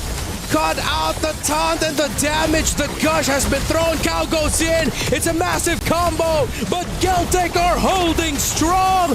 Chin Chow doing everything she can to damage, but it's singular. While Geltec together as a group stand defiant against Twisted. Cow gave herself up to protect these inhibitors, but alas, there's only so much they could do. They continue to barrage Maylane, bludgeon her, and she goes down. Daisy, futile attempt to try and deal damage. Oh, the stun again. Son on this gourd has been the biggest thorn to Twisted Mind's side. Yes, Kiwi is 10-3-5, but over and over again, it's the gush that's proving too problematic for Twisted to handle. And Chin Chow, who has been deathless for majority of this game, it seems like her single target focus damage is not doing enough to stop Geltec. Okay, so in a position like this, you make the call. Geltec Cyber Team are not going to force the issue and instead go for the Lord. This is the coup de grace. The Lord to end it all. I do not know how Twisted Minds will defend. They barely made it through without the Lord. They barely survived and not lost without the Lord. But what now with an involved Lord? Lord, number 5 goes to Geltec Cyber Team. Geltec, heed our word. Just throw bodies at this point. In the team fights that you've shown recently, it's enough information that Twisted cannot beat you on a 5v5 with their composition and how well this Gourd has been positioning. You're up against a late game Hanabi. Meme on a Hanabi pick as much as you want. Majority of us throughout our MLBB lifetimes have fallen to this exact same situation. Yep. And again, you put the fear of God into Chinchaw, make it more awkward. Get in her face. That's how you got her. That's how you gave her first kill. Yep. Her first death, rather. And now they jump on him again. Maylane! They spot them out, and look at all the red health bars get melted down quickly. Chin Chow does not have the damage. The front line does not have the health. Geltec has all the time they need. It took 24 plus minutes, but they win game 1. Victory! A long, drawn-out fight. Doing the math, Geltec was winning this for just about a total of 5 minutes. The first 2 and the last 3. Sometimes it's like you went through a book and you realized, you know what, all of this middle right here, not for me. Yeah. Let me read the fire intro that got me into the novel in the first place, and then let me skip straight into the ending. Yep. He's still the good guy. Yeah. What a comeback! I hate to say it. A lineup with Alus and Hanabi won. And here's the thing, is it with fair? With Gourd, oh my goodness. Is it fair to say that it's because Twisted Minds did not force the issue and threw bodies to win. 100%. At the 17-minute mark. 100%. That was a situation where Erwin from AOT be like, hey, give your hearts. Sasage all the way. Because here's the thing. The thing is... I don't watch Naruto. That hurt him physically. You've done this kind of joke for 2 years, but that was one of the times I'm like... Ouch. I kind of got it though, but continue. Yeah. Well, not a joke. Either ways, we all agree that was Twisted Minds' game to lose. Correct. Yeah. Like, if they just been okay with 3 people dying in base so that Chinchao can just hit the turret, yep, none of this would have happened, right? Because here's the thing. They already hit their power spike, and then GCT, they needed a little bit more time. They needed 1 or 2 more items to be really relevant. And they were down. Yeah. It's 2 defenders. Melee defenders. It really looked like they made the crunch call of respawn timers are quite close. Minion waves, once they get here, it would have been a full 5-man, but then the other 2 who were left defending also needed to go back and heal, meaning that you have a little bit of a time window as well. And I think they just decided to play it safe. I mean, it was way too close to call. But from our perspective, it looked like they should have just jumped on it. And I gotta say, the resume for Belleric is looking much, much better. I mean, it's already looking good. Yeah. Right now, it's getting better. And the thing is, Hanabi maybe only lost 1 game so far. It hurts to say. I think we now know the scale of power. Yeah. Belleric, Hanabi Hirara. I mean, welcome to Stream B. Welcome to Stream B, folks. And Esmeralda looked pretty good as well, but we saw the power of the carry, right? Honestly, if Chinchao had the front line, it would have been perfect, right? Yeah. Okay, fair enough. She did not have a real front line. Yeah. It was a glue and a Benedetta. Yeah, but here's and the a thing. Boxer. As a roamer, I feel like Kao is an amazing roamer, but at the end of the game, she was too scared for her own good. That was a prime opportunity for you to throw your body because, again, Chinchao just needed space. We saw how the first turtle or second turtle went, that Chinchao just basically cleaned everyone up. And it's counterproductive because it's Melee who kept throwing her body out there. And Daisy. You can't afford to do that. Oh, well, Daisy, she had a mission. Yeah. Daisy tried to force things out, but... honestly, like, after playing some EXP games, I think Daisy just slightly tilted there because she's like, if you're not going to go in, I'm going to go in. Yep. Yeah, it felt like... It did feel like that sometimes. Also, you can see the moments where she set up something with a Petrify, but then the follow-up was just a little bit off the timer that she would want as the Benedetta who decided to entry as the team. I think that more so this is the most, probably a really frustrating game for Chinchao. She had an amazing game for majority of it. That was a spot. That last clip, that's where they should have ended it.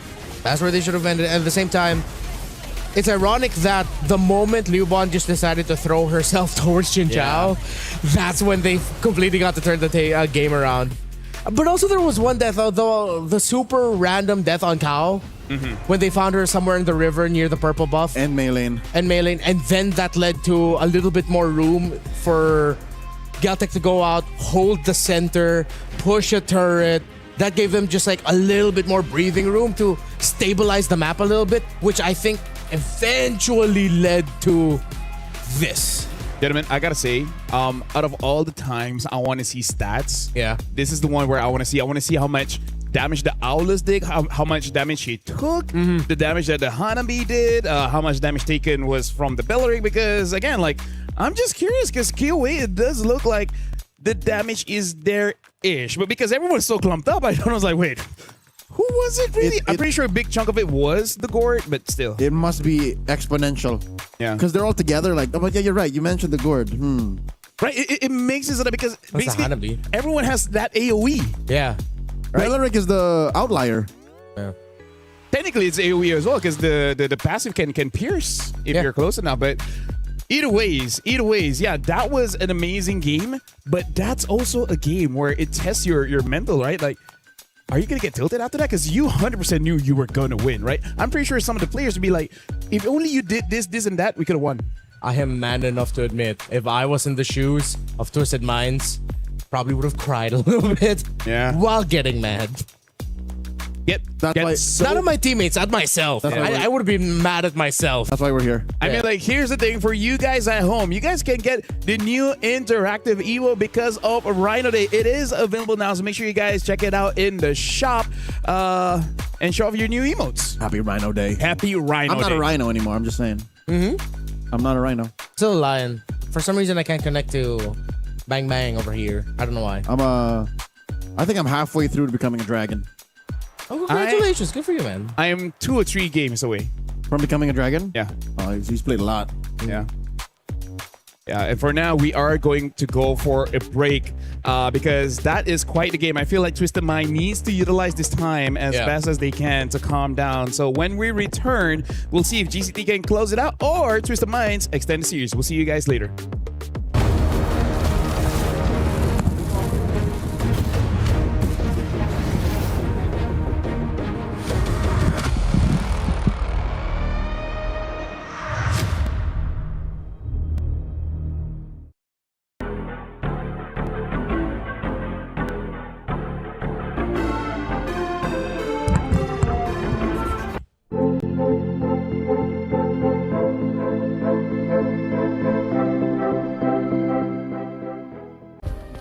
Play is in our DNA.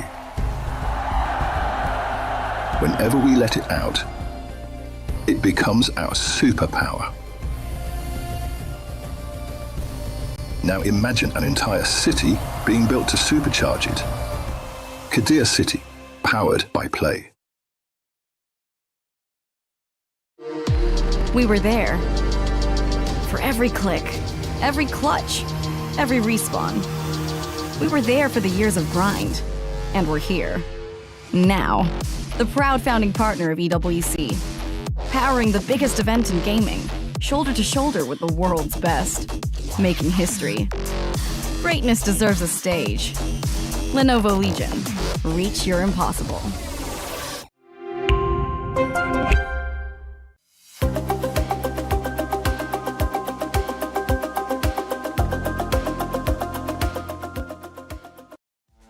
Hello and welcome to MWI. We have another game here with Chincha and Sanjike, who are joining us for Don't Touch the Hero.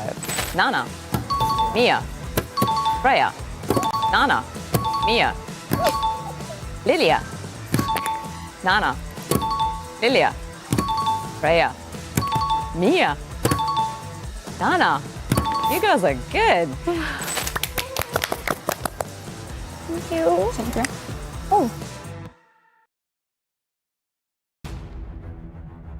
Folks, welcome back, folks. Looks like the players are just about ready. They just got on stage a few minutes ago. And are you looking at the faces of Twisted Mind? It does look like they're not entirely down. They're still okay. So hopefully it translates in game. Nothing can break Chen Chao. Yeah. She was the one that got beat up hardest whenever, Twisted Minds was losing during that pivotal turn, and she's all smiles. Yeah. You know what? I think... sorry to bring back this little important history bit. After the many times that Chen Chao and Mei Lane had to suffer heartbreaks from their rivals in Vitality, I'm pretty sure their mental is 100% okay at this point. Yeah. No, I do agree, but at the same time, I feel like they got to use their veterancy and be like, guys, we could have won. You guys just... Like, if you see an opportunity, just go for it, right? I agree. I think since yesterday, we're like, whoever hesitates loses, and we see that just now. I think that is a more productive use of their time if they just don't say it's okay. If they say like, no, we should have won. We should have won, yeah. Let's do better. Yep. Like again, this is the group. This is the knockout stage qualifier. Yeah. Winning this one really helps you out a lot. That 1 day of rest could be like 3 scrims. Yeah. Confirmed prize pool elevation. Yeah. Or at least a nice day off in Paris. Oh. Right? Like a nice little reward from the coach and the management. Hey, I know we're already in the knockouts. You know what? Let's enjoy the city. Yeah. Congratulations. Visit the Louvre. Yeah. Notre Dame. By the way, we're docking this from your pay. You're paying for this day. But it's okay because we already got the next tier of prize pool. So now, honestly, in terms of the game, I really feel like play around Chin Chao if she can get that carry again. Because carry, I think, is creeping up to be one of the top 3 marksmen now because she does counter quite a lot in the EXP as well as the roam. Yeah, and Carry for the past few months now has been that hero, has saved a lot of teams globally. Yeah. Of like late game, you've lost early to mid, but you have a carry, and as long as you keep your carry alive, then you can turn the fight around. Yeah. She's also a very high risk, high reward hero that if you're willing to play like that, you can turn things around. But here's the thing. For a majority of game one, they were in control. Yeah. So there was no room for that. And I think they should have known when they could have gone for that. Again, I think it might have been the Hanabi effect. Could be as well. Ladies and gentlemen, we are jumping into the draft here. Twisted Mind is going to be on blue side first pick. This is going to be Flying Clouds. Already betting out the Roamers here, betting out the Belleric as well as the Atlas. And I think that is going to be a very good call. Osprey is not going to let that Matilda go. So maybe this is one of those games where Twisted Mind might actually just let go of the Herrera. Okay, they're saving it for the last ban to see. Wait. What if, in an effort to turn things around, Mei Lane just goes for a heel turn and then picks the Hirara herself? Oh yeah, we haven't seen her yet play like an assassin. Assassin. Baksha Barats, that's all she's been doing here so far. Yeah. I mean, honestly, she has been doing quite well, but it does seem like the way that Daisy played, it would actually be so good if she was some kind of tank, because she has the gutso to just dive. Like, I don't care dying, I'm going to create an opportunity for the team. A tank kind of needs that kind of mindset to really help your team, and that's what they needed in the previous game. She did that, but again, as an assassin, you can't survive that long. So Yuzhong. Honestly, yeah, Yuzhong is a perfect fit. Depends on who's on the other side, like who you're hunting down. So there's a Claude ban for Twisted Interesting Minds. Claude ban. They're opening something up here. Do they want something like a Freya? Phoveus, Freya, Paquito, Esme all open. And that's a tough trade to take. I wouldn't be surprised if Twisted Minds just picks up the Phoveus and accept that it might have a difficult time because you're still open to a Valir showing up suddenly. Other picks, but at least you turn off a Freya, Paquito. Gord, you're susceptible also. Yeah. If Geltec ban out the Phoveus, that might actually hurt them. I say just let the Phoveus through and then just do what you can to counter that. Yeah, there we go. Marcel is open. Oh, yeah. Oh, that's the tough part. Yeah. Unless they are willing to use a roamer that can stick onto that Marcel, then maybe that's fine. So right now, Twisted Mind, look at this. Even they're having a bit of a shock. They go for the Herrera. There's the heel turn. So now this is gonna be an easy Marcel for Geltec and then +1. Yeah. Which they can go for Esme again. There's no carry. Starting to get memories from yesterday and my feelings towards Herrera picks so early. Marcel Eve, Marcel Meralda. I would go Esmeralda. The carry is not there. There's not gonna be a lot of counters here. Okay. Marcel Meralda. I wonder why. Unless they're willing to go for something like a Lunox. Why Herrera over Marcel? Okay, my theory is because of what happened in game one, and I think they know that they could have won, and they saw what was happening to Melee in the last 5 minutes of the game. They're like, okay, what if we switch it up? Hold on. An early Clint? Huh. There's not enough tails and enough signs for you to pick a Clint this early on. And it's not like even the next best thing. You still have a Harib, you still have Moskov, and then you even showed off your Hanabi. So this is very peculiar. Well, technically it is a combo with the Marcel. I'm not defending it being picked up early on. I'm just trying to put myself in the shoes of the players right now. Because you have the golden hour up and you just release all your full combo with the Clint. It gets frozen. And then once it's like the Kimmy. Dude, all right. Valentina, I hope Twisted Minds has a Hilda in their lineup. They go for the high loss, which I guess is not that bad because it's not going to be easy for the Clint to burst him down. Well, we'll see how this Clint really does. I think Twisted Minds are expecting that Cuejo will have a Revitalize. That's why they answered it with another Revitalize. Yeah. So thinking Revit Marcel. Then Revit high loss.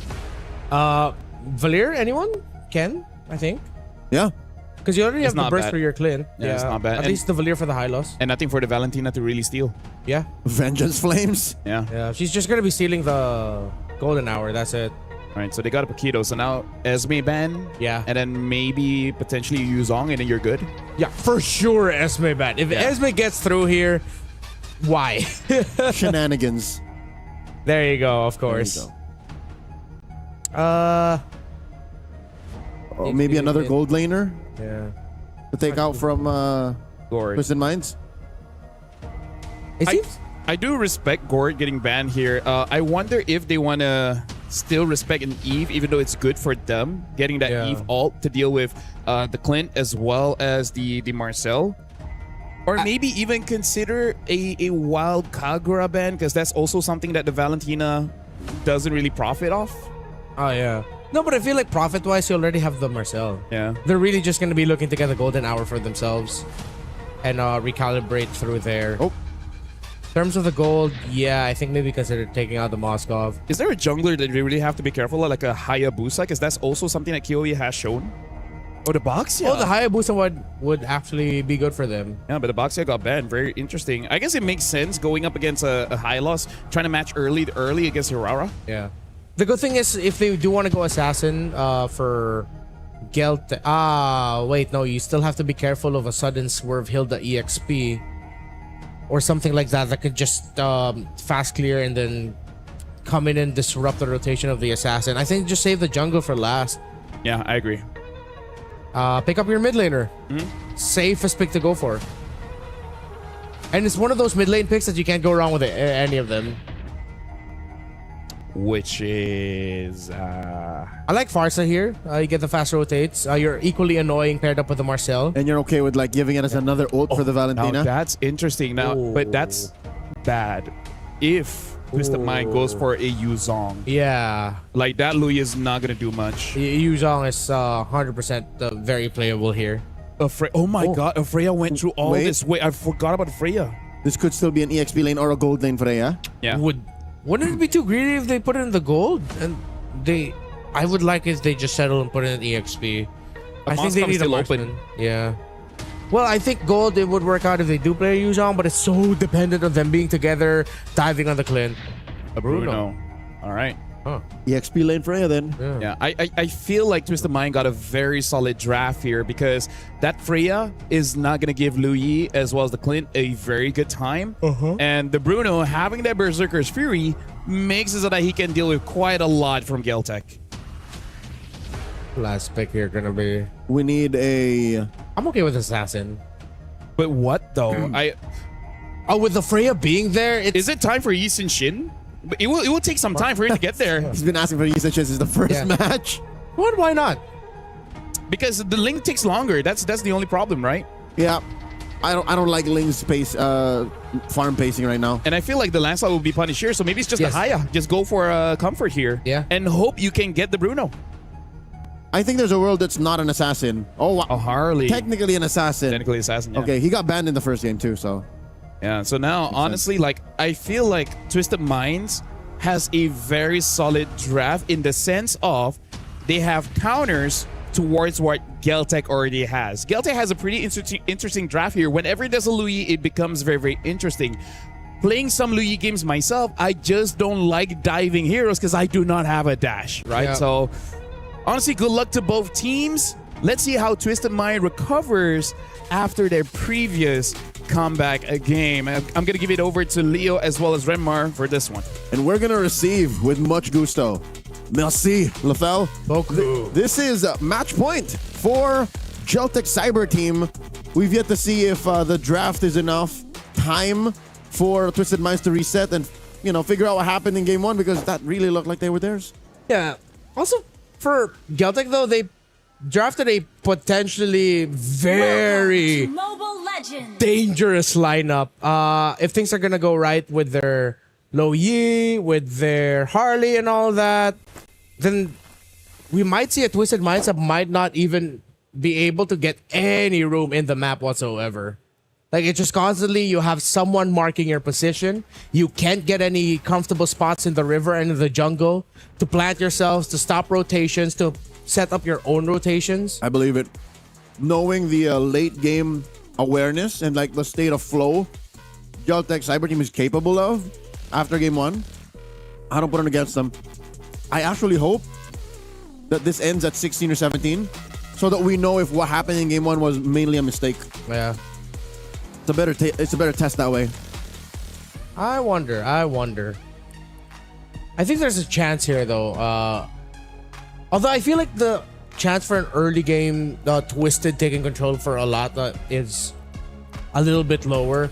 I think it's just because of the presence of the Marcel. Like, I keep looking at that Marcel, keep looking at the Loyi, what they can do together with those little skirmishes and trades for when they meet up with the 2v2s, 3v3, somewhere in the river. That them together just seems so deadly. And annoying. Yeah. I think that's like the most important word, like annoying. So I'm throwing back. I'm still here. Join us. Yeah. I'm throwing back to a memory of world champion, M7 world champion, multi-time MPL champion. Season 9 MPL champion Light. When he played Marcel, I'm not happy with what it was, but he was playing it in a very specific way. He was trying to go ahead and hit people from angles. Yeah. So now you can do that for free.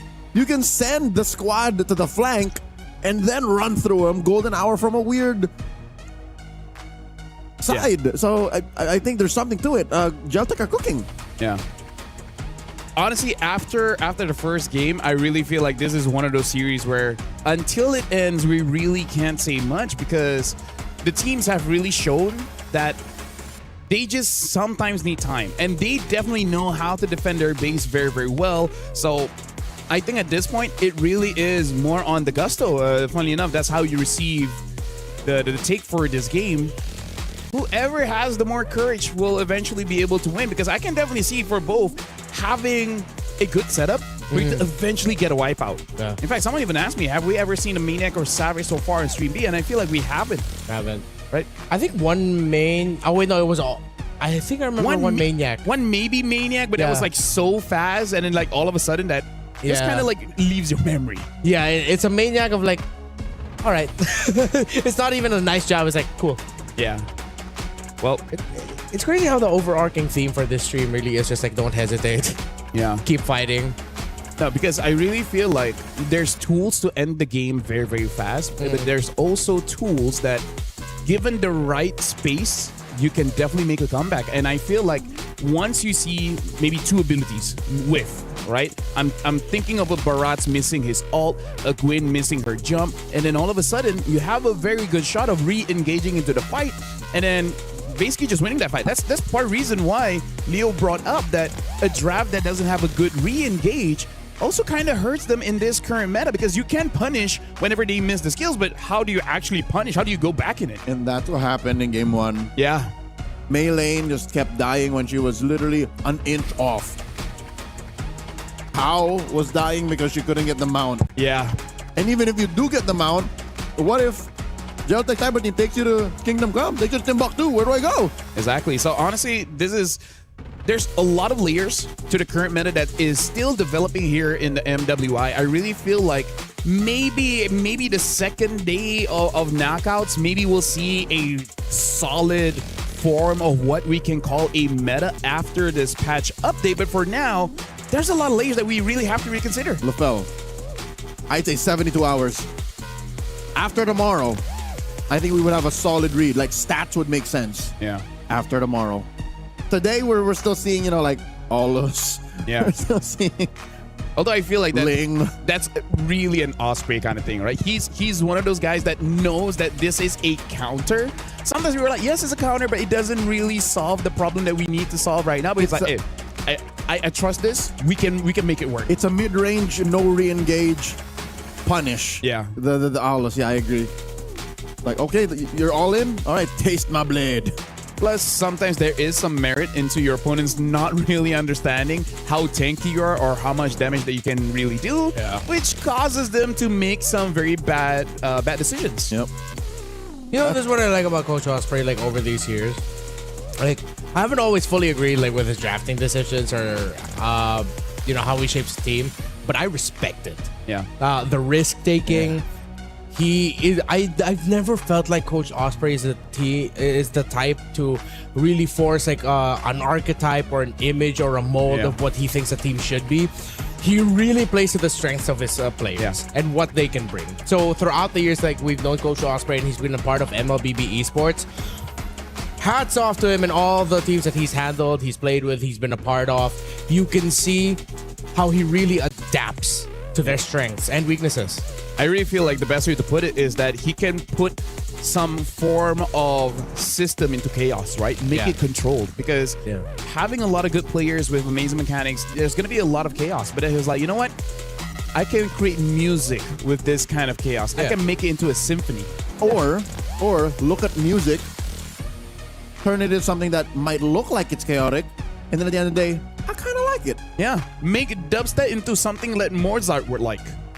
Hey, I am of the firm belief that Mozart would have appreciated the dubstep. I'm actually with you on that one. Yeah, I think it would have been that dude Bach. Hell nah. Yeah, Bach would not have liked dubstep. It was like bring my music Bach. Yeah. I'm gonna drop some truth bombs. Yeah. The ancestor and the progenitor of emo is the blues. Yes, sir. Oh yeah. There you go. See how weird that connection is? I think that's the kind of connection Osprey sees in these drafts, in these strats. Now, Coach Nasduk, he's got something else to figure out. Yeah. For those of y'all wondering what's going on right now, of course, our marshals and our referees are working very hard to cooperate with the side of Galtech Cyber Team as they are just sorting some things out. Of course, we're not going to allow our players to go through an environment where they are at a disadvantage because of things that can be fixed. So thank you to our wonderful staff, our referees. While this is happening, might as well update what's going on in Stream A, which, by the way, is an elimination match between Falcons ID against Aurora. Falcons ID won the first game. So right now, Aurora one more game away, and they will be eliminated. And right now, Falcons, at 5 minutes of the game, almost 6 minutes, has 2 kills and almost 2,000 goal lead against Aurora. Sounds about right, according to the Falcons Vega IDMO. After what happened yesterday against Seita, glad to see them back in their flow, but also gotta watch out the Mongolian download. It's possible that Aurora Gaming might be able to turn this around. Yeah. Looking at the draft here, quite interesting, where Aurora were able to get a Marcel as well as a Hanabi for Falcons. They got the Hilda, which has stopped the Marcel a little bit for now. Yep, as a one-on-one guard. Yep, that works. Even when you can consider the Hilda the Hanabi situation, you can nip her at the bud early on. Falcons also has the Harley. So, Harley is a niche pick that we can see every once in a while here. He's become a niche pick. He used to be like the #1 jungler for like a quarter. Yeah.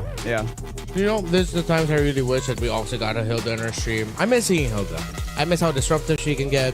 I know sometimes she can get really one-dimensional with how you play her, but she's kind of like Uranus. Either you're really good or really bad. There's really no in between. If you're in between, we just forget that you're there. Yeah, that's true. Mid Hilda is just no Hilda at all. Yeah. My favorites are those snowball Hildas that for some reason just quickly become the carry of the team at 2-3 minutes in. Heptaseas Hilda? Yeah, like Heptaseas Hilda, the Hilda that for some reason just plays like an assassin that you can't stop. It's not really an assassin, it's more like a mercenary. Yeah. Mercenaries you see coming, assassins you don't. Hilda's honest with it. I'm gonna kill you. It's funny when you're camping in the bush. Hilda goes inside the bush and Hilda kills you. Yeah. And you're like, okay, this was not the plan. This is her bush now. I didn't know this was your house. I'm sorry about that. Yeah. Well, looks like this happens quite a few times in Stream A as well, where we're really just trying to figure things out. It looks like it is on the side of Caltech. Correct. Yeah. If one might be able to deduce, it seems like it's just the audio variety. I also feel that way. I feel like it's a audio. I wonder if the members of looking at the members of Twisted Minds, they're chatting. They have someone I think made a joke. It seems like this is actually buying them time to gather their spirits. Yeah. That's true. Like you're not allowed to talk strategy. Yeah. But you're just allowed to get out of your head. Yeah. This is a good way to reset. And whether or not it wasn't their choice. This is Geltech trying to fix also something on their end. So I'm assuming game 2. Well, fortunately, the draft is set. So, gentlemen, I'm sorry for being correct. It's gonna be a long day. We manifested it too hard. Your full series for today, Leo. No, you are too. Yes, we're on the same boat. That just means I got to spend more time with you fellas. So I don't see why this is a bad thing. Yeah. He I don't know, says begrudgingly. something about doing this for at least 6 to 7 years. You just see it coming, right? Yeah. Like you can feel it. Yeah. Must have been the wind. Nope, it was me. I am the wind. Yeah. I am the wind. Oh, by the way, thank you very much for everyone tuning in. Wherever you are from the world, around the world. Hopefully we'll get this settled soon. And whatever time you guys are in, by the way, is this already nighttime in Southeast Asia? Yeah. Yeah, it's nighttime, right? For our friends in the +7. Yeah. It would be almost 8 p.m. So for us, it's 9. Almost 9, yes. Almost 9, yeah. So shout outs to you guys for sticking here. And honestly, there's quite a lot of people here in the EWC arena. Yeah. And I just noticed we also have some speakers. So that's cool. Yeah. It's nice. Again, if you, of course, can't come here to where EWC is, just imagine a massive convention hall where you can have multiple game titles playing at the same time. Yeah. And you see everyone just walking. A lot of booths, a lot of merchandise. What? It's everywhere. Booths. A lot of booths. Yeah, there are. That's what I said. There are a lot of booths. Yeah, we're right in front of Team Vitality. Booth. Yeah, Vivian's looking at me right now through, of course, the mural of the Vitality side. Niall is there too. Yep. Yeah. That's so cool. What is this other booth next to us? Qiddiya City. Yeah. There you go. Shout outs to Qiddiya. We shot there yesterday.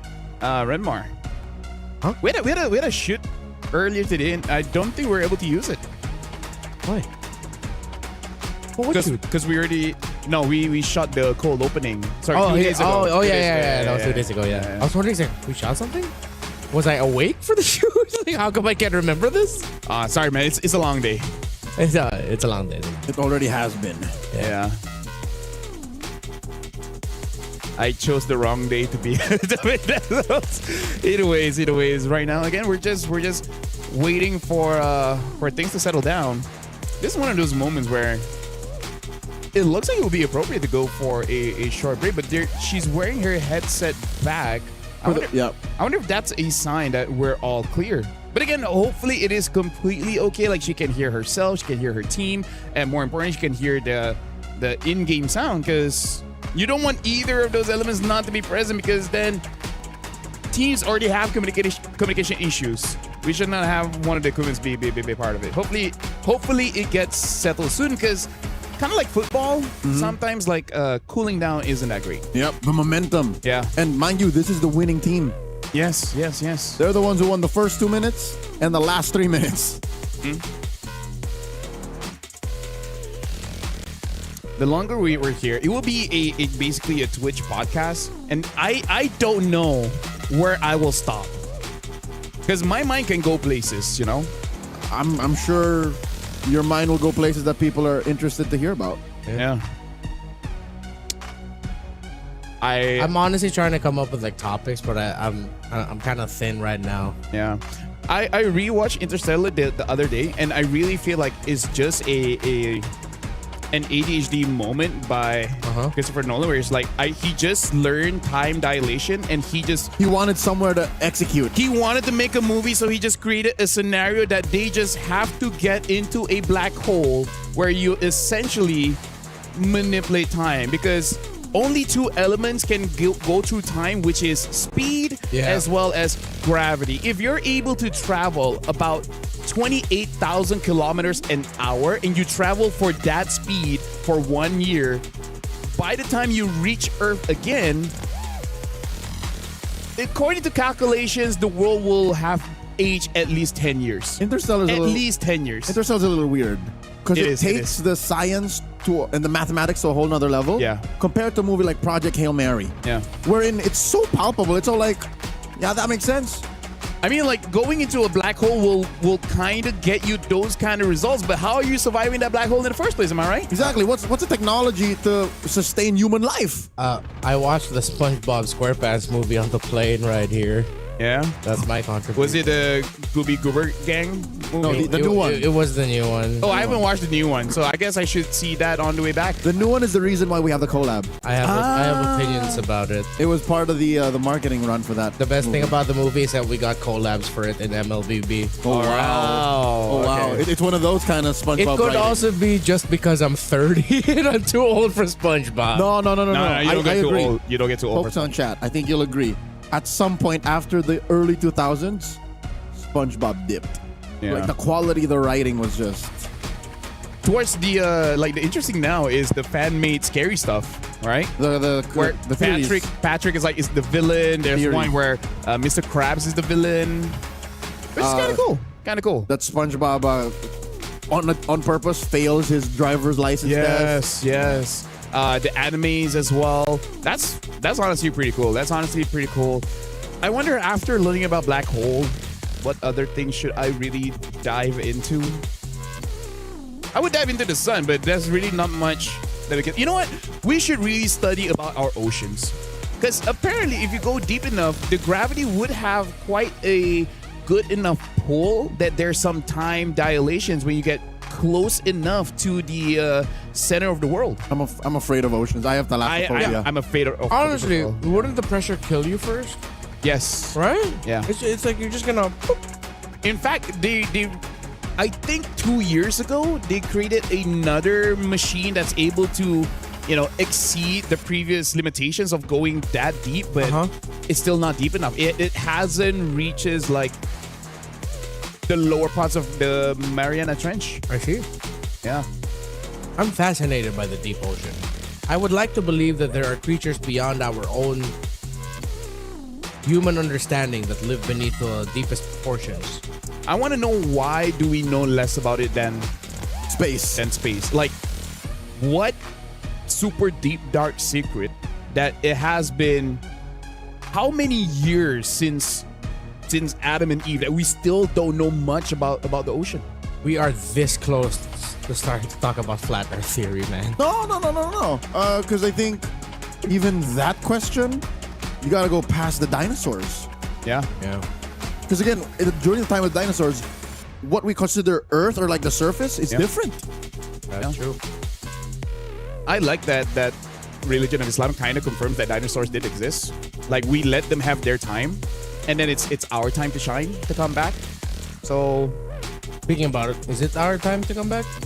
Everyone looks settled. Everyone looks ready to go. That's right. If the camera would pan over to the side of Geltech, they're all ready to go. They held hands. This time, can we start talking about MLBB again? They're still holding hands. Oh no, but I was starting to really get into the topic. I mean, we can save it for another tech pause. Sure. Hey. Do not manifest another one, brother. Oh, at this point, don't need another tech pause. I'm enemy number one. Yeah. Well, can we start saying it's gonna be a short day? You know what? Today's gonna end before we know it. That sounds ominous. Don't put it that way. Why would you say that? Today will end before you know it. You would think it end at this point, but no. Before that. No, that's way too ominous, my guy. We have security. It should be fine. Tama kan? Belum? Okay. I assume that was your father-in-law. Yep. Here we go! Into the land of dawn for game number 2. Once again, ladies and gentlemen, match point for Geltech Cyber Team. Welcome to Mobile And it's Legends. up to Twisted Minds to write a plot twist into the series and take us all the way. Thank you all for being very, very patient with us. We're finally back into the action as Cal, as typical. We expect of the roam mid trades. Be aggressive early on to get the clear, but Cuejo taking a lot of damage from the Valentina. Oh, it's a flicker, Marcel, this time. So a little closer to home, what we're used to. Yeah, no revitalized trickery here. But I think he also understands because of going up against the Freya and the risk of the Bruno. The revitalize won't do much. Yeah, they needed someone who could help maybe catch off the Bruno, which, of course, the good thing for Geltech is that Chinchada isn't packing a Purify, which, of course, he would want to pack a Flicker in this scenario. So just a little detail that's important here for Geltech.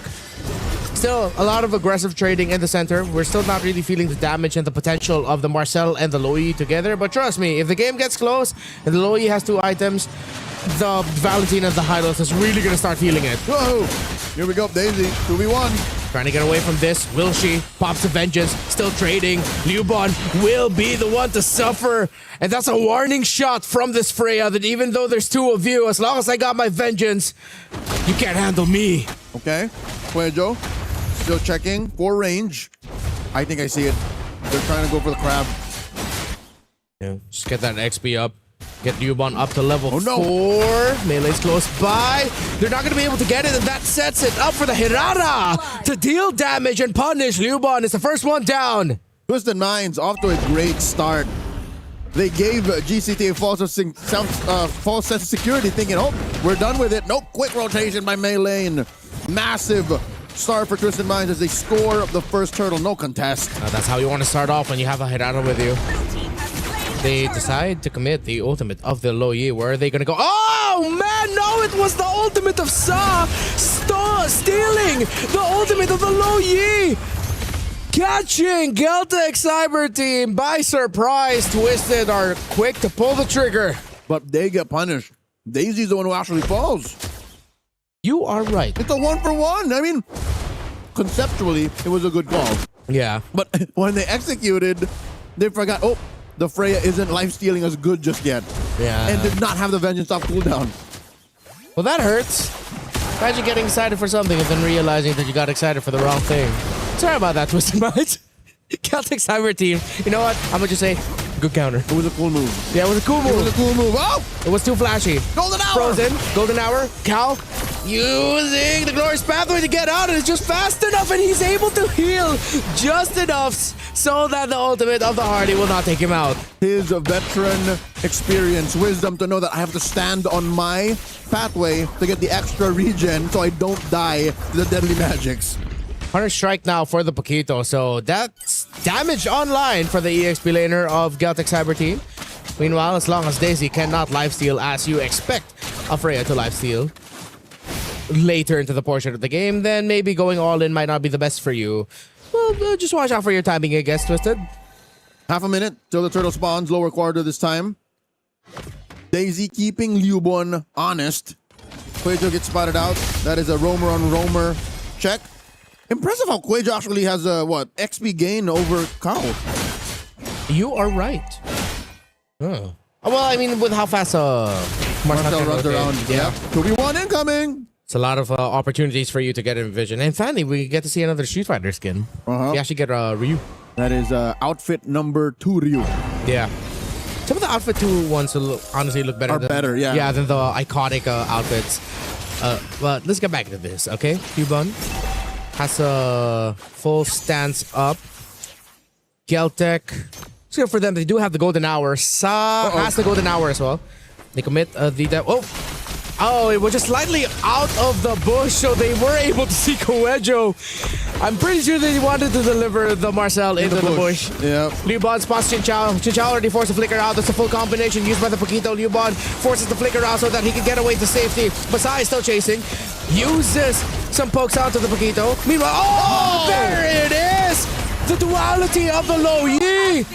Just enough! But Twisted have held on long enough so that they'd be the ones to get a kill, and they still get the turtle. That duality could have been so punishing, but it ended up being a good thing for Twisted. I think this is just a mirror of what happened with the whole stolen diversion. Great setup, great sequence, did not have the room to finish it. Because look, 2 or 3 members of Twisted Minds were down to like a fourth of their health. But still, there was no cleanup. Yeah. But still, Celtic Cyber Team, amazing map awareness. They send the World Warrior, Liubon, up top to take care of that turret. Feels like it might just be one of those games also that's going to be a long one. Considering that Celtic Cyber Team, they do have a good high ground defense. With Loi, with the Clint together. Yes, their lineup will really thrive on them being able to control much quicker through the Hardy, through the Paquito, and aggressive rotations with the Loi, the Marcel. Speaking of aggressive, Quajo shows himself. Tokyo's there, but Kawa's nearby. Pops the glorious pathway so that Chin Chao won't get dove on. Okay, good deal. They trade out for the engage. Diversion to the brush. Oh, they're gonna get this tower for sure. Yep. Well spent. That diversion was well spent. Meanwhile, up top, Kiowa with a bit of a split push. Already forced to commit the retry there. Golden hour tossed out. Not gonna be enough to actually make a huge impact. But Coelho's here. Golden hour this time. I will admit I'm getting a hard time tracking which Golden Hour belongs to who, but up top, that's Kiowa falling to the Herrera and the Freya. I mean, it's a 2v1. She really bought time there, but she still fell. And I think it's not enough time bought to deny this push up top and mid. Okay. Oh, duality again, perfect. This is what we're talking about when it comes to the combo of Galtech. Oh, a flicker entry, but they're not really able to get something out of it. Still, though, Galtech's in control while Twisted are forced to play around the map and get a little bit crafty so that they can open things up for them. Cracking shot by Coelho.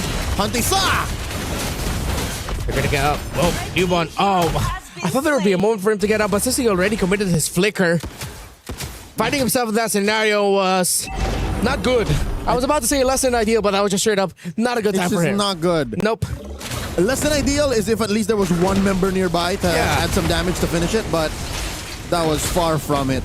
That wasn't it, Chief. Maybe a little bit too greedy. Kiowa not here. It's going to be a concession of this turtle. As Galtech will give this up. That's going to fall to the hands of Twisted. That's all turtles in this game going to Twisted Minds. Let's see if Galtech can finally find an opening in the map. But riddle me this, Renmar. How are they doing that while Galtech are still up by 1,000? Yeah. Whoa! Wow. They're both equally opening up the map. Daisy spotted, trapped, forced to get out of his own turret, but Coelho with the golden hour. They break through the tower, but Sa is here, and the presence of Sa is just enough for them to send the team back. Wow. Quick rotation. Tier 2 push up top, straight to a reset mid.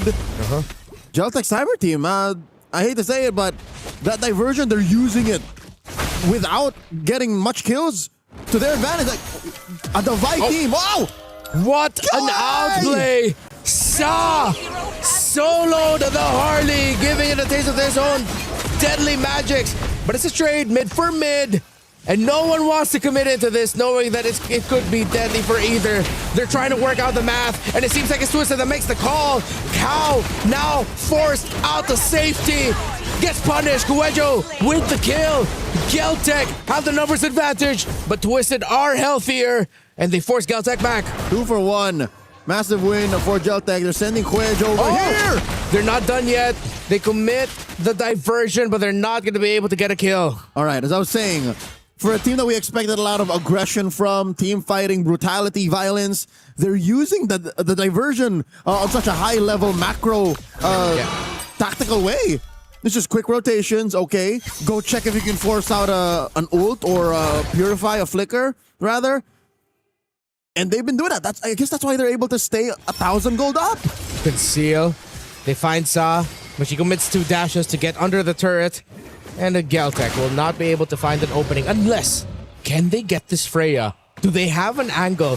They're trying to hold certain angles. Oh, Melee goes in out of nowhere with a Herrera and gets punished for wanting to check. But Twisted Minds might have the numbers, might have the health so that they can keep fighting. But Galtech, with their low Yi, staying alive with the raw damage power of a Paquito, they decide to go forward. Cal falls down. So far, it's very favorable for Galtech. Liubon gets another. That's 3 members of Twisted deleted, but Chin Chao gets the Paquito back, while Galtech will get the Lord through Kiowa and Tokyo. Hard to contest. I think Twisted Minds just have to accept the fact that their retribution is just on the way, while Galtech Cyber Team have already secured it. Impressive work, Renma. I just want to throw back to a moment in that sequence. Kiowa, space escape, then straight up walks right in front of Chinchaw, and Deadly Magic, sir, compromising Twisted Minds' counterattack. Well played, Kiowa. Well played, Galtech. It's been close. It's been Twisted getting the objectives. It's been Galtech needing to be crafty and opening up the map. And they did so through a fight. They got to split up that fight real quickly. What was, I thought, going to be just a huge 5v5 suddenly turned into a 3v2 or 3v4, 3v5, while 2 members of Galtech just got the Lord. That just shows mastery that they understand they don't always need to lean too hard into fighting and getting kills. If there is an opening to get an objective, you jump on it. Cow! And now they jump on Cow, who used the glorious pathway, but she gets stuck by the golden hour. Still, she's fast enough. Leobon is not going to be able to connect the combination of the Cow to make sure that the high loss goes down. Here comes Daisy with the entry, but they still get punished. Meanwhile, Meilane finally takes down Leobon. All right. Geltec Cyber Team threw a little bit too much bodies just for a tier 2 down bottom. But eventually it will convert to one more in mid and possibly a Holy Shield pop up top. So who am I to question how they sacrifice Leobon when they're getting so much of the map? They straight up turn it red. Renoir, you can sniff it. The sweep just around the corner. A sweep plus advancement into the knockout stage. It's been a while since we last saw Kiwi on this stage, but how poetic would it be?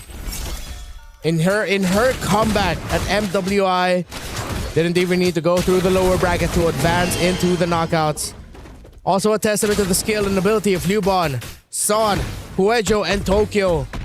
Relatively unknown to us, but they are making themselves known to global MLBB to be able to take down very notable names in Daisy, Meilane, Sa, Kao, and Chen Chao, but the game is not over just yet.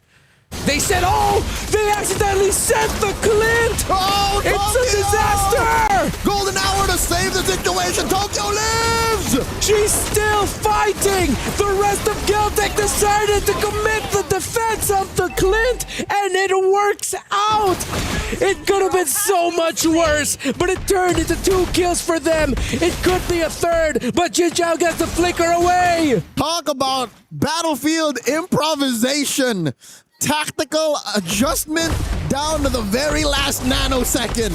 Geltec Cyber Team, y'all should have gotten wiped out or at least lost Tokyo for that singular It's happened so fast. It happened so fast. If I'm Tokyo, I'm telling the rest of the team, guys, what the hell was that? Okay, but thank you, but that shouldn't have happened in the first place. Bald guy in a sweater watching football meme. Oh man! Oh no, you know what? Saved by the golden hour too, if I'm not mistaken, because Tokyo was able to get the shield from the passive of the Marcel. And the golden hour stopped the rest of the assault. That is a series of fortunate events for Geltec Cyber Team. Oh! But now another big fight broke off. The members of System Minds are looking really low. Meilane gets taken out. Geltec still, again, inevitable. In front of Twisted, they will get this next Lord. And a 3,000 gold lead with the map looking like this. Items and EXP are not even the problem. Geltec Cyber Team are out executing Twisted Minds, and that almost mistaken diversion is proof that they know exactly what they're doing. That's highlight, that's content, that's going to the stories everywhere. It's memes, it's dreams, it's here. According to LaFell, mission failed successfully. Hey, you remember the time y'all sent me to that diversion alone? I think it's because, okay, they decided to check and then they realized, oh, there's someone there. And maybe Tokyo was just like, wait, there's someone there. Whoop! It's not someone, it's some 5. Again, it's insanity how they were able to get away with that and still got a big win. Yeah, massive trade again. Just literally. Oh, here we go again. Huejo with everyone. Diversion up top. All right, that's the whole team now. So that for sure was meant to be. Glorious pathway to delay their entry. Golden hour gets dropped down. Huejo, perfect yet again. The attempted entry by Daisy gets a stop by the golden hour plus the combination from the Paquito. Geltec are on the way. Welcome back to MWI. Kiowa one step closer to advancing. They're getting the bodies. Tokyo gets a double kill. They are looking sharp. They're looking good while doing it. And Geltec still need a little bit more. They don't have the minions. They can't end it just yet as Twisted are holding on for dear life. Mid lane up next. Down goes Sa. 3 defenders left. The turret crashes in. Geltec, I don't think they're going to make the same mistakes. They're going to force it. Point blank diversion. Where'd they go? Geltec Cyber Team shuts down the Bruno, and they will advance into the knockouts with a sweep over Twisted Minds.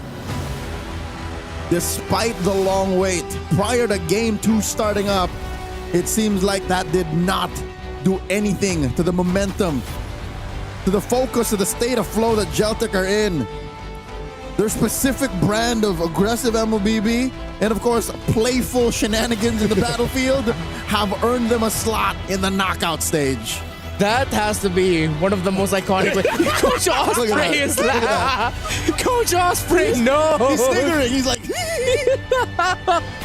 And you know what? That is one of the darndest things I've ever seen. Guys, apologize to Tokyo right now. Here's the thing. If I was Tokyo, I would tell the team this is why my Clint was first pick. You put me between 5 people and I still survive. And it's not even the most safe gold laner. Yeah. He has 1 dash backwards. He's not a Moskov. He's not a Claw. He's not a Hanabi. I'm going to say this now. That is the most iconic win of MWI so far. Yeah. It's one of the moments of all time. Only on Stream B, baby. That's where you can philosophically say it, that mistakes can be opportunities. Yeah. Remember her game number 1? We said like someone has to throw bodies. Yeah. They embodied that differently. Let's throw the body of our gold laner. The gold laner, dude, like it could have been like the EXP laner. Maybe the mid laner would have survived that. Can you imagine though how insanely fast Tokyo was to react to all of that? She survived with like this much HP. Still, that's a dash, flicker, and while simultaneously yelling, "Help!" Okay. It might also be a testament to her team's reaction time. They're all like, oh, I think they realize, oh, we brought her over. Oh no! Or it could just be one of those moments, be like, I bet you won't survive that. Watch me, Mungos! Hey, Tokyo. Like, I don't know. I feel like we gotta talk to Osprey and just be like, what happened there? And how was his reaction back? Okay. Is that Tokyo or It's Kyo? Liubon. It's Liubon. It's Liubon? Yeah. Okay. Well, Okay. I hope they ask about the Tokyo thing. I mean, that Master's here. He can hear. Like, ask about the thing. You know what that was? That was a Tokyo drift, man. The Tokyo You know what? drift. Okay, we're gonna be looking at the highlights. We gotta see how that even happened in the first place. It Like- literally just. Like, did she walk in, or did the rest of the team be like, you know, this is not good? Boom, they all disperse. What if that was on purpose, right? What if? I kind of hope it is. It's like, you know what? We know Tokyo. She's gonna space out. Watch me send her here. That's really. Oh, It is a That's moment. the one. oh, that's so fast. Yeah, but the thing is, it doesn't show the before, so we don't know how Yeah. that really happened. It only but- showed the moment proper. Yeah. I really think it was because they thought they were going together as a team. When they saw one, they decided against it. But by the time they realized they were going out, Tokyo was way too far from the edge of the circle to get out. I have a theory. yeah. But, Maybe Tokyo was fixing her items. Yeah. You know what I mean? Like just juggling or prioritizing something. yeah. And then, whoa, ah. It happens to me plenty. That is TikTokable. Yeah. It is. Right? For her to build her brand, you know, just take that clip and be like, hey, look at me, man. Yep, I survived this. Even my team can't kill me. And they tried. that is one of my favorite things ever. Yeah. Stream B. If somehow something else tops that, I'll be impressed. Yeah. That's a challenge.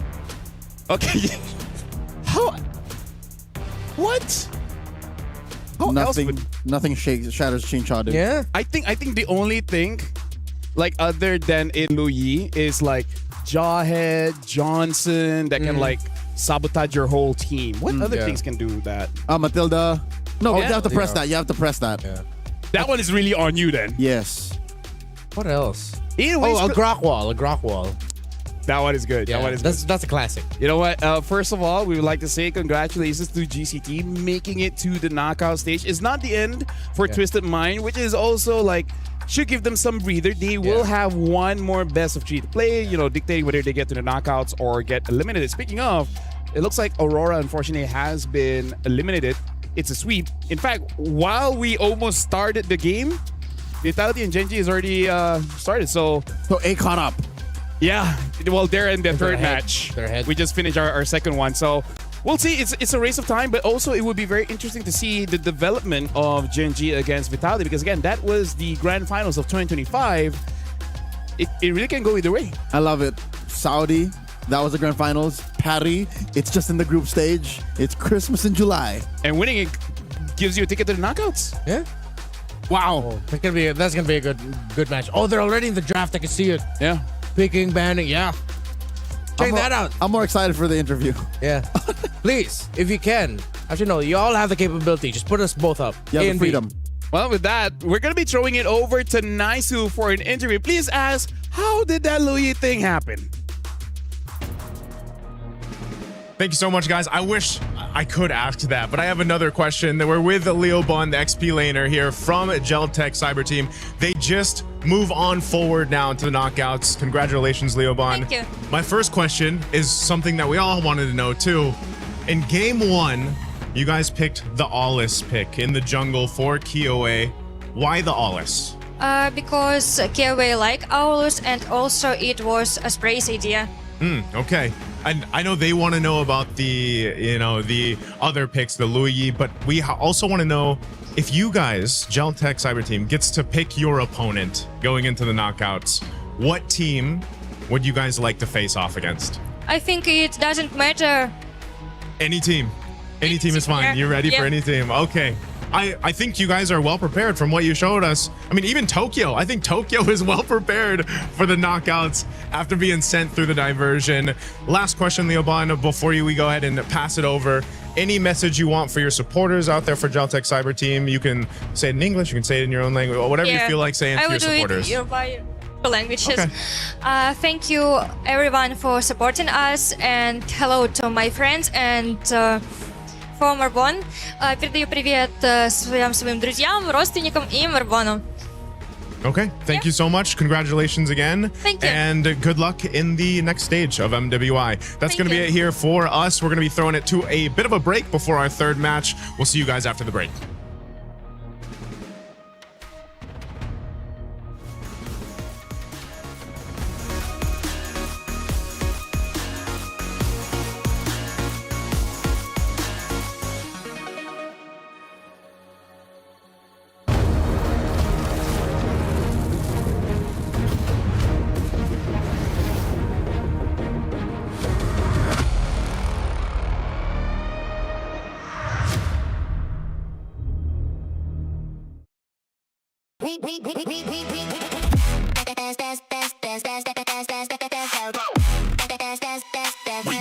Esports World Cup.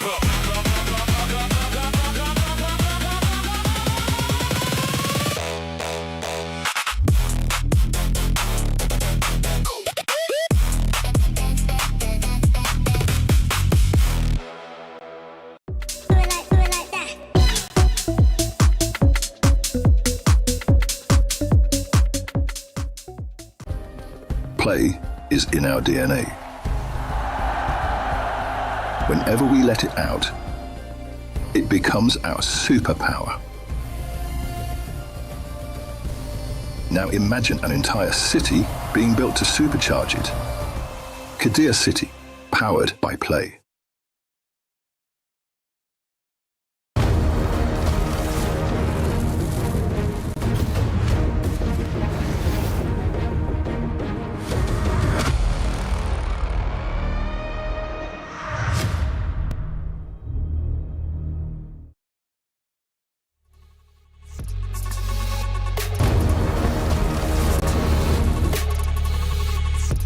Welcome back, ladies and gentlemen. And it looks like we are starting the match right now. It is going to be Na'Vi going up against Falcon Daisies. And this is, believe it or not, this is an elimination match.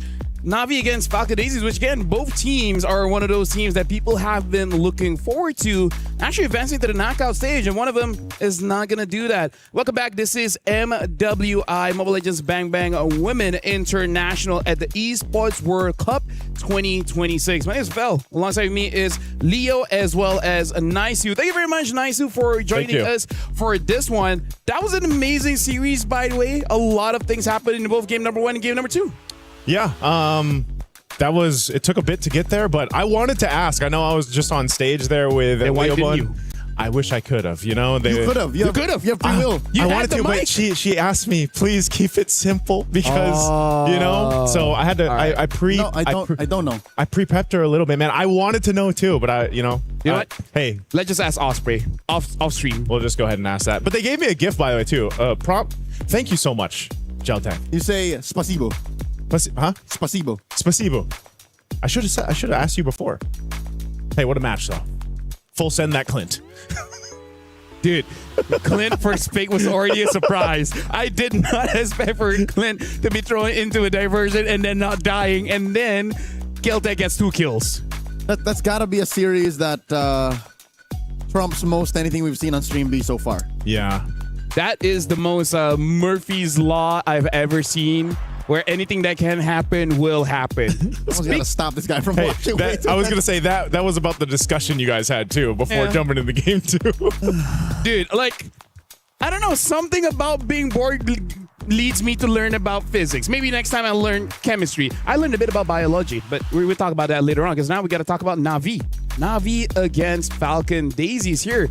Gentlemen, this is not the level of play we're expecting from both teams. Falcon Daisies, at least to be fair, put up quite a fight. They took it all the way, and for a majority of Game 3, that clincher, the rubber match in their best of 3 yesterday against Falcons Vega Mena, could have looked like they were going to win, right? Yeah. On the other hand, Na'Vi PH, Joseph, what's happening with Na'Vi PH? It just happens to be that we're 2 Filipinos over here. It could be 3. It could be 3. It could be 3, right? We have the balance scales here right now. But I will say this. I think for a lot of people, because this was the question I had, like, what happened in the matchup for Na'Vi PH yesterday? And it was just I don't know, I feel like for a lot of us too, even on the broadcast or the viewers watching, it just didn't look like the Na'Vi you kind of expected to show up here for MWI. That, and historically speaking, right? Maybe go back a year, 2 years, the Kamai have always had Team Philippines' number. That's it happened true. more than once. That's true. That whether in the men's division or the women's division, they've always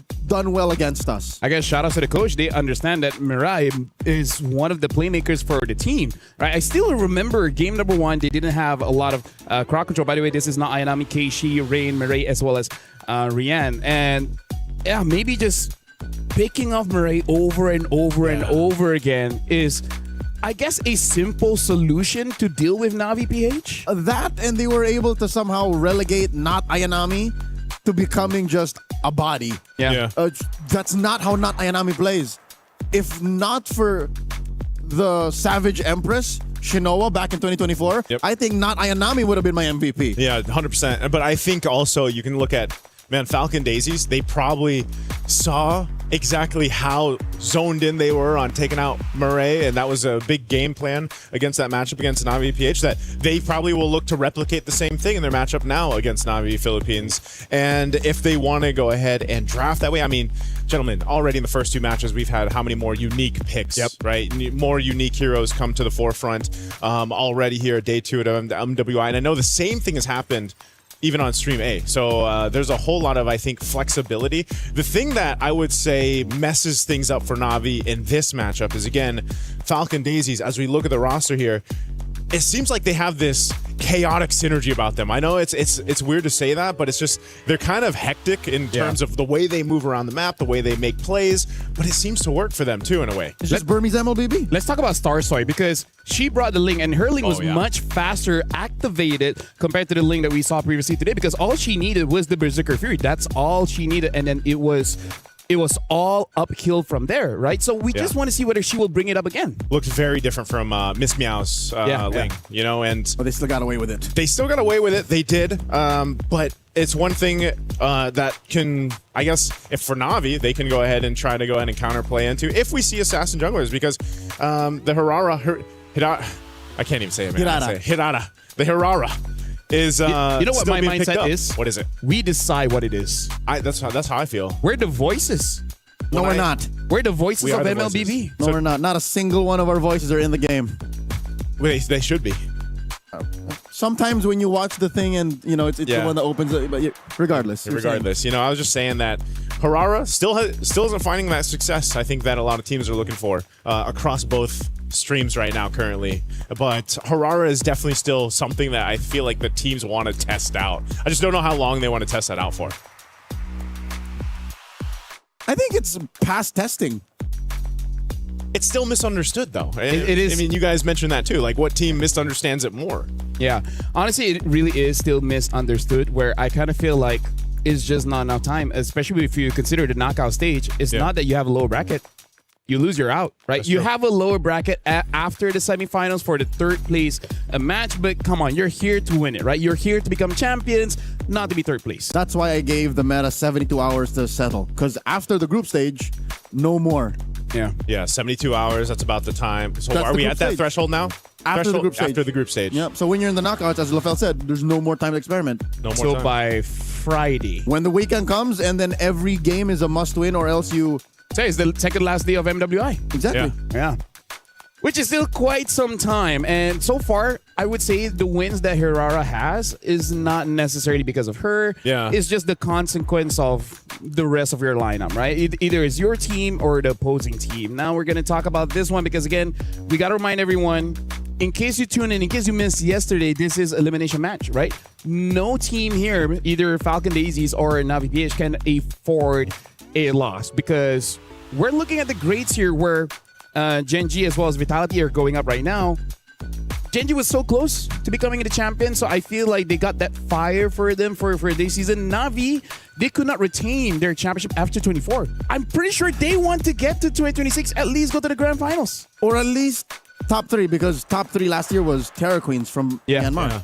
That's why I think we also have to put Falcon Daisies under the same microscope. It's because we expect plenty of them because they dropped 10 Terra Queens. Now they were called Team Secret out of the Burmese qualifier. So yeah, both teams should be primed for success. Why are they now in the lower bracket? That seems to be the case for multiple teams. You know, between Stream A and Stream B, of course. I think even in our video packages leading into today, that was something that you guys highlighted when you were playing the football. I think it's the football table. Sub-soccer. So is that what it's called? It's actually called sub-soccer. Why not sub-football? That's why I said soccer for a second. It's a branded thing. Like there's literally a tag that says. All right. Well, that's fun. That's what you guys mentioned. 1-0, by the way. Yeah. Well, who's 1-0? You? Oh, you gotta match it up, man. No, I don't. If you don't want to, I will. I'll sit in for you. Go ahead. I'd rather be at home learning physics. But what I'm at that stage of my life, okay? Where hey, that's 30s gang. Yeah. No, he's trying to get into quantum physics right now. That's 30s gang. Funny enough, I never learned physics. I only started learning now. He's jumping to quantum. He's jumping to quantum, man. I mean, it's not that hard. Quantum physics? It's not. Hey, I'll leave that to you, LaFell. I feel like with enough confidence, you can make the theories work. All right? I mean, I just learned Newton's law of motion. I mean, like, how hard can it be? You move something, it moves. We talked about this on the broadcast yesterday. Yeah. What other law should I learn? In fact, the reason why I learned that anyways was because the contradiction of Newton's laws as well as how modern science is being hypothesized, right? Because if a tree falls down in a forest and no one is there to hear it. Exactly the same thing I heard yesterday. Basically, Belric. Right? Does it create a sound? Right? According to the law of physics, yes, it does. But if you're looking at hypothesis, the process involves observation. If there's no one there to observe, did it happen? Did it happen? That's true. So that's a basically what he's saying is philosophical science kind of thing. Belric approaches the bottom lane, posts up with the Wrath of the Dryad, and there you go. You got to kill. Photosynthesis, man. Photosynthesis. This was the explanation Get in game. oxygen and then throw out carbon dioxide. Okay, that's about right. Pretty sure that's what the developers meant to do. That's why they revamped him. That's true. From a beetle to a tree, which by the way, he was. He was a beetle. At some point, he was on all fours. Yep. That is facts. Yeah. I forgot what the oldest tree age is now. Because there was a That's tree still alive. The oldest, is, oldest tree standing. Yeah. And where it is. Because I think at a point when we discovered it, it's already 1,000-something years old, and that was a few thousand years ago. Well, I'm pretty sure that's not accurate. Yeah, I was gonna say it's probably not older. Not few thousand, few hundred. Sorry, I was gonna say it's probably hundred. Yeah. So like, no, because I was already saying the thousands. I was like, hey, the oldest tree was 1,000. I'm going to my third game. Okay. Okay, let's. Third match. Here we go. A long day. You guys have had a long day. Yeah. You've had a long day. I have. Yes, I've gotten to. Because that doesn't make sense if like we're both living the same life and then. Unless you're moving faster, then you're having a shorter day. time dilation. We can move at the same time. By the way, to Champions 1 game, have your champions pick. Because the event is now live from now until the 27th of July. Some of your predictions for the MSC and MWI champions for a chance to win 50,000 diamonds, that 5-0, as well as the MSC 2021 till 2025 tournament skins. Make sure you guys leave your picks under @MLBB Esports post for the chance to win. Like in your favorites now and cheer for your favorite team.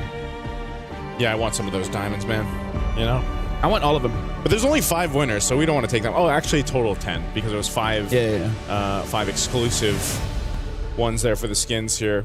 Now, as we take a look at Falcon Daisies, by the way, something that I feel like they can do as a team. Do we consider Na'Vi PH very still objective focused in the way that they play, and it's a little bit slower than what we've seen so far? Based on the draft yesterday, it looks like they were trying to ego challenge in lane, like trying to win the lane and snowball off of there.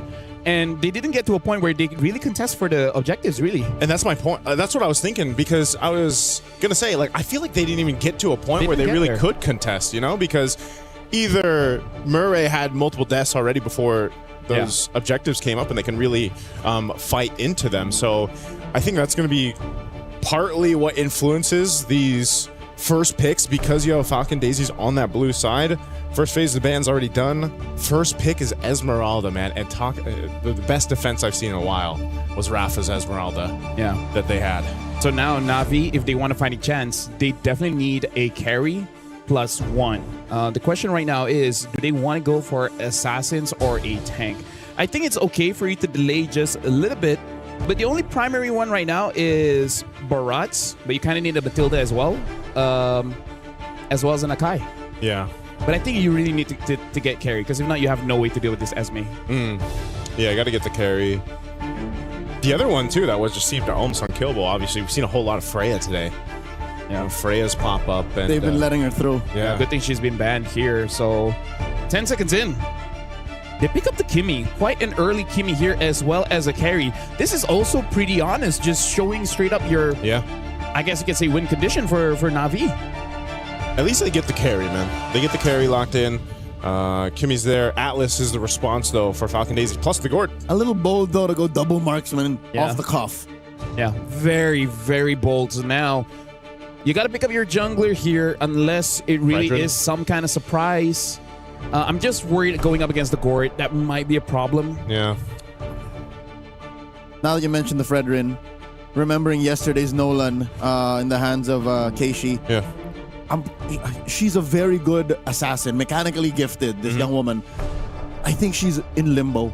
I think she's in a weird spot. It's like, what do you want? What do you guys want me to do? Yeah. That's the tough thing about patches, man. Like, you have to constantly learn, relearn, forget, relearn. So now they're going for the Akai. I think it's just like, okay, you know what? We've practiced this for like the better part of 3 months. Might as well stick with it. Yeah, even with the nerfs, right? Like, Akai is still, it's picked up quite often. The clear speed is slightly slow, but if you're not going up against like a Ling, a Yisenshin that kind of takes your farm away, it's not that bad. Yeah, because at this point, I mean, in this level of play too, so I saw a whole discussion about the Kai nerf, you know, online, and people were saying that they just put him in the dirt, and I was like, I don't really think he's in the dirt, think so, no. You know, and it's still valuable to have that durability that it brings, but also the heavy spin, obviously, being able to still actually contest an objective, a turtle or a lord, what it might be, by having a heavy spin and just getting in range to go ahead and try to get the retribution. You know, that is so valuable in the competitive scene on the international stages like now. Can I just ask, is King Salman the kind of coach that would put this Akai as a flex? Yeah. King Salman is fundamentally and tactically sound. So if there's room for flexing, as you would in red, if it's necessary and it's possible, he would. But seeing what happened yesterday, I hope they don't. Yeah. I hope they're more just plant their feet on the ground, stabilize, win clean. And that makes me think, what does Murray want here?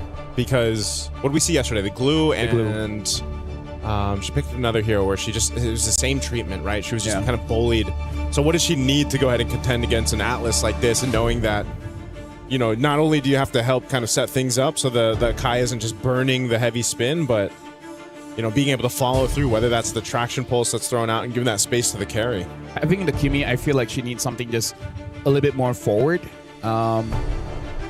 Let's see here. I'm only really thinking of the Cho. Maybe a Grok. We've seen a few Groks. Oh, yeah. This MWI. The Yuzong got banned out. I think that's a very good ban because I feel like they need a diver. Other than the Lapu and Alice, something of that nature. Yeah, I'm thinking maybe the Lapu here. The only thing is, it's bad against SM. But other than that, you know, just play safe. Yeah, if not Lapu, right? What? Do they go for Arlet? Elise. Yeah, I feel like Alice is still open. Yeah. Maybe they just pick up a roamer here just to see, you know, what's everything there. And then, yeah, pick up whatever EXP is available. Maybe even a Wild Benedetta could come true. Bennett can deal well with the Esmeralda. It's just that she just falls off a bit by 16 minutes. Yeah. Bennett is not a Hanami pick. So yeah, I'm behind it. Let's see if they lock it in now. Red 4. Chip! Oh, that's interesting. Another unique hero. No swerve. No swerve. Confirmed no swerve. Yeah. All right, Jungle Akai, Chip's going in the roam. Man, when was the last time we saw Chip in competitive play? Season 17. Was it that long Early ago? weeks, yep. Because it was used to be the solution to teams who figured out Freya. Yeah, because even in the qualifiers leading up to this or wildcards or, you know, eventually MSC, I didn't see much Chip. Yeah, so maybe 2 months back. Yeah. Was the last time we saw Chip. I think I saw one in Asia Games. I can't remember which country brought it out. A month back. Yeah. It's still been a while. Yeah, the quad. Now looking at the jungler here. Baratz is not there anymore. The Fedrin is open, but yeah, they go for the Suyo. Okay, so quite a lot of damage here coming in from Falcon Daisies. And I really feel like...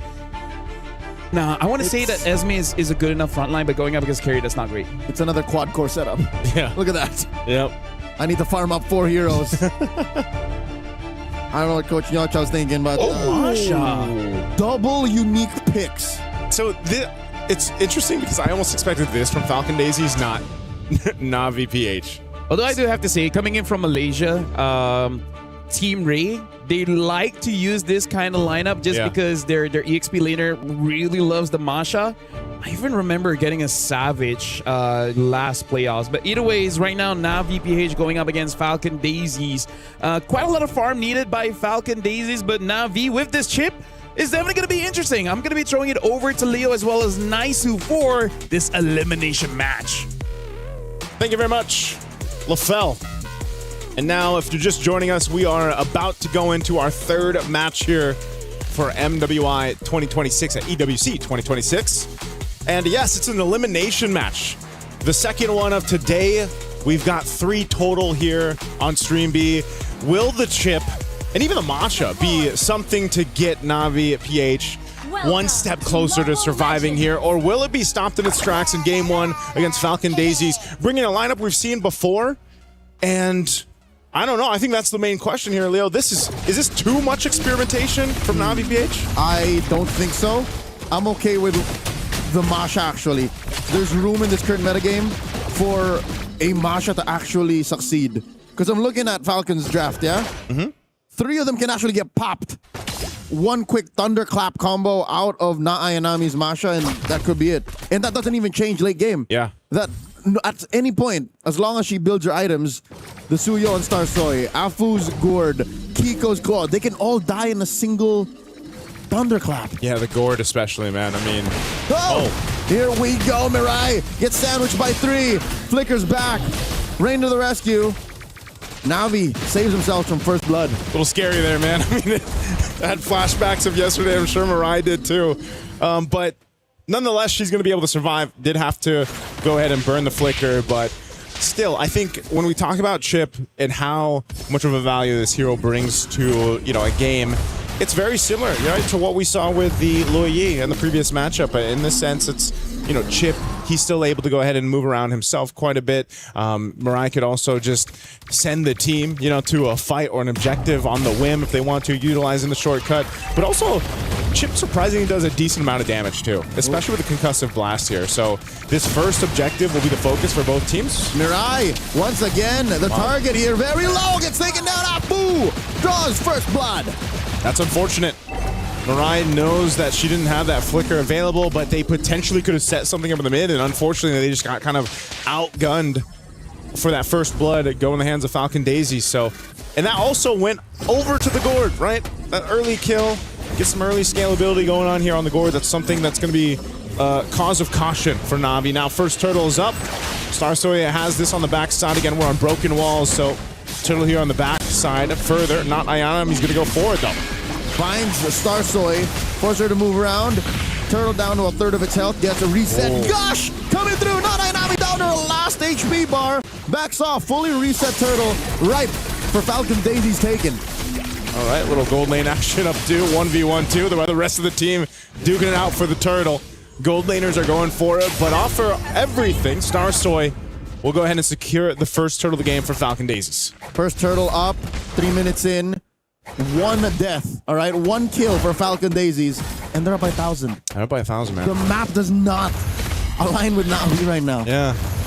At this point, it's still early, but a lead like this, a 1,000 gold lead at the 3-minute mark is something that can snowball out of control, and that's not where you want to be if you're under with this kind of line. No, maybe, maybe the Masha can deal with that too, because we have seen this before, Leo, where a Masha is picked up, and I know it's been some time, but a Masha's been picked up, and even if your team is losing, that threat of once you get some of the itemization built up, that thunderclap, that combo, that ability to be a threat in yourself, even if you're down, is something that will carry on into the late game. And here's the thing, Joseph.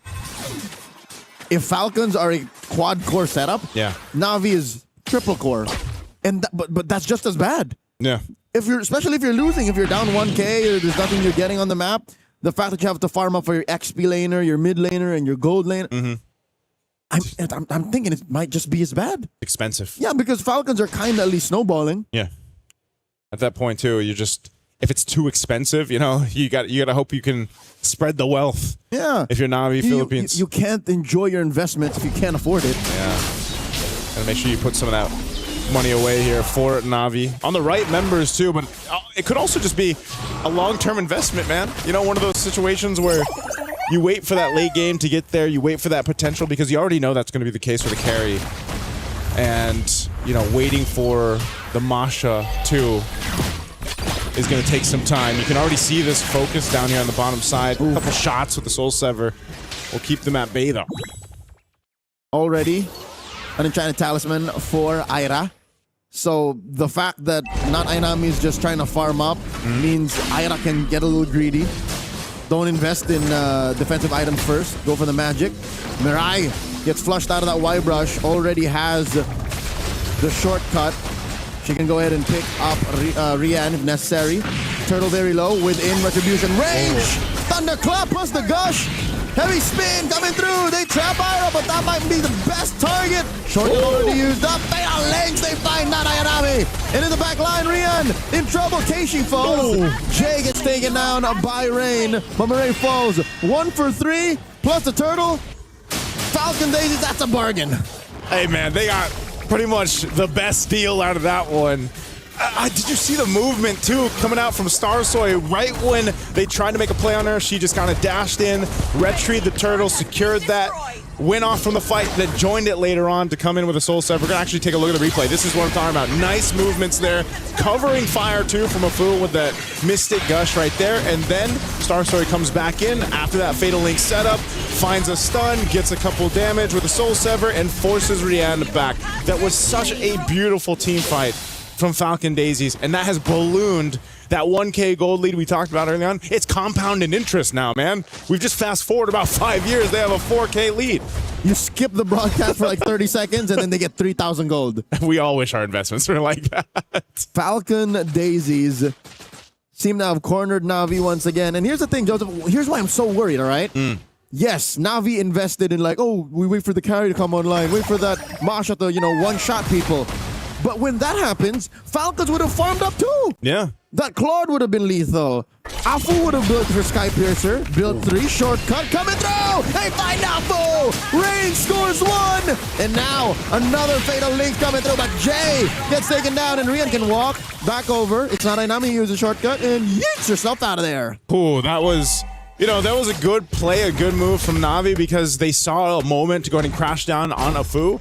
And she even she burnt the flicker. She burnt the Mystic Gush, but she just got deleted so quick. And that's something that I want to see from Na'Vi, man. Be a little more decisive when they have those opportunities to take them because they can't let things get snowballed out of control. That's a step in the right direction. This turtle is up. Last word of the game. Na'Vi's in position, but you're going to see the swing forward now from Kiko. She wants to go ahead and join this fight. I'm not sure, too, if Na'Vi just wants to continue to play slowly. It seems like, you know, that seems to be the game plan with a chip. Maybe they're also just waiting because if they use a shortcut and they don't have the firepower, it's not going to work in their favor. Mirai with a conceal. What's she looking for? Ira takes a few shots.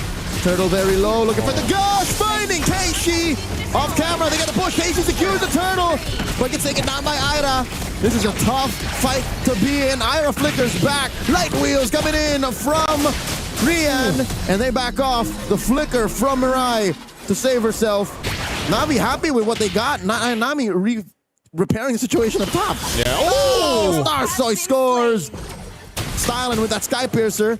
Jay wants more. Forces Rian and Rain underneath tier 2. She's just being a threat. She didn't have Fatal Links. She's not going to go ahead and burn it. Didn't have the flicker after that last initiation, so... But Falcon Daisy's off to, you know, a dominating, I'd say, start into this game and mid-game. Joseph, there will be a time where counting for Fatal Links doesn't make sense. Because, not yet. When she builds Fleeting Time. That's when your timing is off. It's like, wait, how many seconds has it been? I mean, even at this point, man, the Fatal Links just seems to be kind of like a cherry on the top.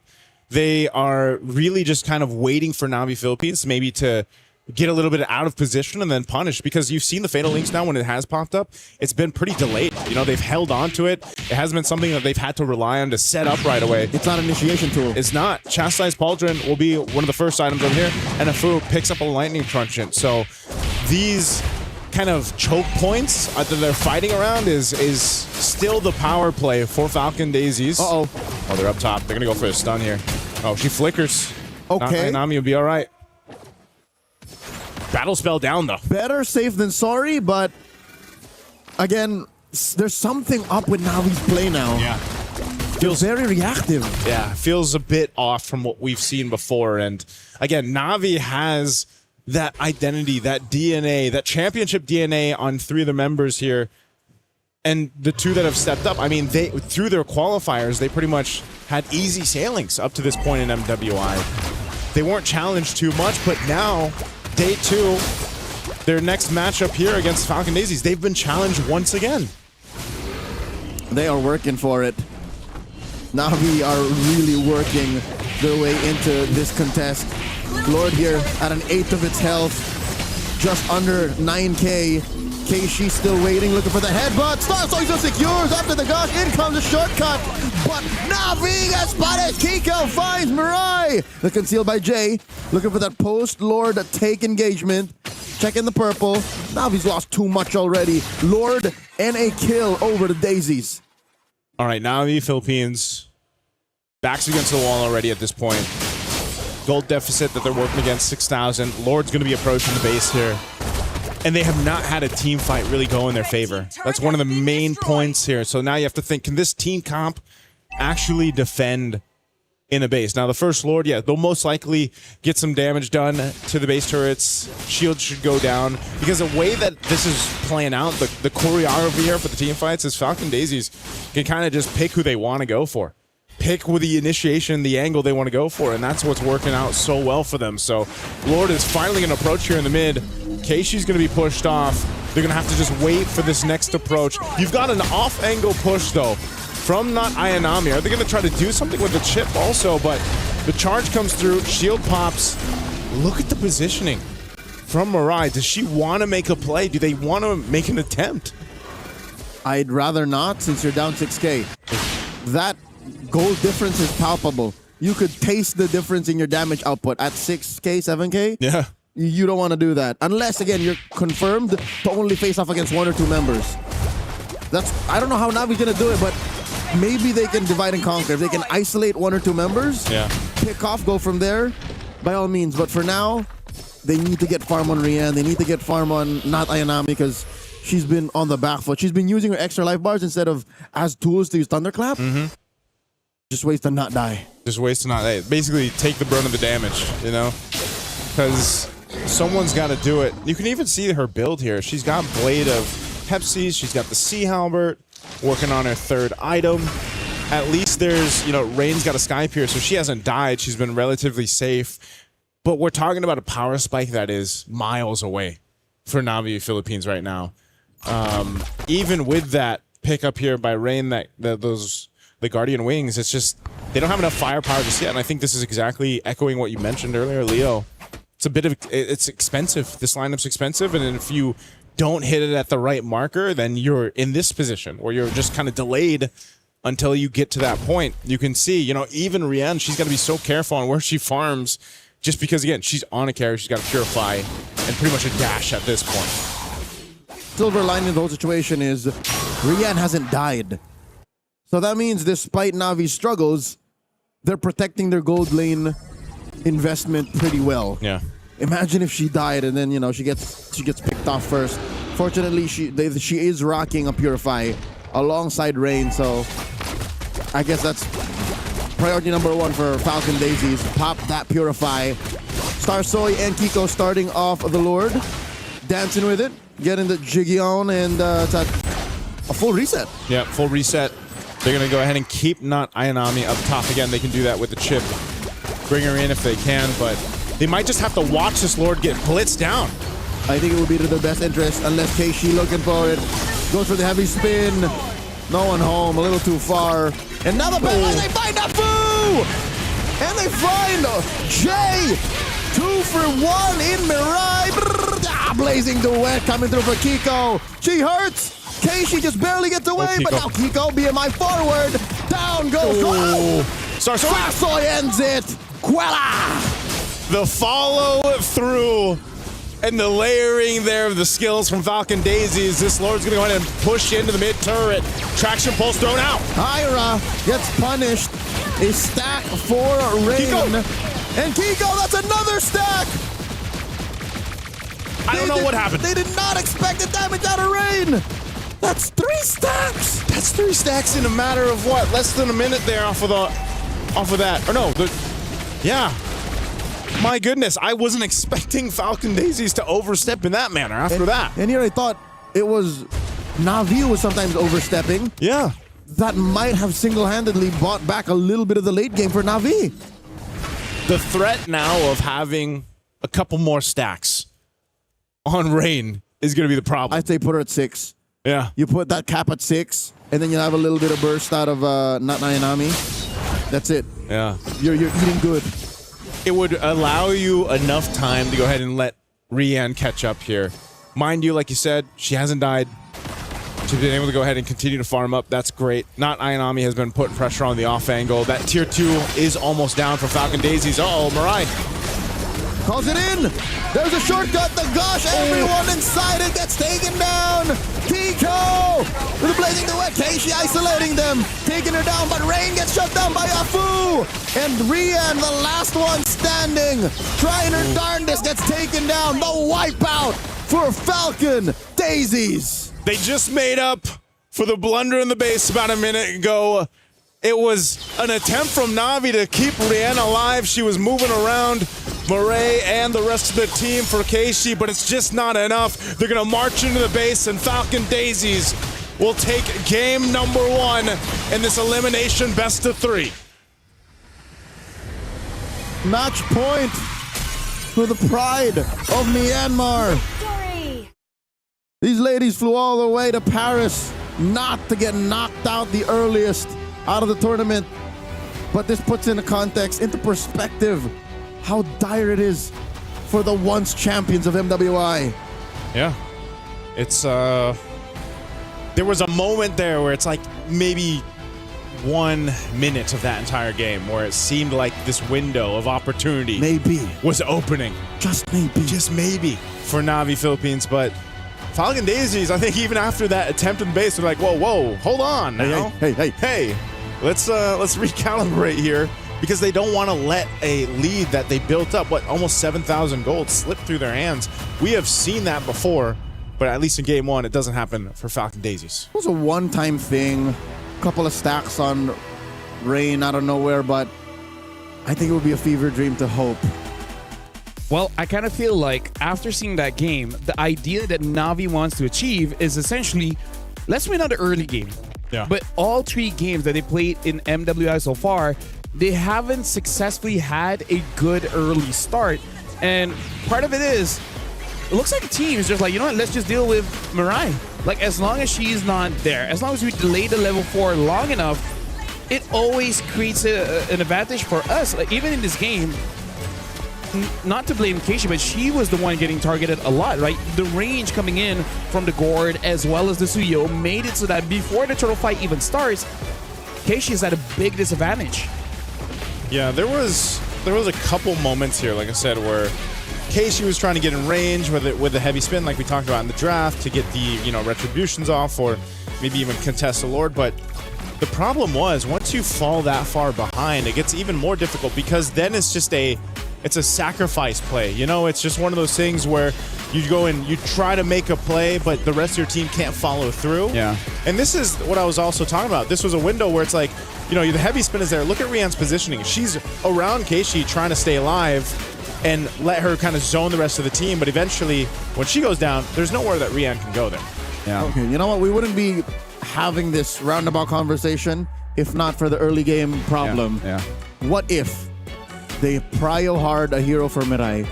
What if she gets like a high tier roamer like a Marcel, like a Gatot, like a Hylos, like an Atlas? Yeah. My worry is that they're trying to find that hero. They just couldn't find it, right? That's the reason why we see the chip. Yeah. I really feel like part of it is like, it's not necessarily her fault in yesterday, because she keeps on getting jumped on by the Gwyn, but maybe that affected some of the confidence just a little bit, to the point where they're trying to overthink it, right? It's like, oh, maybe we need something elusive like this chip that has a little bit more damage, and then maybe later on we see something like a Khalid. And again, to Mirai's defense, it's more, I don't even know if it's a confidence thing. I think it's literally your team cannot perform if the roamer ain't doing her thing. Yeah, that's what it seems like. Are other teams, I'm trying to think if there's other teams that are having this kind of issue as well. I think it's been more apparent for Navi Philippines when teams saw, especially they saw that yesterday. It's in the film, right? So it's like they saw that and we already kind of contemplated this. They're going to hone in on that, and they did the exact same thing. And so, yes, what do you do if that's going to be the problem? Well, yeah, you pick priority in the draft. Should they be blue side now? Well, I wonder if they can choose. Yeah, I wonder if they will decide to go blue side just so that they can do that. Yeah, if I'm not mistaken, whoever loses the game, they get to choose the side. The first one is kind of like a coin toss thing. But here's the thing. I feel like it's really just because, let's say one person figured out Mirai's habits, and then word spreads, and then everyone was like, okay, let's try this. Maybe we're able to catch her during this rotation, and then every single time it's captured. Because let me just say, it happens at the same place. It's at the side butch of that mid. Just someone will just camp there, and then she will go through, and then that's their go side. Like, happened in one game, it's fine. It's been 3 games in a row now. Yeah. Right? That's a habit that I feel like people have noticed, and I think even the whole team already know it. It's just that one of those things, you're thinking about something else, and then you just autopilot that habit. I think one of the things we've seen so far is that mid lane first 30 seconds or so, right? Where it's that pressure between, even if we don't get a kill, we get some battle spells out, because that is the tendency.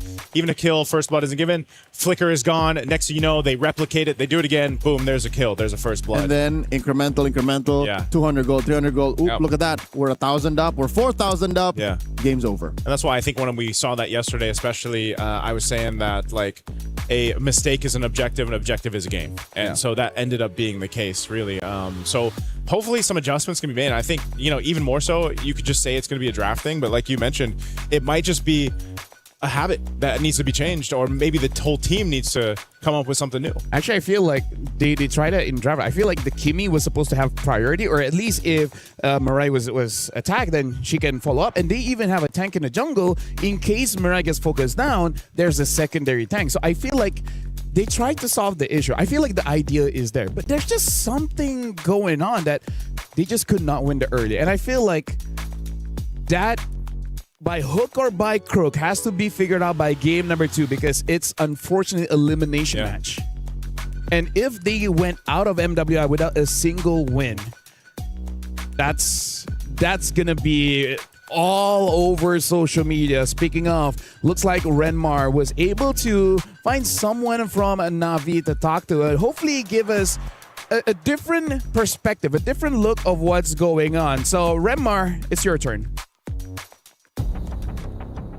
Well, she's not from Navi, but she's also from the Philippines, someone we know very well in FPLPH. I'm here with Shara. Shara, how are you? I am good. Hi, guys. So I am shy, but not literally shy, and I'm cheering for Navi PH. I am so happy that even though we're on an English broadcast and interview, that you're still bringing your energy here.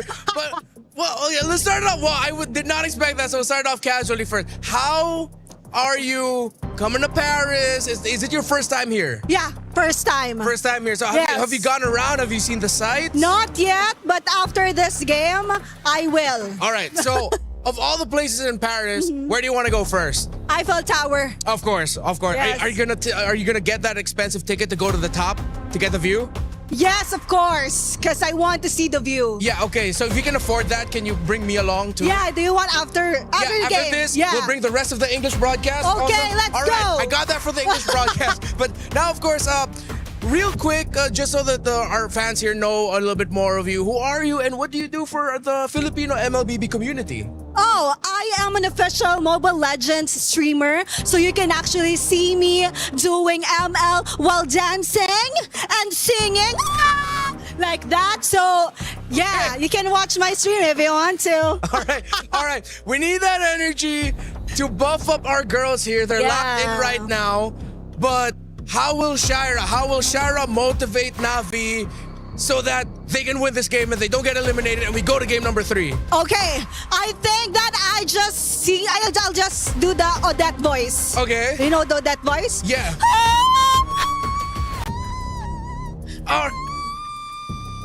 Yeah, like that. That was brilliant. I think that voice will make them win the game. All right. Have the game 3. All right. So, Shara, what is your message for the Filipino MLBB community watching right now? What do you have to say to them? You can say it in Tagalog if you want, and I'll just translate it. Oh, really? Yeah.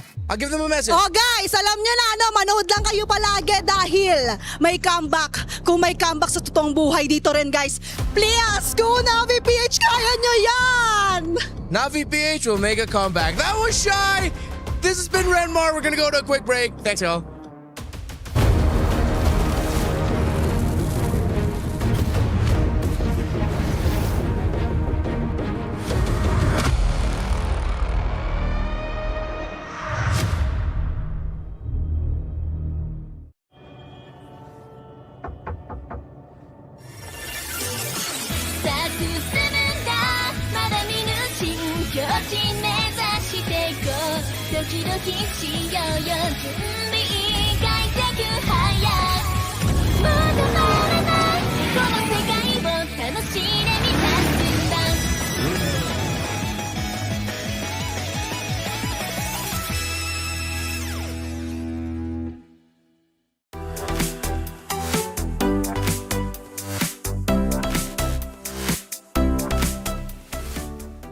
The human body was built to move. Not trapped at a desk in one singular posture for 12 hours a day. It's time your chair evolved. This is Secret Lab Titan Evo. Ergonomically engineered for you, gamers, hybrid workers, artists, backing your every move.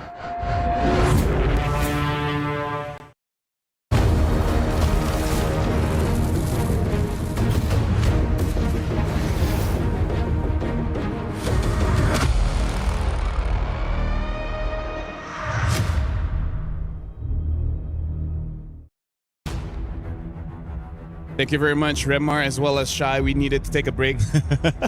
that was a hype up. Just to call the medic, make sure we're all okay. I talked to Renmar for a bit just now. Yeah. He was not as responsive, but he needs the time.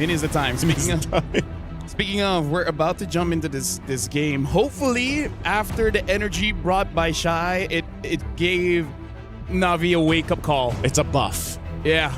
In the Philippines, that would be known as a buff. That's a buff. Yeah? Yeah. You're buff. Thank you. So are you. Getting there. You look great in your outfit. Getting there. But that's actually, you know what's weird? What? I know my outfit is green, so it messes with my eyes. I was about to ask you if it's green. I believe the correct term is sage green. Like, did you have to confirm? No, legit. Like, I'm looking at my own body and I'm like having weird visual, like optical illusions. Like, I'm not sure how many times I'm gonna wear this. For context, to the viewers out there, LaFell and I share the same color blindness. Yeah, I'm sorry that you have to look at me. So I wasn't sure if it was green or not. Well, looks like the draft has started here. Now the Philippines is gonna be on blue side. First pick here, banning out the Akai, as well as the Phoveus, and now even banning out the Esmeralda, which I feel like is well deserved. And now Falcon Daisies already banning out the Marcel alongside with the Paquito. I wonder if a Freya is up next.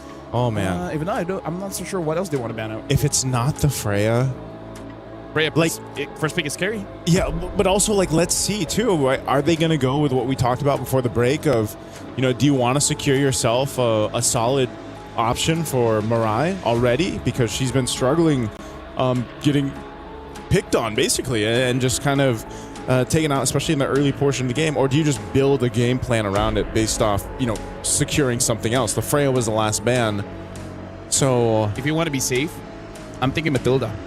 Yeah, Matilda. Yeah. And hopefully that Falcon Daisies does not have a Khalid in their pool. Then you what? Matilda Barretts? You go that combo from yesterday? Yeah. Barretts is pretty solid. It's just that we're not sure whether they have enough practice on it or not. Now first pick, I think even they're really considering like, what is the prior here? Because Esme, Paquito, as well as the Freya are banned out. So I feel like all the other EXPs are counterable. So maybe that one has to be delayed quite a lot.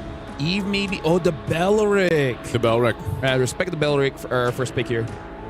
I think that still serves its purpose of a solid choice. The Belric stocks have been rising. Yes. That's why we've been talking about photosynthesis so much, over here. But yeah, you also have to really be able to go follow through with the setups that come with the Belric, right? It's all off of that Rapid Dryad, the combination with the Flicker. Even if you don't have it, there's still good team fighting potential there. But the Uranus is not what I expected to come up right here. The Gourd, yeah, makes sense, but I guess they wanted to go ahead and just lock in that XP for Arya. Yeah. Now Lilia does get picked up. And honestly, because of the situation with the Mirai, even if she dies early, because of Baxia's passive giving 30% more on her HP items, like eventually she will scale up to be nigh unkillable. And now the Atlas get picked up as well. Yep. So I'm thinking Falcons will ban out the carries, the Clods, because they have a pretty solid front line here. You want to get those empty tanks out of the way. Yeah, get the empty tanks out of the way. Actually, even they themselves can pick up the carry, so maybe not. Maybe just ban out one. I expect it to just be banned out. So then what do you pick up at the gold lane if the carry's gone here on both sides? The Claude being open.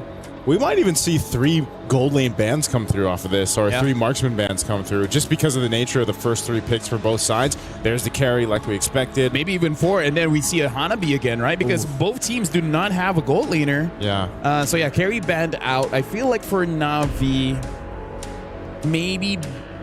I feel like Navi wants a Claude, but there's no way they're going to get a Claude, right? Because the Claude can deal well with the Uranus as well as the Gourd, but I see no way that Navi is able to secure a Claude.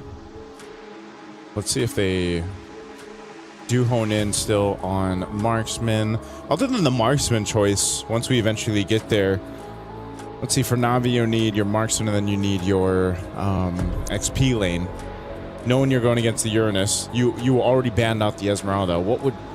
There's no way, right? There's no way we see the Daira. We talked about it yesterday. I think we'll see a CC first. Yeah? Before we ever see a Daira? Yeah. Ira played a CC yesterday. Yeah, no, meaning like against this Uranus, I feel like between CC and Daira, oh yeah, you go for the CC first. For sure. Yeah. For sure.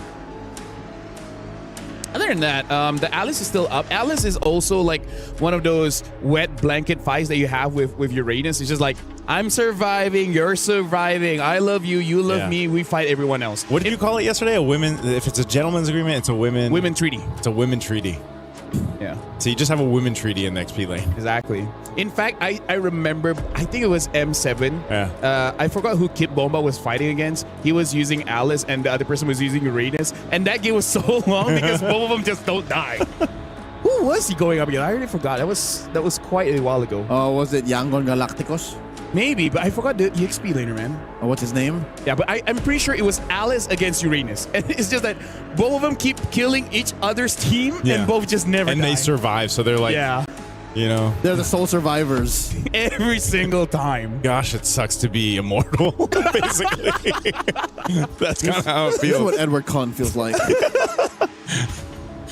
Oh, dude, I love Harry Potter. Anyways, the last ban here, they didn't want to ban a jungler. They didn't want to respect the Suyo. I feel like with the Lilia, it's Whoa, was that on purpose or?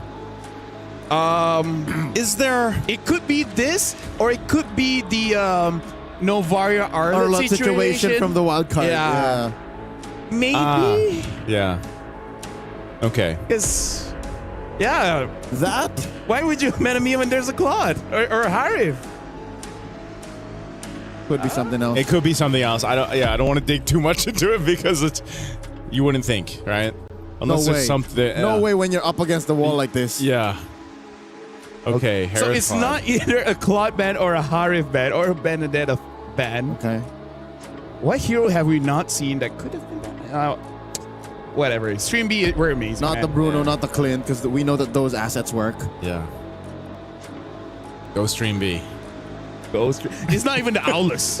We've seen Owless. When I arrived and I was like, wait, is that an Owless? It is. That's And an it Owless. won. And it won. We're I think like 10 kills or something. Yeah. And it's not even a Suyo. So we'll figure out what this Mia is. If that's an honest ban, then you know what? Maybe Renmar can ask during the interview. Renmar can ask. Renmar can ask during the interview if they manage to win. Which, by the way, solid drafting coming in from both teams. I feel like with the Belleric pick, maybe Mirai this time can have a relatively good time. And Navi, they have a very strong early game lineup. If they don't get it, then this is going to be very difficult. Now it's over to Leo as well as Naisu. Navi needs to win this one, or if not, they're going to get sent home. Them's is the rules of the group stage here in the MWI 2026. The once champions under the banner of Smart Omega are at the cusp, at the mercy of Falcon Daisies, who are at match point. Leo, I cannot imagine if we get through this matchup and it's a sweep in favor of Falcon Daisies, because like LaFell said, imagine Navi not being able to take a game. It's such a weird world to be in right now in MWI 2026. But let's find out. We're in the game. Same action we've seen time and time again, but this time it's Jay being pushed back. We don't see this kind of rotation very often. 30 seconds in, and not Ayanami. Provide some support in mid. You know why? Because I think you're like, yep, that's a Uranus. I'll just I'll do this. Make sure we don't feel what Jay did there, and she goes and catches her lane anyway. And she's a Benedetta. She'll make it back anyways. Yep. And it also just kind of helps too. You know, she's got her own concussive blast. Help clear that up. First wave. But yeah, look at this kind of pressure already that Falcon Daisies are putting on. They'll get themselves to Lith Wander. Nothing too crazy happening. It's just they dealt with what Navi threw at them, but they'll keep it calm and collected. Okay, so again, I'm glad that the advice was heeded. That you put a prio on Mirai, and her having a Belleric, again, breakout pick in the most recent season of MLBB is great. Like, she's solid. Yeah. This is what you need when you're behind this hard. So with the 30 seconds left, she's not going to be level 4, obviously, but the fact that she still has her Revitalize could prove useful, especially since Keishi now is on a utility jungler that can help. Oof. Nice little dodge there from Myra. Jay! That's off. Star slowly putting a lot of damage on Mirai. Maybe a second longer than that projection, and she would have just good thing Belric can run. Like very fast. Very fast for a tree because, yeah, almost first blood there. Turtles coming up, though. Falcons, they have control of this area for now. Keishi needs this support. The only thing is, yes, Mirai just hitting level 3, but they're going to go for it anyway. And Keishi rolling out. Missing Afu, forcing a flicker out, though. As Keishi presses the retribution perfectly in time. Ira gets drawn first blood on, not Ayanami. Feeling it. Navi, for the first time in this whole series, up by about 1,000 gold. Yeah, now it's their time to lead. Oh, Falcon Daisy's still going to go for another reinitiation. Frigid Breath, freezing 2. Down goes the Zaman Force, and now the punish on a J. No! Perfect match to save her. Not Ayanami, bloodthirsty, gets another. I'm not sure why, though, because the Mystic Gush wasn't available. I mean, the Flicker was down, too, for a Fu.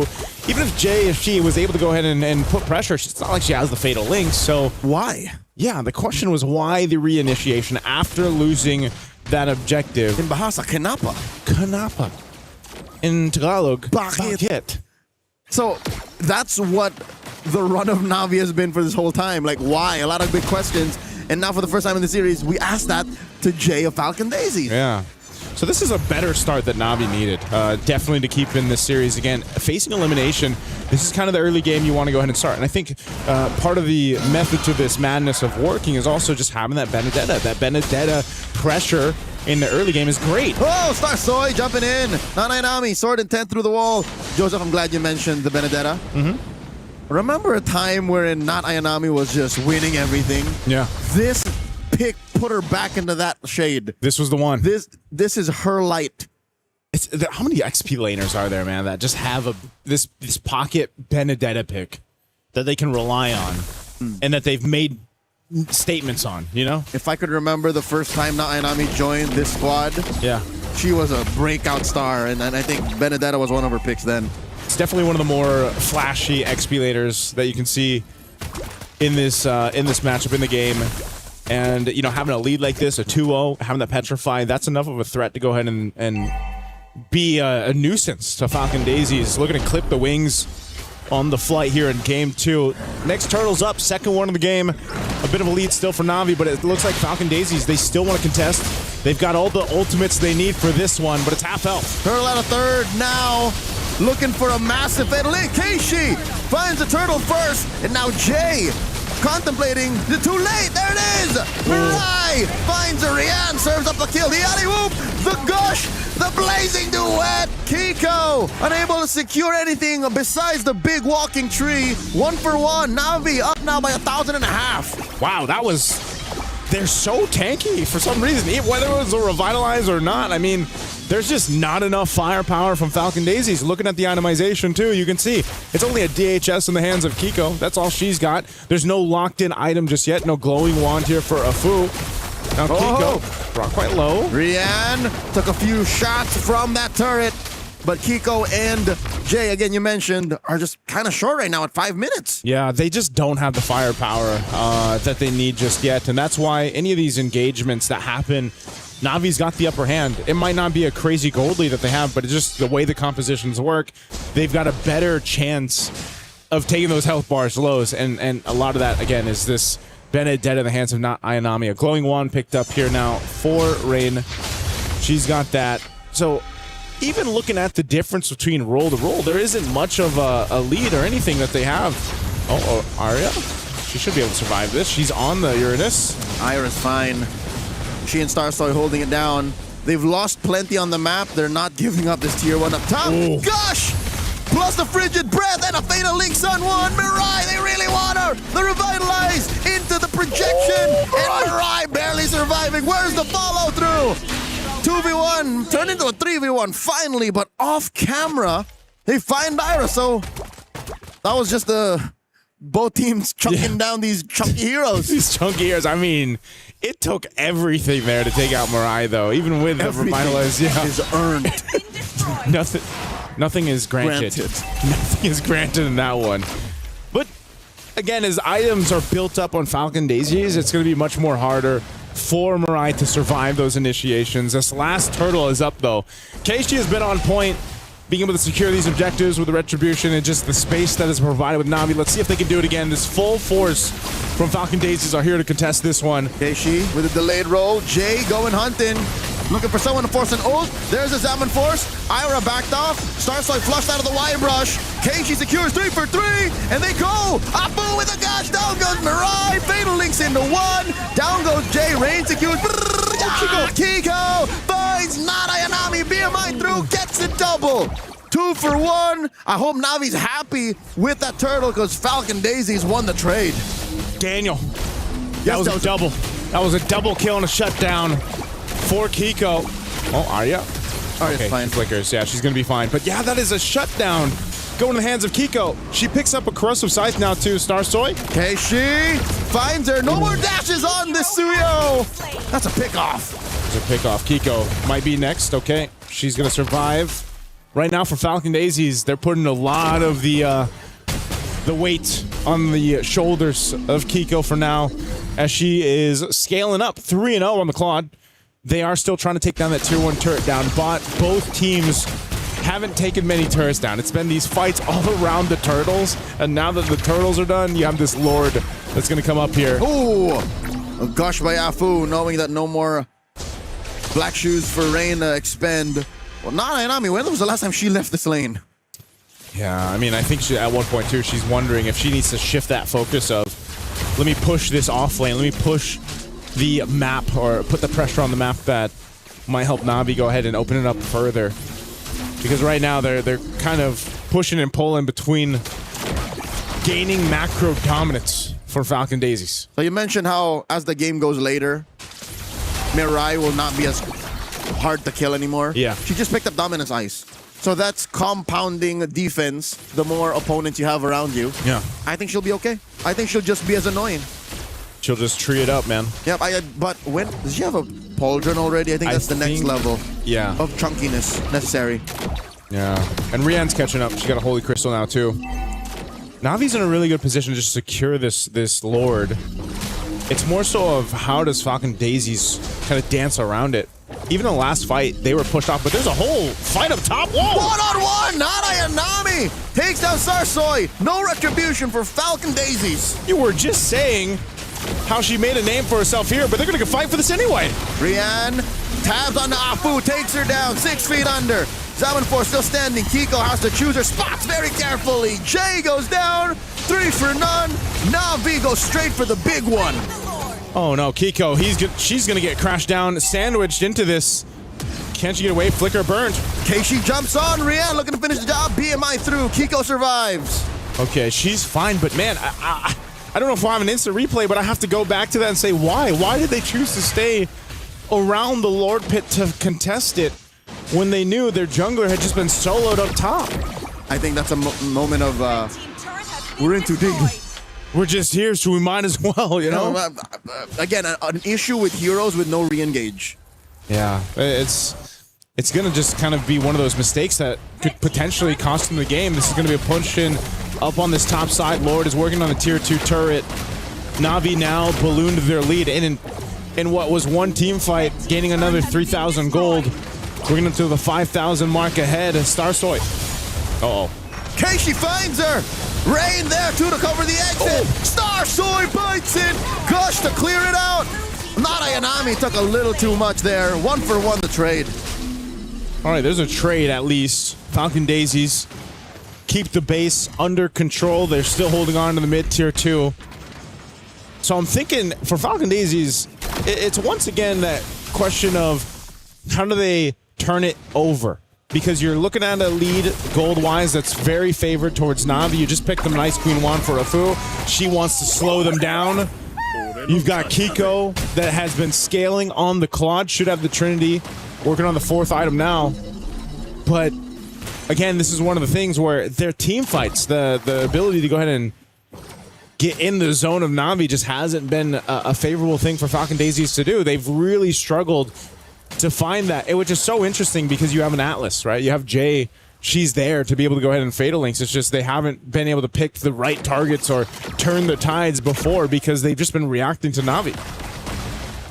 A lot of this as well is a lack of resources to pop that Purify. Pop that Purify. I heard that earlier. TM. Yeah. Because look, who's going to try to do that, right?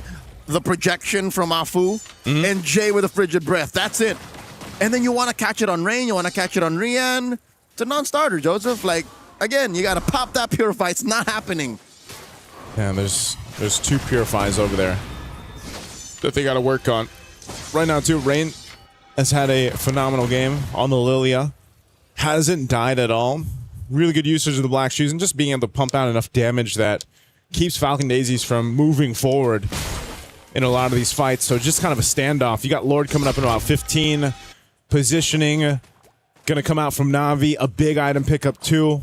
Over here for Rihanna. She gets the Divine Glaive now on the Harith. So if damage was a question, Na'Vi's pretty much got all of it. Now for Falcon Daisies, they might just fly too close to the sun on this one if they choose to go for this, and it looks like they're going to do just that. Lord's been pulled out.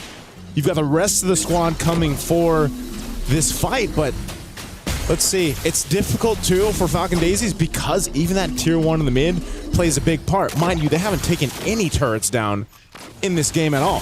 That, and Nami's playing the long lane very well. Falcon Daisies, they managed to jockey for position. A dominant spot for them inside the pit. In comes Nami, engages with Ira, gets taunted, displaced. Lord, hard reset. I have an idea. Yep. What if they use the Lord to pop that Purify? But it's unreliable. They might use it. Oh, Ira put down a 1/5 of her health, using that consecration, so that's 1 ult down. Okay, they trade it. So Orange went over to Star Soy. Malefic Gun picked up, but Ira's so low. Gosh! On the Mirai, but Jay falls first and Mirai survives. Not Ayanami finds Kiko. Blazing to it. Not Ayanami falls. Kiko wanted to make sure she flickered forward too, even after getting the kill. And here comes Rian, Zaman Force. 1v1 with Ira. She finds her. Oh, the Lord puts her reset. down. And the Lord here, Keishi needs to be very careful. Down goes Rian. And the Lord goes to Na'Vi, but a bloody victory for them. And they lose another. 3 for 2 the trade. Falcon Daisy's making them work for it. If there was a little bit more time for Star Soy, then maybe they might have even gotten the Lord off of that. Good thing for Na'Vi. Objective secured, but they're finally going to lose some base turrets as Falcon Daisies has not had any down for the better part of these 14 minutes of this game. They'll find 2. They got to clear out this Lord. Na'Vi has lost some gold, a couple few thousand gold, but they're still in this game. They're still in control. They should be in control of this game. They just got to choose their fights a little bit better. The last one around the Lord Pit was a bit messy. You know, they expended some of the ultimates that they needed, some of the battle spells. Maybe that was, again, the Purify was popped, at least for Rian. I think Rain as well. It just came off cooldown. No, it just came off cooldown. So yeah, so they did. And again, I'm just putting 2 and 2 together, man. If you pop that Purify, you can win team fights. Hey, if that's not an in-game tip on the loading screen after this, we don't know. Put it on a shirt. TM, pop that Purify. TM. Mirai dancing here with Ira. Kiko. Oh, they want to chase that? Gets flushed out of the white brush. Okay, so she did not get revealed. Now she shows herself. They don't want to fight, too, because Kiko doesn't have her flicker. She's got to wait a little bit longer. Star Soy's picking up Queen's Wings. A little bit more durability here.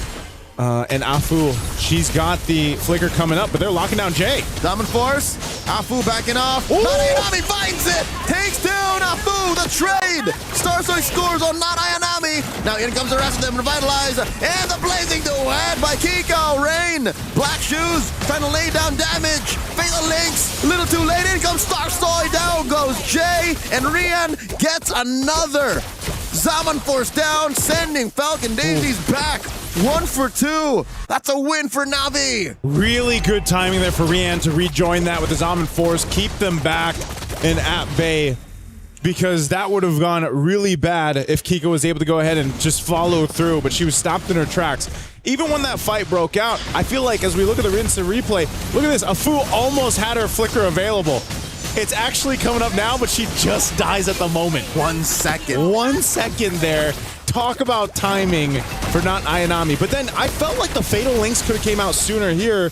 Because even then, Kiko's too far off. She doesn't have as many stacks of thievery that she wants. There was some damage from Starsoy. I think that was the main combo. Yeah. It's like Fatal Links into a charged up Surge. And then just sever away. But I agree. Maybe if it was a little sooner, it would have been more effective. Yeah. Either way, Falcon Daisies has pretty much brought themselves back into the game. We're talking about earlier on, a few minutes ago, maybe 4 minutes ago or so, there was a 4,000 gold deficit that they were working against. They put themselves in a position to actually contest this Lord. Na'Vi has to get this. Again, facing elimination here at MWI off of this one. It's now or never. They need to secure this Lord to get to these base turrets of Falcon Daisies. And the way things have been going, they have to clean up the team fight. Mariah, she's going to go and look for an off angle. At least now, too, she's got an immortality. She can play through with this. Rain has done a great job so far on the Lilia. She just served her first death over just minutes ago. But keep an eye, too, on not Ayanami. She might be the one to go in and start things up or at least put pressure towards Falcon Daisies. Not Ayanami is a missile. She is ordnance in a tiny woman's body. She just wants to go find that fool, go find Kiko, and take him out of the equation. Yeah. And that's worked for them for the past 18 minutes. Yeah, that's why Ira has to be the one to go ahead and scout where she's setting up at, you know? It's over here. Yeah, she's on scout duty at this point. I found him. Found him. That Lord, this one starts to hurt as it's evolved. You know, you've got to be calculated on the approach here. Falcon Daisies now. They had that push. They see where things are going. Ara's going to pop the Consecrate.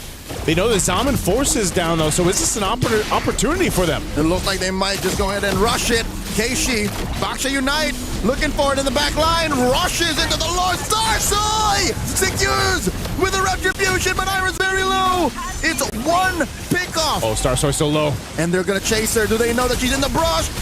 Kiko with a defensive use of the Blazing Duet. Starsoy gets to go home. Keishi chasing down Jay.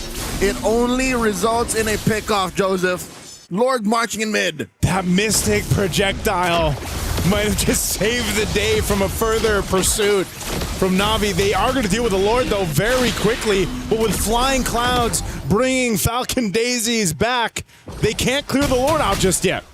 Not easily. Not for free. They will have to let it run through. They get the charge. Might even take down the turret here. They get to save it.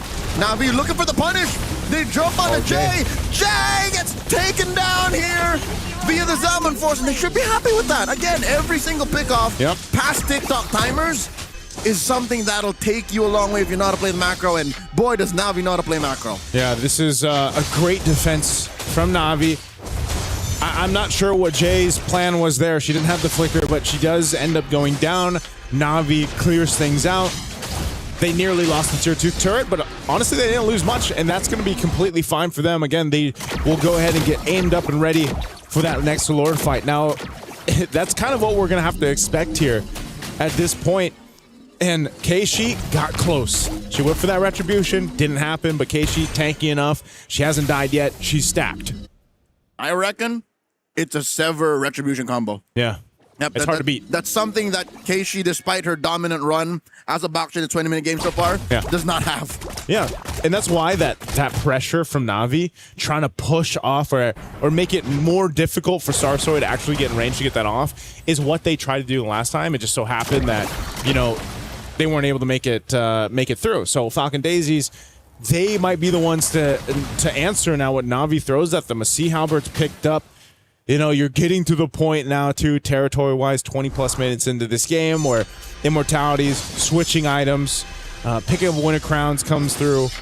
And those minor decisions, those minor, seconds really add up to winning team fights at this point. So, just going to be a stalemate for now. Lord comes up in 5. We'll see if anyone's able to surprise one of the other teams here before this Lord even breaks out. Again, the longer the game goes, too, the harder it is to go ahead and secure this Lord up, just because even so, it hurts, right? It's not like Starsoy can sit there and go ahead and tank up the Lord. You gotta rely on the rest of the teammates, and that's usually Ira's duty. Which I think makes her Suyo, despite the 1-3-4 KDA line, all the more impressive. The fact that when it's necessary, she's able to do what's needed to be able to buy back the game for her team. Again, that's why we're at 21 minutes now. Yeah. Oh, man, look at this damage. Not Ayanami's in position. I see Ira at half health. She's going to be able to heal that up. Again, she is the Sheerness. Casey almost got flushed out of that long brush. She almost got shot. Well, I mean, they know she's there now. For sure. She has to reposition. Why brush might be her next home. Oof. I don't know if they know. They see not Ayami a bot. Ira, almost close. And that's a soft reset on the Lord. Yeah, a bit of reset. That's really well played there, too, from Na'Vi. They cleared out that long lane, and they'll get Na'Vi back. Yep. Mid lane's good. Mid lane's good. It's got pressure. Oh, Kiko's so low. She flickered, did she? No, she still got it. She just skipped. Yep. Okay. She'll heal back up with the orange, but this is a Lord that neither team can take. And Na'Vi, once again, they cannot get overzealous and blunder the Lord, because this could very well be an endgame angle. Falcon Daisies secure this. They can't fumble the bag, Joseph. They can't. Murray. Do they know Starsoy's holding this small brush up top? Oh, I think they want to fight this. They're crashing down. Watch out. Rian is very vulnerable. Jay with a perfect match to get on out of there. They know that for a few seconds there is no Zaman Force. Concealed by Jay. Oh, they're going to push him off. Mirai also using her conceal. They're trying to get back into the zone here. Half health on the Lord. They're going to blitz it down. They know some ultimates are down. Oh, Lord with a skill.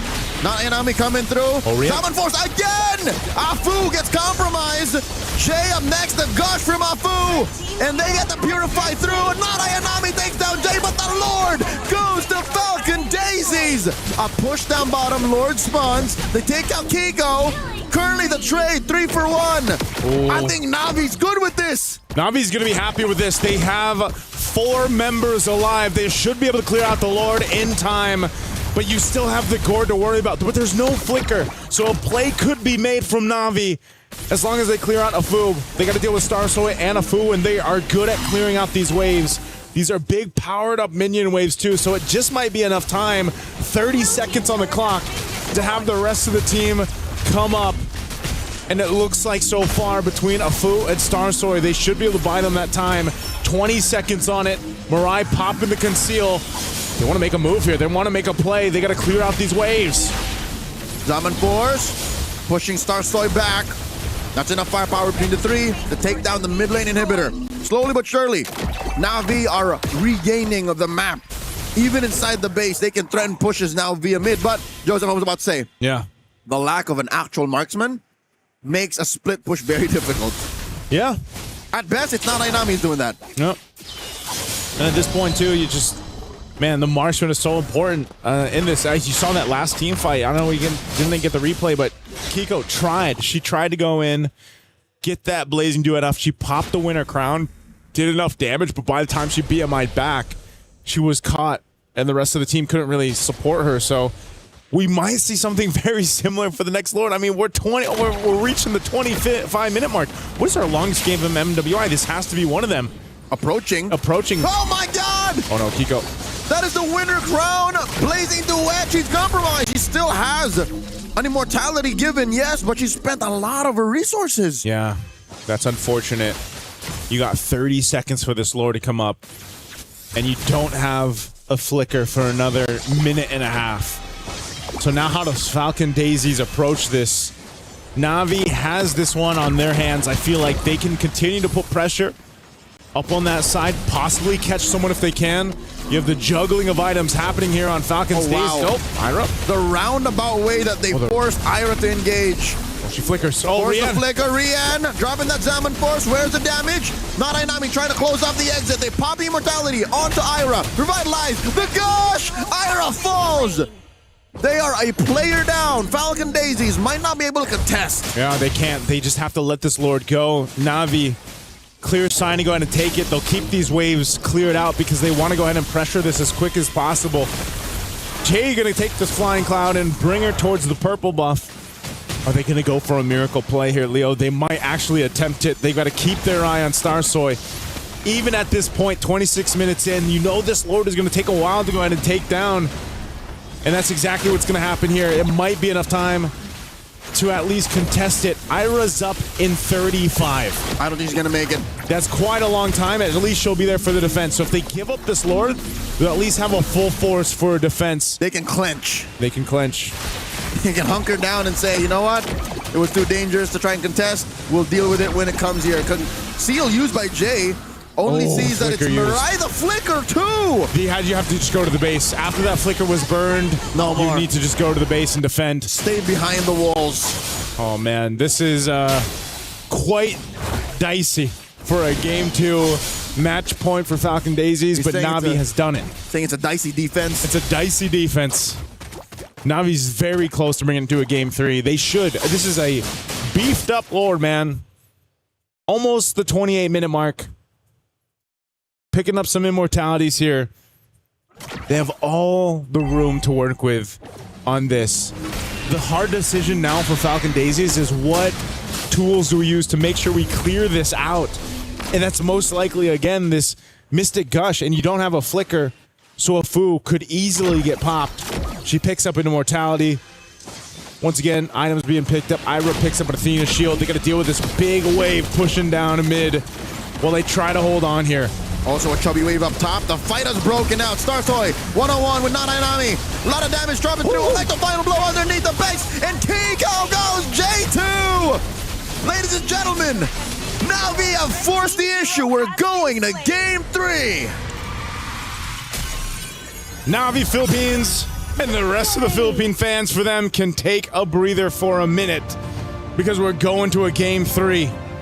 Not Ayanami here on that Benedetta.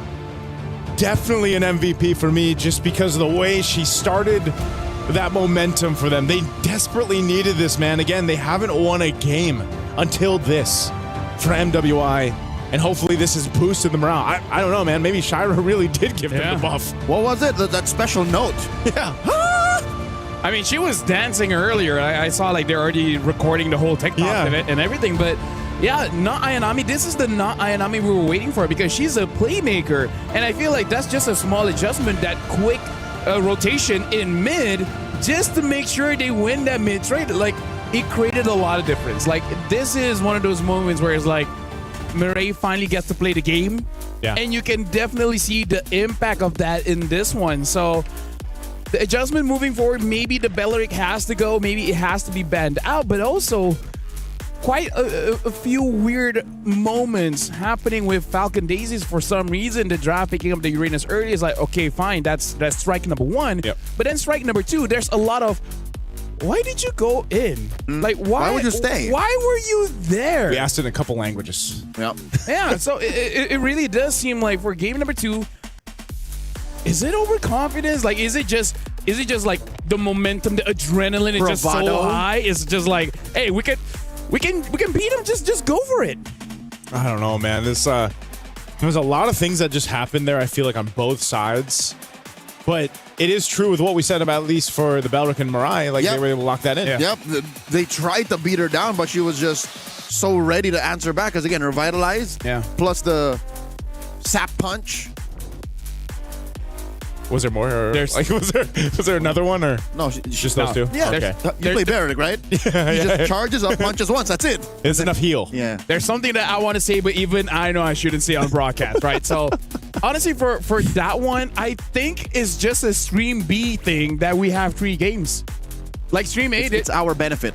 They're already starting game number 4, or match number 4, because spoiler, Vitality won 2-0. They won 2-0? It wasn't Stump.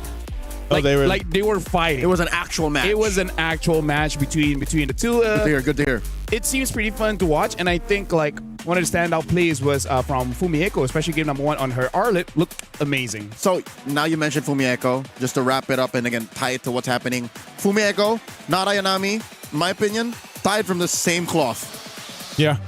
That's the kind of player they are. Exactly. And, playmakers here. Oh, wow. We have stats. Let's go. I had to process for a second. Yeah, I was like, wait, what is this? What is this? I've never seen this before. Stream B, baby. No, they got it there. Oh, they got it there too. No, but that means we now have everything they have too. Yeah. So we are basically better than them. We don't have Cheryl. That's one thing, but they don't have Tokyo Almost Dying. We have Renmar. We have Renmar. So now let's talk about the items here. Keishi, by the way, 0018. Like, honestly, Navi, looking at the draft, we almost feel like, how did they get away with this, right? we really need to also ask, like, what is that Mia band? Like, I hope that's something else. It's just a visual kind of thing. But I really feel like early pick Uranus was not it. Maybe if they win the next game, we can have Renmar asked about that. Yeah. I don't know how relevant it'll be. Maybe it was just one of those things where it's like, yeah, we just ban it out. Yeah, because was the goal always just to get a Harith anyways? Yeah. What would have been a difference if you left it blank or something? Look at the damage here. 87,000 damage dealt by not Ayanami. Rian, 148k. Now, that's a lot. It's unfortunate Kiko was unable to really do much here with 81,000 damage dealt, but I feel like it's mostly because most of the damage was denied by Baxia's passive anyway, so yeah, just didn't get the full value. I really feel like for Falcons, a lot of the in-game decision making really needs to be changed, but also try to get an advantageous draft. I don't know, it's something about today. A lot of weird pryos have happened. A prio Clint, a prio Uranus. Yeah. Even the very first game, Geek against VP. I don't even remember that time, but even I was like, what was that? Yeah. Oh, now I remember. Picking up tanky heroes against the carry. Yeah. There's just been it's I guess it's just maybe it's just an MWI thing. I don't know, but maybe it's the combination of the patch plus MWI. And you got to always remember, you know, some of these ladies, they've got different comfort picks, obviously, than what we're used to seeing. But it is nice. It's always refreshing to see the unique heroes come through. The creativity. Yeah, the creativity that they had. And, you know, there were moments like this where you have these wins for Falcon Daisies, but then all of a sudden, then they're caught in a bad position or a fight that they maybe shouldn't have taken. And there was just the pressure constantly from not Ayanami here on this Benedetta. Yeah. Honestly, not Ayanami. I feel like ganking into the mid is pretty good, but I feel like Falcon Daisies should be aware of it coming into game number 2. So I think still Navi is not out of the danger zone because the Bellard may not be available to them again. Yeah. And maybe a cheese rotation won't happen again. I'd like to think it's not one or the other. It's both that put him over the top like this. I think they have to at least secure one of them, and preferably it's the second. It's the rotation. They have to fix the rotations because that's also a solid way to make sure that Mirai doesn't get bullied. Yeah. Either way, right now, both teams should have a pretty good amount of confidence. And this is what we wanted in an elimination match because, yes, you get eliminated, but at the same time, at least you can say you put all of it on the table, right? You brought your very best. It's just the better team wins. Yeah. It's... You know, when you get in this point, and you got to remember, like, it's quite condensed, right? So things happen quickly in this format, and it's almost that, and it was almost a 30-minute game. Yeah. No, what I mean by is quickly. Like, what if it's a best of 5? Yeah. What if this was a best of 5? Yeah. Feels like it's a best of 3. Yeah, well, I guess so. I guess today for you guys, it's felt like all best of 5s. For you too? Well, just again, now, just we starting now. We share the same time. That's true. We are. I was also with you guys. Yeah. That's why we bear bros. We bear bros. We bear bros. Now looking into this matchup, who do you feel has the better momentum going in? Ooh. Is it Navi that just got that big win off of like around 28 minutes of the game, or Falcon Daisies, where even though they lost, I feel like they were able to get quite a lot of information based on game number 2. How about we answer at the same time? Count of 3, ready? What are one answer? Yeah. Okay. Ready? Yep. 1, 2, 3. Navi. Neither. Okay. Well, you know, All for right. you guys, happy Rhino Day, because now you guys can get the exclusive emo, get it into the shop, and hey, happy Rhino Day, guys. That's happy Rhino Day.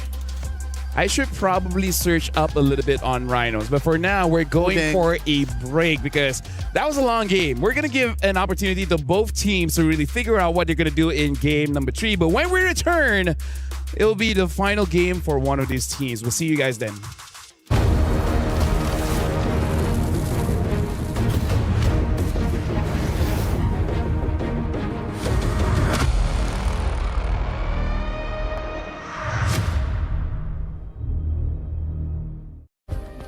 Play is in our DNA. Whenever we let it out, it becomes our superpower. Now imagine an entire city being built to supercharge it. Kadir City, powered by play.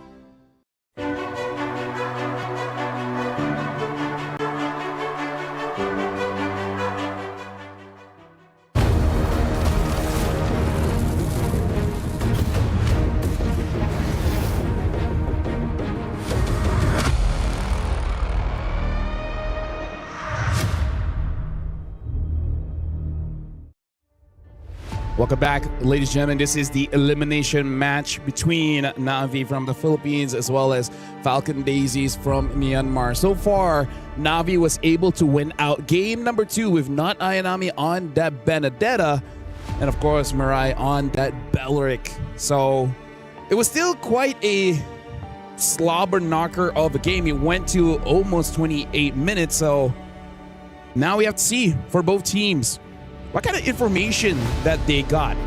I'm just worried that they overthink it in the draft because, you know, that just tends to happen. Yeah. I wonder, I'm really curious, before we get into the draft of this one is, what is our longest time for MWI? Because that definitely felt like it could have been a contender for it. 28 minutes, almost reaching that 30-minute mark. That should be it. That has to be the one. Because even in wild card, we had, what was it, 25, I think it was? Yeah. About 25-ish, and that's when it really is forced into a lore dance. I just feel like we can just say between Stream A and Stream B who has the longer average. I'm pretty confident it's us. Almost every game of ours is around 20 minutes. So you know what? What? If they ask to distribute the matches tomorrow, we say no. Because they have 6 best of 3s tomorrow. I don't know if that's still going to be the case. I'm going to be streaming tomorrow. Oh, are you? All of a sudden, no wonder you were looking that way. You know what? I have to check the schedule because you know what they put? What? Me and Briggs 6BO3. You guys got it, though. Casting. Okay, that's definitely not the case. That's not the case. Yeah. So... Hey, you know what? I'm sorry if I ever thought doing 4 best of 3s was Hey, I've done 6 best of 2s. So that... Wait, did they go the distance? 6, like 8, I think. Did they go the distance? Dude, it's best of 2s. It doesn't matter. Leo, Yeah. Asia Games. No, Thailand. You guys were together. Oh, no. Me and Leo, we have war memories. I was going to say, I was watching you guys from the comfort of my home. And I felt for y'all. While we were in... Nice to, let me just say, every time I have an event, I'm like, this will be the last time something like this happens. It never is. It will always upgrade my experience. We leveled up in Thailand. We leveled up we all over the ascended. world. We ascended. All over the world. Right now, Falcon Daisies is going to be the first pick here. Navi Philippines will be the second one. We're playing Dangerous Grass. Esmeralda first pick as Falcon Daisies, the Bana, the Paquito, the Baxia, as well as the Akai. And then for Navi, betting out the Freya, Marcel, as well as the Belleric. So Navi themselves bet out the Belleric. So what is going to be Mirai's pick then? They don't have to run. Wait, do they? Carry something. Carry. Not carry Gord. Carry Eve. No. Also gets countered by the Esme. If they want a potential Barats, I can see like a Matilda kind of pick, but I'm not so sure if that's something that Mirai really likes. Oh, Carry Atlas. I'm okay with Carry Atlas. Yeah. Oh, Valentina Atlas. Huh. Wow, wee wow. Where's Won't they Valentina? just take the carry now? Yeah. Imagine if they don't, right? Falcon Daisy should just automatically take the carry. At least. Because one of these two should have been the carry. I'm not trying to play armchair analyst here, but It's technically we are. If they don't pick up the carry, I'll be foaming in the mouth. I don't know how that can happen, but I'll figure something out. Your body will react. Yeah. They come back to the shot on the desk and you're foaming out. All right. Okay, so carry's going to be it. And maybe take a Prio jungler here, whatever it is. Is there any Prio jungles now? It feels like there isn't, man. Like, based off... If your team is a Hirara team, then yes. Yeah, which is like... Do you really want to do that? Vival just won with the Hirara against Genji. So, but that's Vival, you know? Yeah, no, it's like 50-50. Hirara's 50-50. Here we go. Lost Kimi. So they didn't So take they the did. carry. Ready to Where's the foam and the CC? Wait, is it bad and I just didn't notice? No, it's not banned out. They literally just let it go through. Okay, so CC and Esmeralda, that's winnable. Okay. Esmeralda, Atlas, or Esmeralda, Hylos, Kimi. Neither one of them is like, no, you touch the carry. No, you touch the carry. So it's... Well, if it goes all the way through, then Navi eventually will get it. And now Hanabi gets banned out. I'm not sure about that. I'm not sure why the Hanabi... Where's the logic here? Even when you looked at me. We just looked at each other. It's like, that's a Hanabi, right? Yeah. Imagine we go back to the green room and then they're like, oh, how's your day? Well, we got a Clint that goes through the portal, survives, gets 2 kills. Wins. We have a Mia ban, wins. And then now we even have a Hanabi ban. We have an Aulus. We have an Aulus. We have a great time here at Stream B, folks. Yep. Technically, Hanabi won yesterday on Stream B. Technically, Hanabi only lost once. Yeah. Only lost once. Yeah, technically. Real fans. There's a Mia ban again. Real fans watch Stream B. Okay, we got to figure out what this Mia really is, because it can't be an honest Mia, right?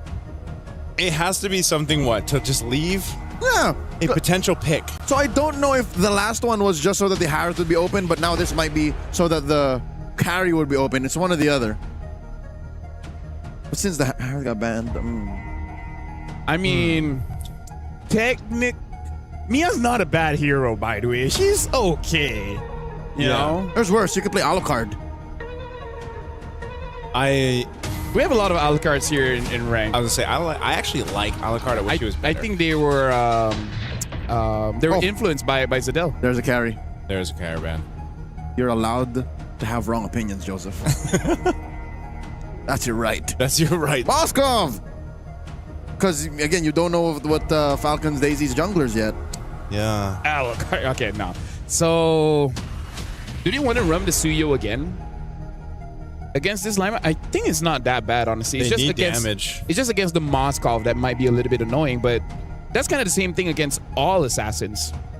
Yeah, they need damage. Unless they're thinking about the Ling. In terms of tanks, there's only really the Fredrin. Fredrin as well as the Gwyn. Oh. Like, Claw gets picked up. All reliable for Kiko. Yeah. And the pick for Starsoy.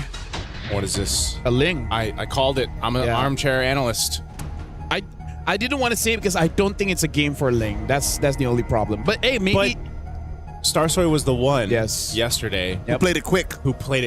And then Bauman. And then... Yes! Oh, Bauman gets picked up. Yes! From Navi, nonetheless. Yes! From Navi. Yes! So now, ladies and gentlemen... If I don't hear that soundboard effect... What do you mean? Right now, in dangerous grass... Elimination match. Loser gets their keys. Crush. We got a Ling against a Bauman. How will this play out? We'll figure it out in the next... No, actually, we were going to figure out with Leo as well as Naisu. Low to the ground, efficient, and just riding the momentum. But still... keeping it close to the chest. That's Navi's plan going into game number 3 as they fight for tournament life. Falcon Daisy's doing the same, picking up that Ling, giving it to Starsoy, and I'm just excited. I was gonna say, I can hear the excitement in your voice, Leo. Good. Left Ballman for the last pick. I'm not excited looking at MWI for a very long time. Oh! I'm just a fan right now, dude. I'm just a fan. We got a little bit longer to rejoice. For these picks. These could have been any of the teams playing today as long as it's Bauman. I want to be proven right. I want to know that this hero is good in this meta. Right now, Bauman has a 100% win rate at EWC. EWC. Yep. 100%. 100%. Yep. Thank you, Boyet. Yeah. 100% right now. Boyet loves everyone, by the way. It was what they leaned on to get to the MSC. Maybe this is the chance for Navi to lean on Ballman. Yeah. To get to the next stage. Next stage. During that time, they said that Bauman is good. The only thing is there's a lot of crowd control. Let's recap back. Falcon Daisies, do they actually have a lot of crowd control? I don't really think so. Hylos, Esmeralda. It's not hard CC. It's not hard CC. It's something you can play around. Yeah. It's something you can play around. Like, so I think it's okay for the Bauman here, yeah. He could dodge, like you can, with the Ballman, you can dodge the traction pulse. So all she has to do is a little whoop, and then dash out. She'll be fine. Yeah. Cyclone sweep. Yeah, cyclone sweep. Yeah. He doesn't say that. He says it in his brain. Eventually. I do. Eventually. Cyclone sweep. We still don't have a MLBB fighting game, right? We don't. We have fighting game characters. We have fighting game characters. Yeah. So basically, the fighting game is inside. So which one is going to come first? The MLBB fighting game or the MLBB FPS? I would say that I think MLBB Oh wait, MMO FPS is already first. being developed. Yeah, something about the ladder has been. Yeah. Yeah. No, there's not. No, there is. Is there? I at haven't heard least- this. Okay, so it may not be MLBB, but it's by Moonton. So Okay. I Yeah, was gonna say. So there I is can't an imagine. FPS. Like, okay. I can kind of imagine I think it was in MCGG where they have like what you call it, like a limited time playing the MCGG character, kind of like an FPS kind of thing. It was kind of funny. It's kind of funny. The arcade is great. Yeah, arcade is I great. feel like that's where they test out a lot of things. You know. Yeah. I think before all that, it'd probably be like an MLBB MMO. That would be pretty good. That would be pretty good. Like, I want something to explore more of the story of going into the game in Land of Dawn. We're going to explore this story right here as we jump back in. Once again, if you're just joining us, it is now Game 3 in an elimination match between Falcons, Daisies, and Na'Vi from the Philippines. Let's see if they're able to pull through. Which team is actually able to pull through with this? And yes, you're seeing it right. A Balmint for Na'Vi. And once again, it's a Ling for Star Soy. She found success on the Ling yesterday and will be enough to help them get through today. A little faster rotations for Na'Vi, given that Rian actually leashed for Keishi. Up top though, not Ayanami again, finding herself once again at the edge of elimination. Like, this is her. Yeah, I think she's gonna. Oh man, if not Ayanami can have the same performance she had on the previous game on the Benedetta, this time around you're on a CC. Works a little bit different, but nonetheless, your impact is still there for this game. And if you think about it, right? Curtain call, set things up, allow Keishi to come through, and find multiple members tied up. Hey, that might be great. You have a Fatal Links too. You have so many ways to set things up. The question earlier on was, do they have hard CC for Falcons Daisies? No, but guess who does? Na'Vi. And so for Falcon Daisies, they have to play around that. They've got 3 Purifies. So once again, Leo, they're going to be trying to pop that Purify. And they can. They can. They have the tools to do that, but it's pretty scarce. It's not as hard as it was for Falcon Daisies in Game 2, but they're gonna have to try. Oh, little small camp invade here by Star Soy. Same story here for Na'Vi as they put a little bit of damage on the J, forcing that revitalize. And Reen might actually take him down. Reen does not force the issue. Keishi will secure the turtle here. Na'Vi gets one. That was a nice little bob and weave, little sidestep. Jay keeping herself alive. Yes, she had to burn the revitalize, but they end up trading it out, right? Objective, turtle goes over to Na'Vi. They're still looking for possible pressure here on the jungle of Falcon Daisies. They're actually taking 2 camps from Star Soy. I'm not sure if she got the big portion of that camp, but it nonetheless is still a bit of a delay. You can see Keishi nearly level 6 right now on this Balmint. She's up by 200 gold, so that's the benefits of what she's done so far. Again, Bauman is just so quick on the clear. Yeah, why is Bauman such a threat, I mean, we saw this a little bit at least once in the wild card. Now here for MWI, we see it at least here on B-Stream. Why is the Bauman a threat in this situation? He has some of the benefits of a tank jungler with very few of the liabilities. That's why. Now Keishi threatening to take the purple buff here. Intercept by Ira. Glorious Pathway, 2 of them. Crossroads. And now the Fatal Links. Afu picks up the Sky Piercer. Rain looking for more damage. SOD thrown out. Rian press the button. Jay gets taken down. First blood drawn by Not Ayanami. Now Stars are a little too deep. Tempest of Blades. Dashing through. She and Ira back off. I got to give it up to Mirai there, too. We were kind of pointing out the weak point of Na'Vi so far in the previous matches we've seen them, and just how Mariah's been bullied throughout the games, and she's usually going down. Well, that time, she's the reason why they were able to go ahead and make that happen. She even had to re-engage at low health, just utilize the slow that comes with the Atlas, and then burn the Flicker to survive it, allowing her team to get a little bit further into that lead, that team fight. So great usage there of the skills and the game knowledge of Mirai. This turtle's coming up, though. They had an easy take on the first one. Na'Vi has, after all of this, nearly built the 1,000 gold lead. They're going to go ahead and approach this now, get in position, Turtle's already half health on this. Look at the speed at which Na'Vi are attacking it. A tenth of its health. That's the one. Na'Vi secures. That's the one right there. Ballman. It's so quick. I almost feel like it just it happens so quickly. I think even Falcon Daisies, they might not even be able to put themselves in a position to contest a turtle, because I think Starsoy too, just because she doesn't want to fall too far behind. She's worried about, securing these camps, getting these buffs, making sure that she's got the double buff before they even go for an engage. And by contesting, she risks not getting what's actually hers. Yeah, because they'll just continue to take her camps or potentially even the buffs, and that's what we see usually with the Lings or the Fannies and the likes of that, where Ballman, I think even if you don't have the buff, you're mostly still the same. That's what I'm saying. Most of the benefits of a tank jungler without the liabilities, and again the potential to actually deal reliable damage. Yeah. Finally, Starsoy gets her Berserker's Fury there. That's a big item pick up for the Ling.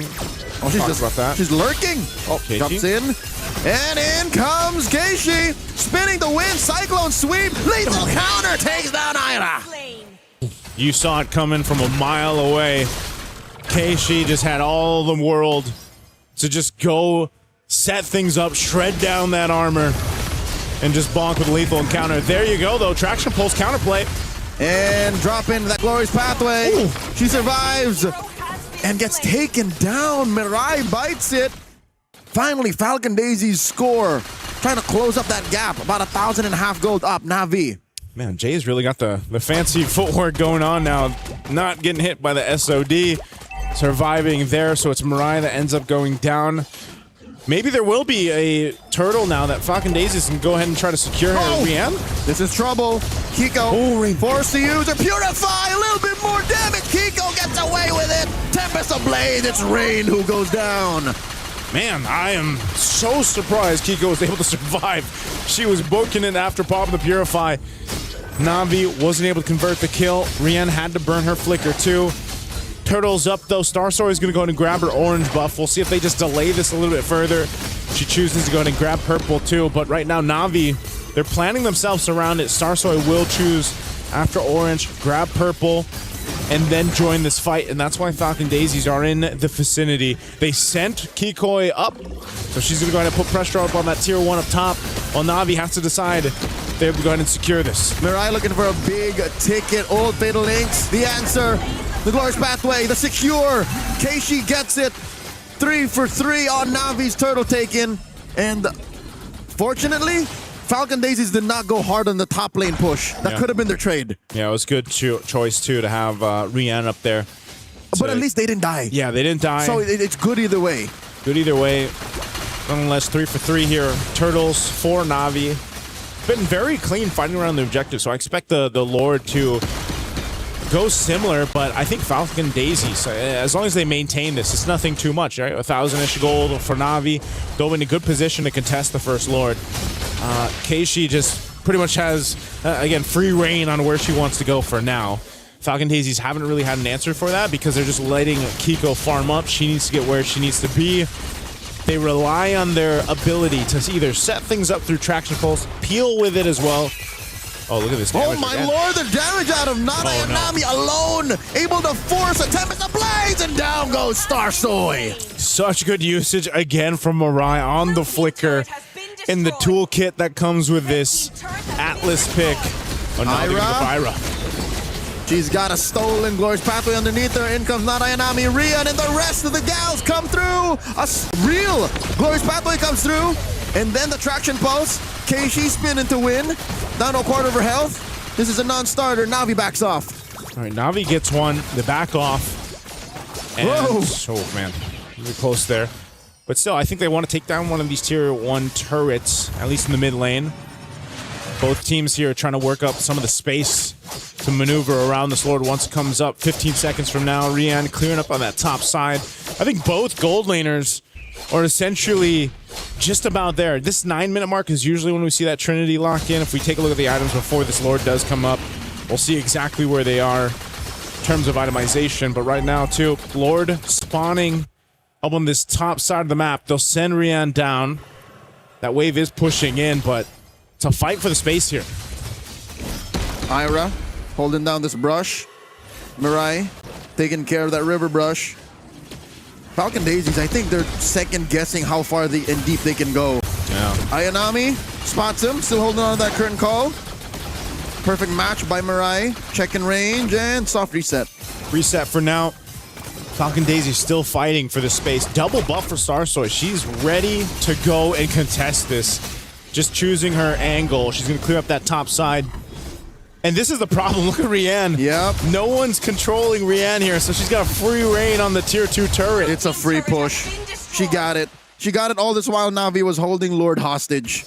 This is not what you want to do here for Falcon Daisies. Na'Vi knows that they can play the map this way, and that's the big advantage of having the Moskov.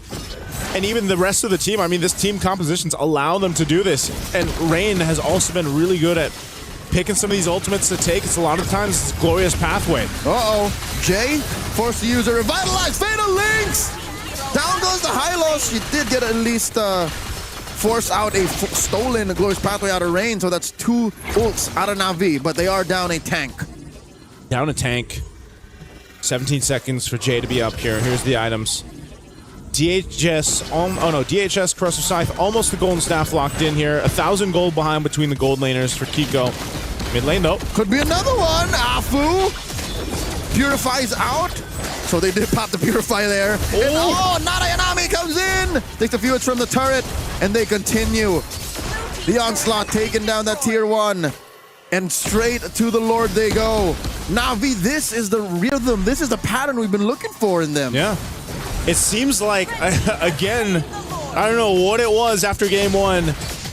If it was Shira or not, or what they talked about in the player room, but they definitely adjusted to where they need to be. And now they're playing like the Na'Vi and the players that we've seen before compete. Even the 3 of them that have competed on the world stage before, you know, they're at this point now. This is the synergy that we expect from them. Hopefully, for Falcon Daisies, they don't let it slip too far further. Momentum is already building up for Na'Vi. They need to be able to go ahead and catch up to this. And once, you know, again, you're waiting for the Klon, Trinity, also a little bit of defense comes in, but Starsoy too really has not been able to find that opening. This is something that we saw even from Miss Meow. You know, the difficulty of using the Ling into these types of compositions. Your timing on your Temps of Blades is so paramount. Now you talk about it, Joseph. Rianne is the only one that's actually someone you can assassinate with a Tempest of Blades full-on combo. Maybe Rain, if you're lucky. But that's right. Starsoy has so many challenges to face right now. As Na'Vi have a Lord down bottom. 3K up. Even her orange is not safe as Keishi just burgles it away. Yeah. That's what it feels like. Lord gonna slowly make its way here to the bottom side. Glorious Pathway too. Crisscrossing. Cross paths. Lord will be able to crash in. Not Ainami coming through. Setting up that tier 2 push, and there's still a chubby wave. Rian very low. It's a too much out of that Kimmy on Afu. Oh, they're going for Nanayanami. Nanayanami drops her vengeance and the curtain call, and she's able to get out of there. Gets on out of there. I thought they'd be able to pick up a kill. Not converted just yet. Falcons Daisies, though, it's their time. Their time to go ahead and play the map. You saw that push happening up top with Starsoy. So both teams have that angle. You know, it's one of those conditions that they can lean on. Push the opposite end of the map. Push map pressure to the pedal if you can. Mirai jumping forward. Fatal Links finds one, forces to revitalize. Starsoy coming in from the flank. KC spinning the wind. Down goes Jay. And a defensive blazing the wet out of Kiko. There's the pulse. Used defensively as well for the rest of Falcon Daisies to retreat. Massive pick off for Na'Vi. Man, again, when you see the Ling, it feels like one of those things where it's like you're on the other side of the fence just watching your friends play on the playground, man. It's like, I can't join them. Insert Squidward watching SpongeBob and Patrick from the window meme. Yep. That's basically what it is. Because Starsoy just has to kind of see, where is this opportunity where I can jump in here? Because once that Tempest of Blades is used up too, and if you're caught in one of these crowd controls and you're not quick enough to be able to get out of there, you're basically dead. And at this point too, for Starsoy, you don't want to be a dead Ling, a dead jungler at this point before that Lord comes up, or even if it was, you're gone out of the picture, and then your chances of moving forward in MWI are swindled. Right now, Na'Vi control over this Lord pit all for themselves. Okay. The rest of the team's going to try to get here in time. Rain steals the Glorious Pathway. Keishi spinning to win. Star slowly looking for a sneaky steal. Cross paths. Keishi with a lethal counter. Down goes Rain. Taken out by Afu. So that's a massive pickoff. Rian dashes through. Flickers on out. Falcon Daisies on the offense. Mirai very low. Perfect match trying to get on out of there. She'll be able to save herself. Na'Vi pays the price of their mid laner for the Lord. Yeah, they got the Lord here. A tier 1 finally going to fall in that mid lane. A Malefic Gun too. Big item pickup for both gold laners. A bit of defense for Rian. They want to engage off this. There's no Fatal Links just yet. 15 seconds on Mariah's flicker. Looks like she wanted to go back, but they might just call it. Maybe she's got something. Attraction Pulse is thrown out. They're crowded around the Lord here. They're going to fight this one out, it looks like. Glorious Pathway, though, dropped down. That was on through. Lord cleared out. So Falcon Daisies deal with the objective, going over to Na'Vi. Cut it down about 2,500 gold. Na'Vi's lead is definitely real, but you can feel that Falcon Daisies, given how tight they've been keeping, how close they are, and how they're protecting their inhibitors, the insides of their base, a comeback could still be around the corner, Joseph. It's not out just yet for the Burmese squad. See if they're able to go ahead and bring some equilibrium into these fights. It just seems like, again, the biggest hurdle for Falcon Daisies is either actually committing to a Lord take, or are they just going to let that retribution go off for Na'Vi and then try to fight and follow through? Because even so, we saw Starsoy jump in and then she was stopped in her tracks and then brought down like to a quarter of health in an instant. That's a big problem here. And she's got a little bit of defense, a little bit of that shield with the rose gold. I'm not sure if she's just going to finish that or not, but this is now the time for the team, for Falcon Daisies, to be able to face up against Na'Vi in the team fight territory. Again, with a Kimmy for a Fu, she's done relatively well, not dying. Kiko as well, but they've got to kind of layer these things now if they want to win a team fight. They got to layer the ultimates in play, because Na'Vi, so far, if you look at all the team fights, they've just fighting for space. They've got enough tankiness. Their jungler, obviously, in the hands of Keishi, this Ballman, it allows you to just kind of post up and keep that Lord there. 17 minutes approaching. Half a minute until the Lord spawns upper quarter. Jay looking for a response, forcing something out of Keishi.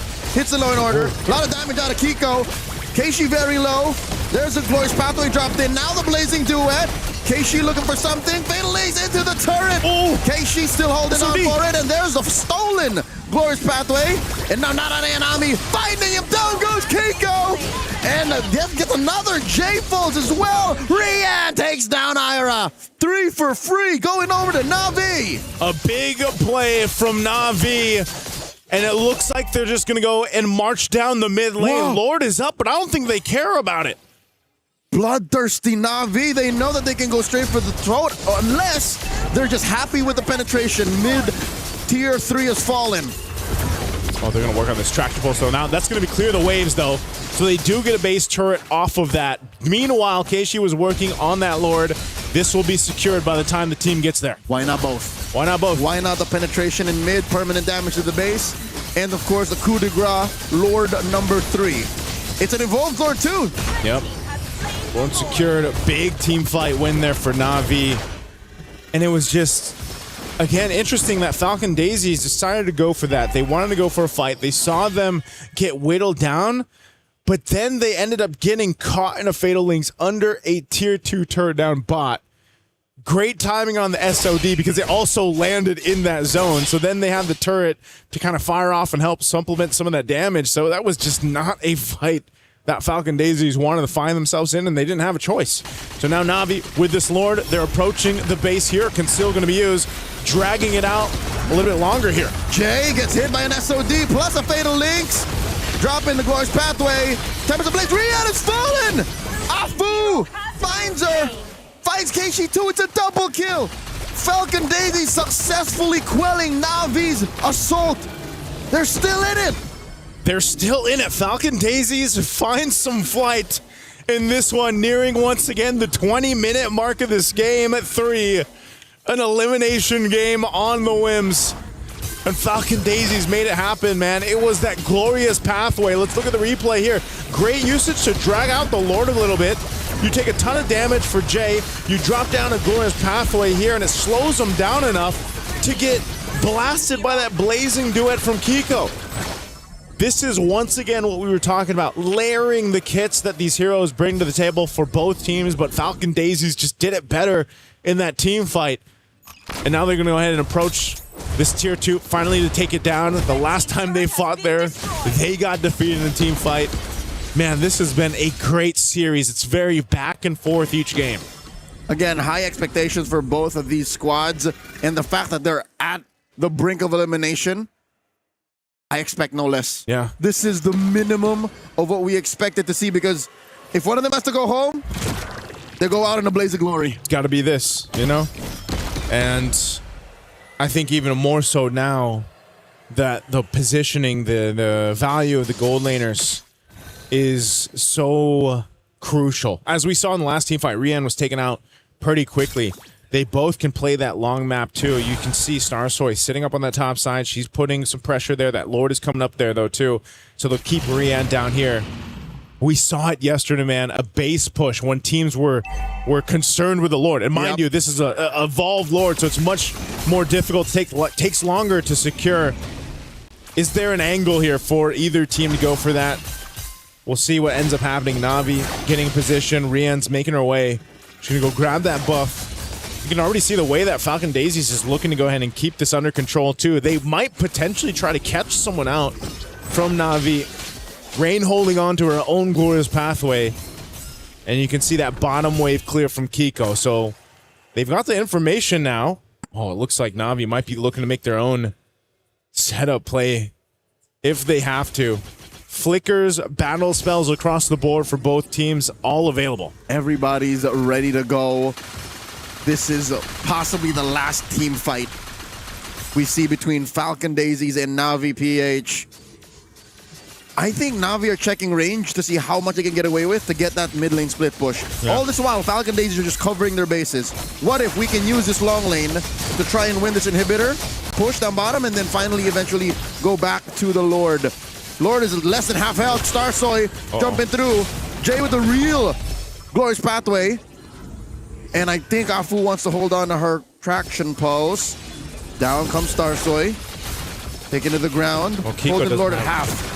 Kiko doesn't have many stacks. There's a stolen one, and the real world has awoken to a fatal links. Down goes Jay and Afu. She used the Purify, but it's not enough. Tempest of Blaze used defensively. And another flicker used. And that's an immortality pop. Down goes Kiko. Joseph, the writing's on the wall. The inevitable is just around the corner. Oh, Starsoy, she wants to clear that mid wave, but she has to go back to base to defend. Navi's in the base. Two defenders, Ira and Starsoy. She jumps in with a falling star moon and the fatal links. A Shabalaba one more time as Na'Vi continues their run through the lower brackets, eliminating Falcon Daisies. Na'Vi took some time to get to where they needed to be in this series, but man, it looked good when they clicked and they figured it out. They came together as a team. I don't know if it was the buff that we talked about during the break from Shira or what, but this is the shades of that championship DNA in these players here. And so they survive one step closer to move forward here at MWI. What a series. What a fight, though, from Falcon Daisies. A phenomenal fight from them. A great 3 games we saw here. GG well played to Falcon Daisies, but the former MWI champions in Natus Vincere are moving forward. To answer your question, I think it's a combination of Mirai not getting us bullied as hard and Nainami getting a hero that can actually set the tempo in her lane. And also part of the draft, when the lane got picked up, I was perplexed because I was like, this is not really a lingable game. Even without seeing the jungler, like, this is not one of those things. And by the way, it looks like Na'Vi, they might have took inspiration of what Mirai has been suffering for the past few days. And they're like, you know what? Let's just create a draft that keeps punishing the front lines, right? They have the CC just for the true damage. And then you have the Bellman that has the Shred, lowering their physical defense by up to like 40%. Yep. honestly, Moskov doesn't need that help, but it's always nice to have. Yeah, right? the shred was actually, I feel like that's part of the cyclone sweep. Yeah, part of the cyclone sleep. It's kind of underrated just how much like it helps in the damage It throughput. helps deal with the Esmeralda. So even without a carry, it's still enough. Yeah. Were you happy to see it, Leo? You happy to see? I heard the battle cry at the end. Got a couple in there. Yeah, got a couple in there. It's good because again he's such a fun hero, and again LaFell added a little layer of actual in-game reason as to why Bauman is good in this metagame. So why get Tyrov? You also have some physical shred here. Honestly, I feel like that's part of the reason why they didn't pick up the carry, because they understood they need some kind of range, and they try to bait out that carry ban. Now that the carry was banned out, then they can have access to the Moskov or whatever was available, either the Moskov or the Harif. Yeah. And I was like, okay, now we have the Bauman. Bauman can deal with the Esmeralda, and then having the Moskov there just deals a lot of damage. So honestly, amazing draft coming in from Na'Vi, trying to play that carry bluff, I would say, throughout the draft. So no foaming. No foaming. No foaming at the mouth. Bauman saved me. Hey, it's saved Na'Vi. Bauman is now my savior. Now you know. Now you know. I think more Ballmans will pop up in the ranked games after this one, but you know, they had to stay calm and collected. And Na'Vi, even facing the brink of elimination and being down, the first game, they really had to lock in for this one. And I think, again, the adjustments that they had to make, I got to give it up to, like I said, Mirai in this game. She just played the Atlas really well. She, I feel like, played it to its limit. Because even when she didn't have a Fatal Links, for example, or maybe she didn't have a Flicker, she was still able to bring value with the Atlas. And sometimes it was her dying again, but this time it was to convert, for the team to eventually win that game.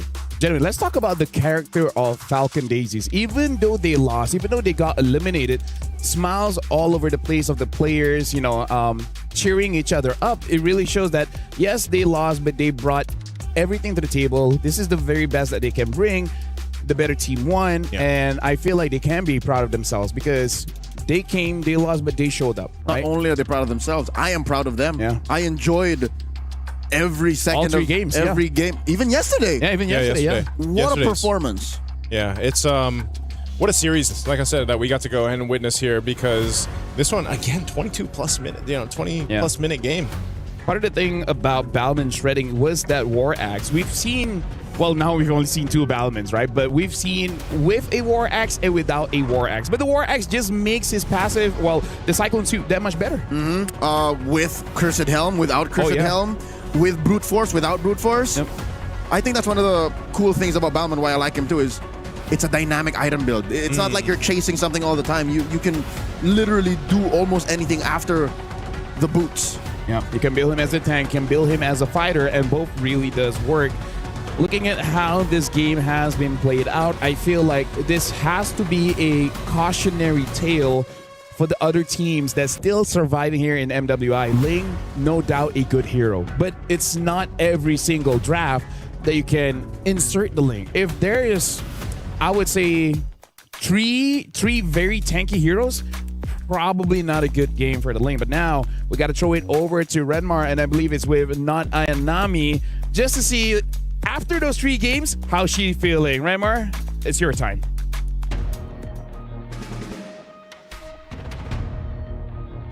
All right, I'm here on stage with Not Ayanami. Congratulations. Not a lot of people expected the result that led you to where you are now, but you're still fighting for tournament life. You're still here. What's going on through the mind of Not Ayanami right now? What's going through my mind is that we get to live another day, and tomorrow is another war to fight. All right, the battle continues. Were you guys surprised with the... I think it's fair to only go back to the match against Galaxy Phoenix yesterday. Were you guys surprised with how they played and the result that you got getting swept by them? I'm actually not surprised by how they played. I actually think that even though we haven't faced them, I think they're pretty strong as a team, and I think they're pretty solid. So I wasn't surprised. I was surprised by the outcome because we weren't able to, take it, like give them a good game. Yeah. I think it was pretty one-sided. So that's what that was the part that I was surprised about how we played, not how they played. Okay. Now that you got to finally get a win here and against Falcon Daisies, again, thank you to them and all their efforts here in MWI. What mindset did you and Navi go into today with? Was it just let's relax, let's have fun, or were you all just locked in trying not to lose? The third one. So it was that. Yeah, we were all locked in, and that all the everything that was going on through our head is like bawi. Di pwede to, hindi pwede to. Kaya natin to. Okay, so it's just a lot of like, we'll make a comeback and we can do this. One last thing I gotta ask you though. What was it with the Mia bans earlier? I mean, it's pretty hard to set with an Atlas if Mia has the ultimate. So, and I think it's not unusual for the female scene right now. A lot of female players actually use Mia, and they're pretty good at it. So it was a safety ban. All right. That's a new learning for us here, especially for the panel. But one last real quick, what is your message for the supporters of Navi? You can say it in Filipino if you want to. For the supporters of Navi, I hope you still support us, guys, even though we lost yesterday. And hopefully we won't let you down. All right, thank you so much, Nat Ayanami. I'm not going to take up any more of your time so that you can prepare for the next one. Well, it's not going to be today, but y'all know. Oh, wait, no. Actually, no, one last, very last. You're going up against Gen G next. How do you feel about that? Spicy. All right, now there, we can leave it off there. Thank you so much, Nat Ayanami. We'll see you after this.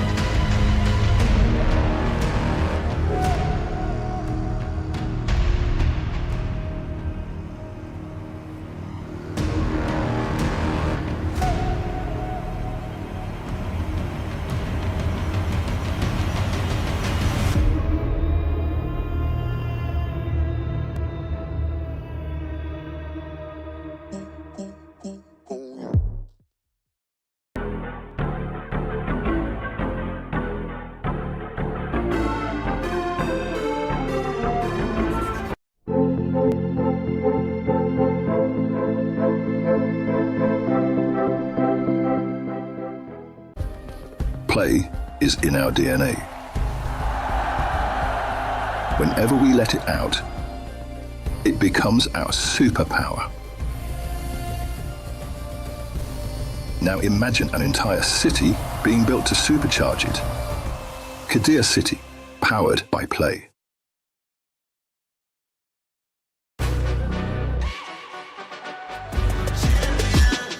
This ain't no regular thing. I came for the ring, you know what I mean. You see my name in the lights, better get right, I'm champion.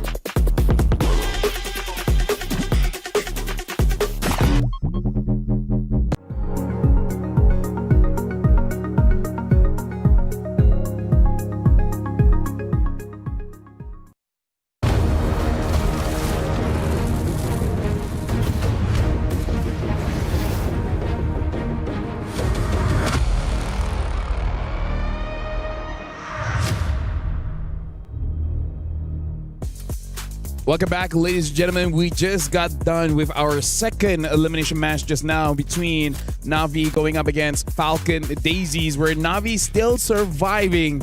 And unfortunately, Falcon Daisies has been eliminated from MWI here at EWC 26. My name is Afel. Alongside me is Leo as well as Naisu. And because of the elimination, we will be seeing a key crush later on. But while we're here, also just to let you guys know, we have one more elimination here. It's going to be between Foot going up against MIBR Loss. And looks like in the A stream, it might be over pretty soon. Yeah, it looks like Galaxy Phoenix might win 2-0 against Falcons Vega Mena. And that would be them securing their slot in the knockouts. Yep. Yeah, that is, I don't know, that's a surprise because I heard it on the way over there too. It's going quite in favor of Galaxy Phoenix. I'm not sure how close it is, but I think they have a day of sweeps over on Stream A? Probably. All sweeps? I mean, like, if pending this, yeah. They're almost done. And we haven't started the fourth match, and we also haven't seen the key crush just yet. So, yes, they are. Whoosh. Hey, that's good for them for tomorrow. Oh wait, you're a part of that. The universe has a way. You know what? For people in Stream A, if you guys are watching in the green room, if you guys can catch a shuttle back home early, just go for it. Just go for it. You're gonna need it. Yeah, just go. Tomorrow's like what, 6 bits of trees? Something like that. I don't know, unless it's different. I stay in my lane. Yeah. I focus on the duty at hand. B lane. Which is B lane. the bear lane. The bear lane. Well, interesting enough. I just realized but Renmar is still here. So it's the newest addition to the bear squad that's leaving. That's leaving us tomorrow. I enjoy my time. Right? It's nice being a bear. Empowering. It's very empowering. It makes me feel very masculine. The bear community is something you don't want to miss out on. Like it's yeah? Yeah. All right.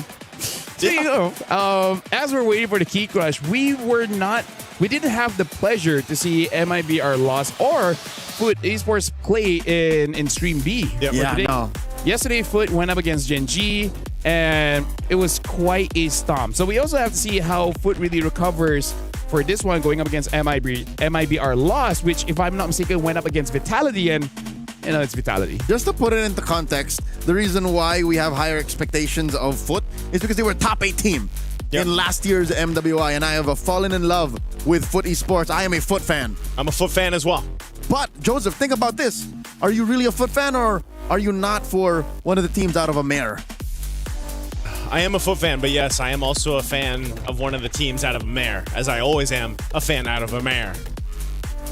I am. You are Amer. Is it Amer or Amer? Is it Hirara or is it Hirara? Hirara.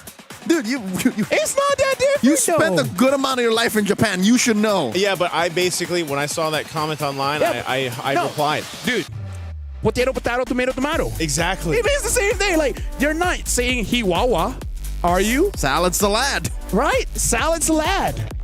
That's nothing wrong. Joseph. That's different, but that works. Lafel Leifel. Leifel. It's not wrong. Redma. I'm pretty sure you can't say that. I think earlier I saw his name was Red Man. Not here on broadcast, but yeah, online. Instead of Redmar, it was Red Man. You know what? Back when I was in college, my communication master just told me, communication masters? You know what? Let's go check out the key crush here. It's going to be Falcon Daisy's key, and it's going to be not Ayanami crushing the key there. Pretty sharp destroyer tool we have this year. Did they bring this from Riyadh here to Paris? That's a good question. Must have flown him out in cargo planes. Yes. I was going to say. I mean, they brought the totem. That's true. So might as well, I guess. That is a crushed key, by the way. Gwen is cold-blooded. You see the look on her face? She's like, yeah, I did that. I mean, she's done it for quite a few times now, né? She did it for technically all of them keys in 2024. Yeah.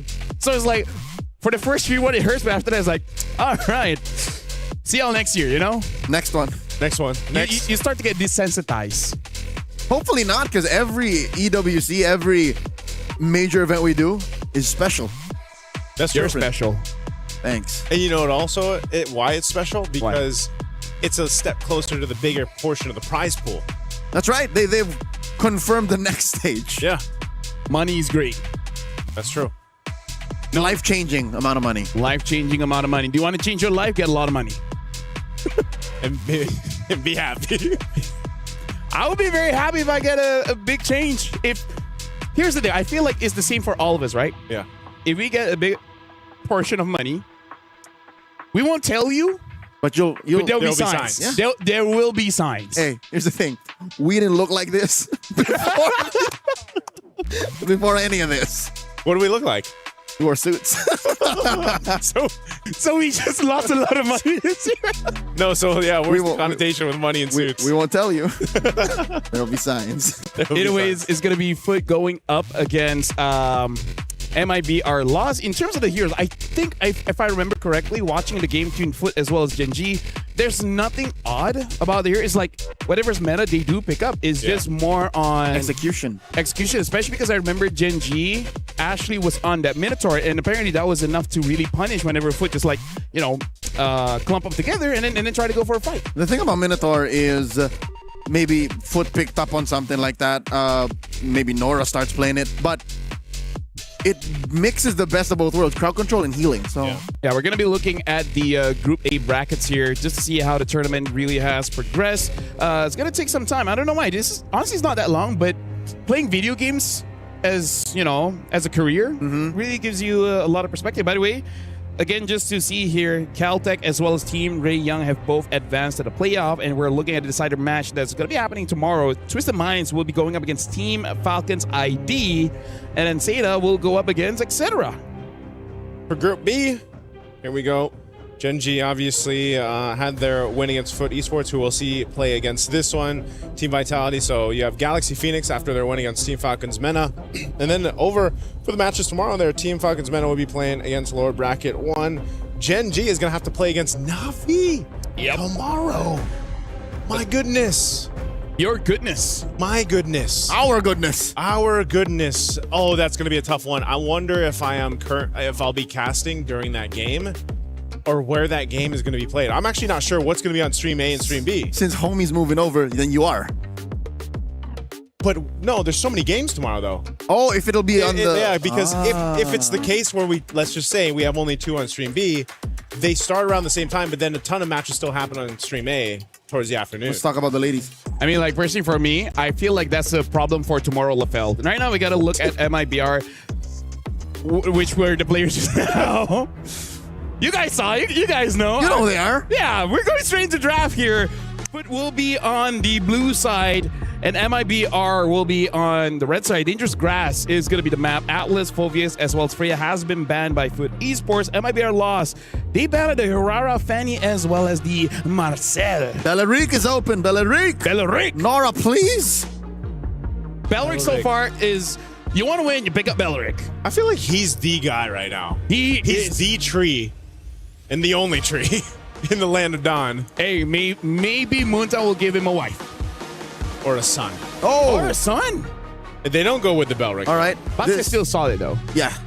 They're arming their newest recruit, Cujo, their new jungler that they picked up prior to the qualifier season of MWI. MIBR lost answers back with a Guinevere and... Okay, foaming at the mouth if this is not a Belleric? Or does the box shot? No, that was the combo yesterday. What was the name we had for the Guinevere Belleric? Gweneric. No. Bellavere. Bellavere. It was Bellavere, and this has to be the Belleric. No! Foaming at the mouth. Foaming at the mouth. It's the carry. Okay. Carry's still good against Box. Yeah. Plus, maybe they'll get an Esmeralda. Or just like, hey, don't take the Esmeralda, we have the counter. They could always just pick up the Belleric, too, if it's not answered here by Foot. Oh, whoa. Very... Yeah. Interesting pickups in the first I don't phase. know how to feel about this combination of picks. Let me just tell you, the Selena has been used in Group A. It's just an accelerant for the jungle as well as to get a turtle. I think both Vitality as well as Genji used in their previous match. But it's one of those things, it's a skill matchup. And this Selena on those games are a roamer, not a... Oh, it was a roam. It was a roam. So this could be a swerve. Nora could be playing the Selena. I think I've seen both roam and mid. Yeah. I've seen both roam and mid. Yeah. It could be either or, but now Lapu, now that's interesting. I feel like they could have picked up Esmeralda. Maybe just not enough practice. Oh, I mean, Esmeralda is such a hard hero, you know. Esmeralda, I think is the... If Belleric is the guy, yeah. Esmeralda's the gal. She's the gal. By the way, in case you missed it, the Mia ban that Redmar asked about is real. It's real. Yeah. It was just because the ladies are really good at Mia. Yeah, he told me while I was peeing. I feel like that was an awkward time to bring it up. It's a good time to get information. You get real honest. Yeah. Well, Esmeralda has been banned out, so they're still respecting. So they Esmeralda. know. It's not a matter of they don't respect the pick. It's they would rather just Lapu. Yeah, I feel like they just needed someone to just immediately dive the backline, and they're more comfortable with the Lapu than the Esme. I'm just wondering too with the Hanabi pick for Foot. You know, like does this? Because the Hanabi statistically hasn't done that well so far. Past couple days. She's 50-50. She's 50-50. She's 50-50. But when she won, it wasn't like it was the all right, you guys are busy. Nice. Let me tell you the story of MWI. Okay. We've seen Hanabi split push. We've seen a team sabotage their own Clint diversion. and then survive. Yep. And then survive. I feel like we have a few more, but it's a long We've day. seen Aulus. We've seen Mia on purpose ban. Yeah. It's real. So Grok gets banned. Is this one of those games where Belleric gets snubbed? I'm surprised they've been the Minotaur because it's like that's what Foot remembers. Lost to, yeah. No, maybe they're like, oh, we can learn that from Gen G. They should have just picked it up because then they have the bouncy house combo between the Guinevere and the Minotaur, man. Yes. You know? You know what? No. You know what? They're gonna pick up the Belleric. Yeah. I think it's just you see. I think it's going that route. What's this last ban here from Foot Esports? Belleric. Hey, or a mid. I feel like a mid laner like Eve maybe would be fine. Honestly, a Farsa, because Farsa Gwyn is also pretty dangerous. Yeah. It's almost an automatic kill. She lands a spatial migration, that setup. Yeah. There might be a world where I might be overcooking, but Foot can still go Eve and like a tanky pick for Unohana, and then you go from there. Like it's pretty solid. It's the Rome Selena. Yeah. If they go that way. It's all in Hanabi though. That's it's something you just gotta trust, right? Team Ray Young, they trusted their Hanabi and then they won. So now we're gonna be seeing a Belleric pick here. A glue, right? Just as I thought. Just as you thought. Just as I thought. Yep. You guys heard me correctly. Okay, the glue comes through. You're just trying to catch either, obviously the Selena or the Hanabi. I think just the Boxia, right? Just catch the Boxia, Boxia, catch the Boxia. and then let Carrie get the kill. So could we? Nah. I think to be safe, just get a tank roam, and then your EXP. Mid Selena. Let's see. A damage Paquito XP? is still open, by the way. Yeah, it's kind of weird to see him go through like this. It should be a Paquito Belleric. If it's not Belleric, then I can see a world for a maybe Cho. But we haven't seen Cho's. He hasn't been picked up at all, right? At all. really. In stream, it has been banned. I can't remember if it has been picked up. Okay, so it is a mid Selena. Mid Selena. Nora gets her hands on a Gato Kacha while Onohana gets that Benedetta. One more. What do we see in Rome for? No, wait, that's already the Rome, the glue. Yep, the What do we see in mid? Eve is still there. Eve, Marsa maybe Eve. is there if you want to combo with the Queen. Nothing to Valentina. Oh. Sicilian. This is why I love MWI. That's a debut pick? Yeah. So many debut picks now between 2 days. We've seen Carmilla before Sicilian, by the way. So we've seen both couples. Carmilla Jungle. Yeah. That was yesterday. That was yesterday. Did they win? I can't even remember. Yes. Yes, it won. It was by Falcon Daisies. Yeah. Well, ladies and gentlemen, right now, this is the debut for Sina in this stream. It has been seen in stream A, but this is the debut of Sicilian. MWI is the perfect tournament if you have ADHD, because there's always going to be something fresh, something new, and something Leo and Nice who's going to cast this game. This feels like if we had Global Ban or the likes of it, this is what we get to see. For game one, yeah. For game one. It allows for them to flex, Yeah. but also leave open power picks in these slots that you see these debut picks in. Hey, I'm glad to see it. This is why I enjoy MWI here. They have their own meta. We've talked about it before, from wildcards to MWI. Hopefully we get to see more of this in MSC, but right now it's an elimination match for these two teams. Foot Esports, or will it be MIBR LOS that goes forward after today in this best of three? This is the Brazilian coalition representing Amer going up against the pride of Turkey. 30 seconds in, looking at the emblems real quick. Okay. Even in mid, is this what happens? There's no... Oh, wait! Ray! Shimmying through. She almost got caught. Yeah. Better safe than sorry, right? Usually at this point. Yep. Better flickerless than dead. Yeah, that's true. Got to keep it together here. So, for MIBR loss, whoa, they're still actually putting pressure here. Ray? Uh-oh. Ray going through two. In comes Hayab. And Cujo very low. Cujo might just bite it. Massive sanguine claws. The trade 1-for-1. Cujo for Ray. MIBR loss, I think, won that eventually. Yeah, I was wondering when that bad impact was coming through. Unohana? Okay, we'll push La La Land back. Uh-oh. She took too many hits. Zendaya, again, better flickerless than dead. Better flickerless than dead at this point. But yeah, this is one thing.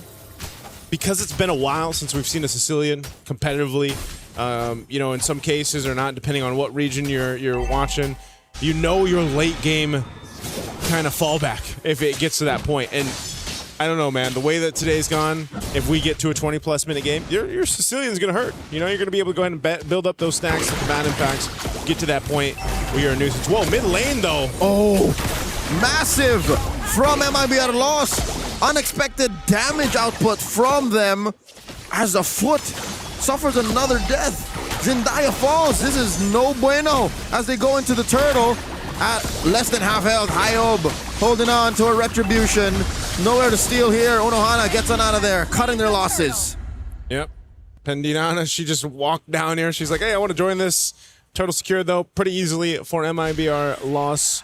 So really good at the team fighting early on, these skirmishes. And, you know, Ray being this glue pick, quite a nuisance. Gonna get hit with an arrow plus a taunt, but Ray should be fine. She's got flicker in a couple seconds. Uh-oh. Okay, she burns it again in nearly the same spot.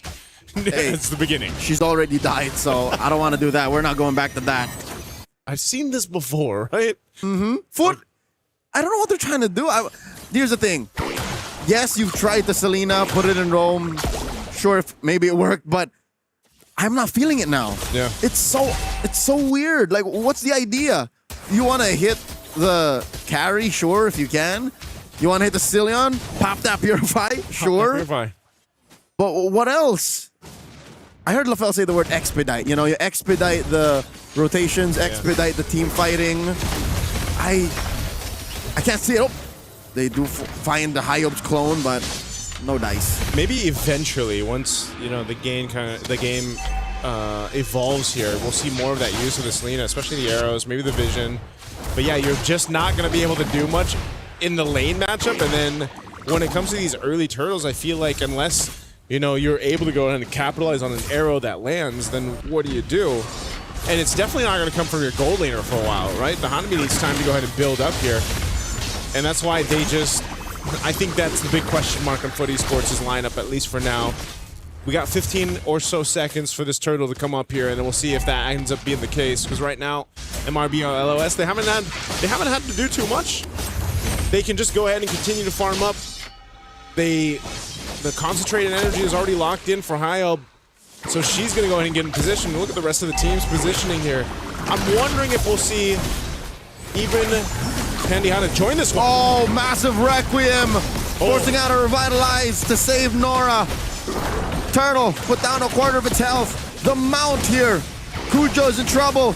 Kujo might fall here. She's holding through. La La Land taken down by Unohana. Kujo survives. 3 big pickoffs. 4 Foot on 3 different fronts. But they're in no shape to take the turtle, and they gotta take care of Pandina pushing up top. Whoa! What a read! Hyob! What a read! Ay caramba! 1-on-1 Unohana falls. I didn't even, at the end of it all, didn't expect them to get another turtle here, but man, I'm not sure if Foot Esports really wanted to continue on that way, but it ends up leading them to lose an objective. They will get a tier 1 turret though, so there is an exchange, plus they got a few kills. So break it down how you want, but MRBR lost, they still come out on top of it. I think you put it on paper, you do the math, it might have just been half a loss for Foot. Yeah. Because the push up top, that's irreversible damage. And that's a lot of gold. Yeah. Carry. Oh, massive Requiem once more. Kujo here is not going to survive. Okay, a pickup. You're starting to see this again. The scalability with your carry is being expedited now for MIBR loss instead of having that Selena do the work over here for Foot Esports. But there was I don't know if, hold on, these XP laners, Hana? All right, she's gonna be able to get out of that. I don't know if it's gonna be the case. Just the last team fight around that turtle was really messy. I mean, there was 3 little fights going on in different directions. Yep. And it was just unfortunate that MRBR loss got split up in that way, because I just feel like this kind of lineup, you really need to follow through, whether that's that setup from a Guinevere, like we're usually seeing here from Hyob, or the Sanguine Claws with the bad impacts. I mean, there's so many potential ways for them to start things off, but if they get split up, where they can't follow through off of each other. Again, Nora gets caught out. She pops the Revitalize in hopes of surviving, but I guess the plan was to AOG out. Yeah. That's a free pickoff for Los MIBR. Yeah, MIBR lost. They're in a great position now with momentum in their favor. That's a golden staff pickup for their carry in the hands of Pandina. So this is, again, the carry, something that we see picked up so much because of the nature of the tankier junglers, the tankier roams. And when you get this kind of lead, now you can just kind of shred through them. And you see some focus being put on here. Good flicker. Kujo taking a few hits, forcing it. Finally takes down Pandina. Gets Mount Deer by Ray. And I think they'll have their way with her. Kujo here holding on for dear life. Hyob scores. 1-for-1 the trade. And the fact that Hyob still has a retribution makes a difference. Mikiari, 1-on-1, takes down Unohana. She's not having a good day with this Benedetta. Oh man, you can see the reactions on the player cams here from MIBR loss. They are having a time right now. She's frustrated. She's frustrated, but hey, they are able to go ahead, lock in 3-for-3 turtles, objectives for MIBR loss. They're looking to take down some turrets off of it. For Foot Esports, where does this come together for them? They seem tanky enough, but what's the point of being tanky if you can't have that damage throughput that you need? And that's why, again, I was questioning this Hanrio, again, spatial migration, Requiem already used. Nora's fine, at least for now. It's less about the Hanabi, because there'll come a time that the Hanabi is useful. There'll come a time that the Hanabi just has the free hit. It's more the Selena, like, at best, at worst, you're zoning. Yeah. At worst, you're just saying, don't go this way. You're setting traps up for Vision, but at worst, like, you're doing nothing. You're clearing waves in a dangerous way, and then where do you go? One of those things where it's like the Selena pick in general is so team dependent because yes, you might land some arrows, but there is that saying too that we always mention when the Selena does pick up. Sometimes it's just that one arrow, right? Sometimes could change the course of a team fight. Nora gets engaged on. That's the full-on Requiem. And the Revitalize already used up. Pandina gets taken down by Mieko. And Unohana picks up her Sea Halberd. But Hayab is on a war path, taking down Mieko. And they've lost so much already. 2 for 1. MIBR lost, up by about 2,000 gold. Yeah, you see that. That's the problem too. Is even if Foot Esports wants to fight, like get in range of these, trying to catch who they can, they have to worry about a couple things. Number one, La La Land building up the stacks from a distance, laying out the bad impacts. Not only that, but then there's always that potential. The spatial migration, such a low cooldown. Hayab's able to go ahead and set things up, and you know the ability for Glue to just stick on the right target is something that is going to bother Foot Esports when they get to this next Lord fight. Now, again, are they in a position to win a team fight? Whoa, Conceal's already used! And they find one.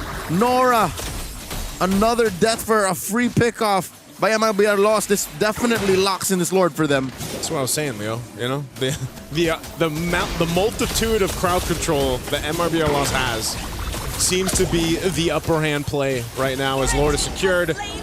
For them, they'll go ahead and get ready to march in the base. This is march towards the base. This is the thing, though. There's a good push with a Benedetta. This is what we've seen a lot of the times in the hands of Unohana. She's able to go ahead and do that. We saw the usage also of the Electro Final Blow, the Petrify combo, can be quite devastating if she's able to find that off angle towards the back line. If she can get La La Land, better yet. Oh, mid lane. Uh-oh. There's a jump in. Massive AOG plus free hits out of Mieko, serving up a kill to Zendaya. Pikiari might be next up. Unohana, like the final blow, trying to cover up the exits. Hayab just to clone her way out of there. And the massive punish. Unohana went in a little too deep. 2 for 1 though. Foot Esports still need to deal with the Lord. Now, Mieko's going to go ahead and deal with this really quickly. That tier 2 does stay alive, albeit a couple hits away though. Taking a look at the items for this one. Again, it's a small lead for MRBR loss. Most of that lead here building up towards where La La Land is, just because, again, the nature of her building up on these stacks. She is the true endgame boss. Yep, she is the endgame boss, and that's why we said if this is dragged out late game Foot Esports, no matter what they try to do, they're going to have to deal with a powered-up Sicilian and then bad impact. Again, this was a fight that necessarily didn't go their way. I mean, look how quickly they were brought down, but again, because La La Land can fire back, essentially keep them good response to this Electro Final Blow from Unohana, and then they shut her down in between the two turrets there. That could have been cleaner. I think Foot Esports understand that there's a small part of the late game that belongs to them, and then La La Land starts to run roughshod. So what timing is that? I'd say about 14, 15 minutes, and then past 20, it's over. Nora, looking to find a taunt, finds one, and it's on the perfect target. It's Pandina! She flickers back out and survives, but the turret does not go down. This is Unohana coming through to the back line, trading herself out for the carry. Pandina has fallen 1 for 1. Foot Esports, how do they capitalize? Oh man, capitalize by taking out at least a turret. Maybe they can do that. They're gonna charge up, push MIBR loss back, but you just don't have that much range on the Hanabi, at least for now, to actually take down a turret off that kill.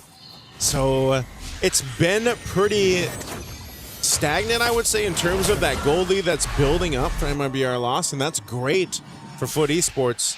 They want to go ahead and slow things down, but just not to the point where, again, your biggest problem is a multi-stacked Sicilian in the hands of La La Land.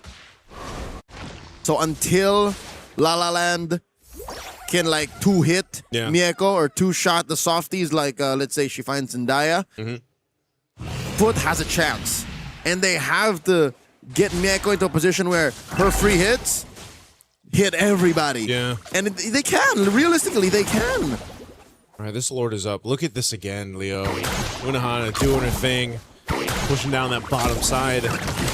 being that pressure on the map to see if MRBR Lost wants to respond or not. But it looks like they just want to fight. Potentially an arrow thrown out. And their turret's going to be worked on. Unohana has the clear go for it. Oh, sneaky Buse. She's going in and she's actually going to get away with it. Massive Requiem by Hyob. Down goes Nora. Mieko with the free hits. Finds two. Hyob and Ray have fallen, but Pandina finds her back. They send Mikyari to solve the Unohana problem, but it's too little too late. They're already in the base. I'd say despite the trades, Footy Sports have gone a crafty way to get themselves in the driver's seat. It's the long lane, Joseph. It's the long lane, man. And that's what the Benedetta does so well. We've seen this be a point of contention for a lot of the teams, whether that's the Moscom, whether it's Benedetta, whether it's a Ling. You push on that opposite end of the map of the Lord, and someone has to respond. You know, and in this sense, though, we got a glimpse of it. Mieko's got to be careful. She got in a position where she's just taking those bad impacts again. And like you mentioned, you know, eventually that's going to be a 2-shot thing, maybe 3-shot. I see. So how does that not happen, right? Sell your boots, pick up Athena's shield. Yeah. Then Bob's your uncle. Yeah. Because you're just, at that point, too, you're just relying on being able to move around with, of course, you know, the emblem setup, that quantum charge and everything else she has, plus the kit of the Hanabi. Relying on your CC immune. Well, how about 101 round 2? Okay. All right. Unohana picking up that rose gold, dog. She's going to stay there, too. Clear out another wave. Half health on this Lord. This is blitzing down now. She's going to join this. Quarter health on the Lord. Cujo coming in from the flank. Ray very low. Hyob as well. Forced to use that winner crown. Oh, the arrow. Lord still standing. Down goes Pandina. Cujo scores the Lord. Hyob has fallen. This has gone sideways for MIBR loss. Ay caramba. Mikyari has fallen. Unohana going to hunting. Ray concealed to run away. Suddenly, at the 15-minute mark, Foot has become the predator. Oh, and they're knocking on the base turret in the mid lane, and they've got a little bit of minions to work through. At least take the turret down while Lord's making his way down bot. La La Land will be able to clear this out. Clears out that last minion, but there's another charged up wave. How did it go so wrong? Footy Sports suddenly take game 1. They fought, they crawled, and they counted on each other to make it to that point in game 1. They didn't let the stacks build up for La La Land because they could already see, man, it was getting in the danger zone. But good to stay in point. It was but a realistic time frame between the 14-minute to the 18-minute mark. That's where Footy Sports find their power spike. Past that, it's all La La Land. Yeah. It's all Emma Stone and Ryan Gosling. At that point, but it doesn't happen. They canceled the sequel. We didn't get there.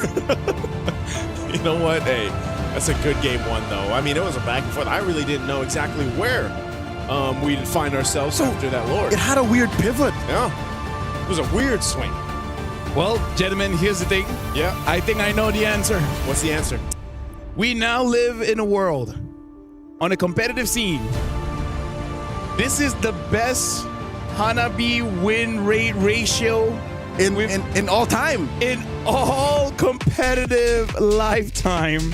Where at least in Stream B, Hanabi after 2 days only lost once. So is she at like what, 80% win rate?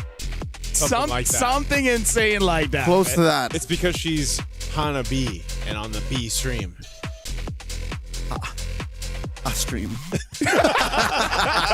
We tried, but Mieko got away. Mieko, she understood the assignment. It's like, okay, she's gonna hunker down. I know that this hits everybody in the vicinity.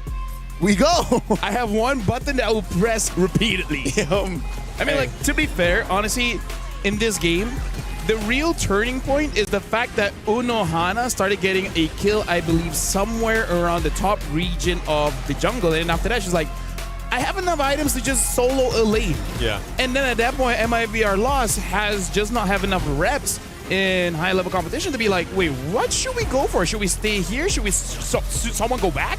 that on a macro scale. Micro-wise, they can't afford to send someone to take care of Unohana. At least not to the extent where she would not get away with what she wants. Because look, they're protecting Pandina and La La Land a little too much. Yeah, so there was, and that's why who had to do it? It's Mikari. She had to do it on Lapu Lapu, but I don't know, technically the Lapu Lapu can beat an Benedetta. Yeah, again, yeah. She did. Yeah, she would just go 1v1, but you're just stopping her for an instant. Eventually, you got to be back there for the team, because you saw that when she had to go deal with the Unohana pressure, your team lost the team fight, and it still seems to be the case here. But yeah, it was just, I don't know, for MIBR loss, it's one of those things where it's like, what do we do in this instance? And I gotta say, as much as the Selena, I feel like we've been spoiled by amazing Selena players that play Selena like a Lancelot, a lot of dashing here and there, getting a lot of kills. But Selena is in a spot where she's kind of a support, where in the early game, the farm where the team that has the Selena is gonna get accelerated, kind of like how people use Jawhead before, right? Yeah. The damage on the jungle creeps is just a lot. And then come late game where you have enough items, even the traps, it just works as a different way for you to poke. Here's the thing about the whole jungling situation.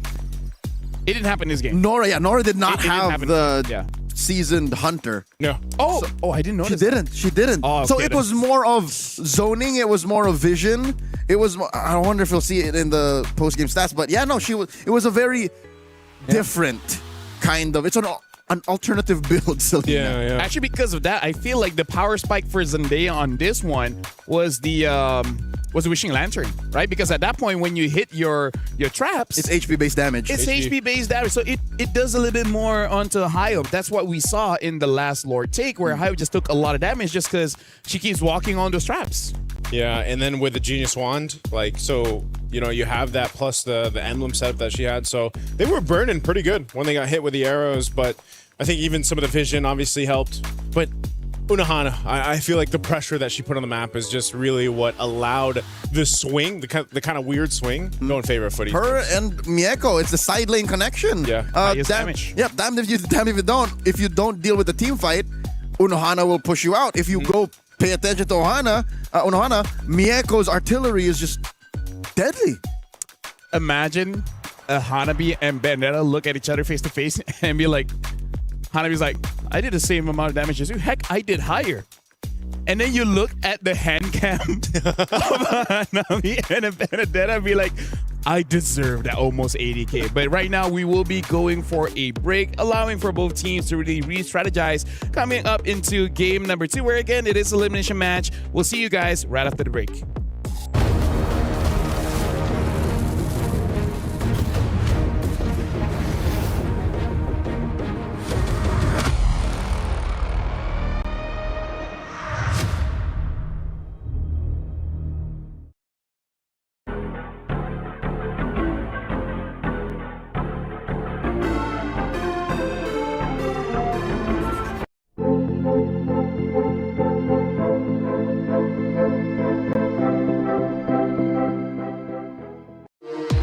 We were there.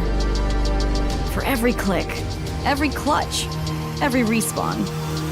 We were there for the years of grind. And we're here. Now. The proud founding partner of EWC. Powering the biggest event in gaming. Shoulder to shoulder with the world's best. Making history. Greatness deserves a stage. Lenovo Legion. Reach your impossible.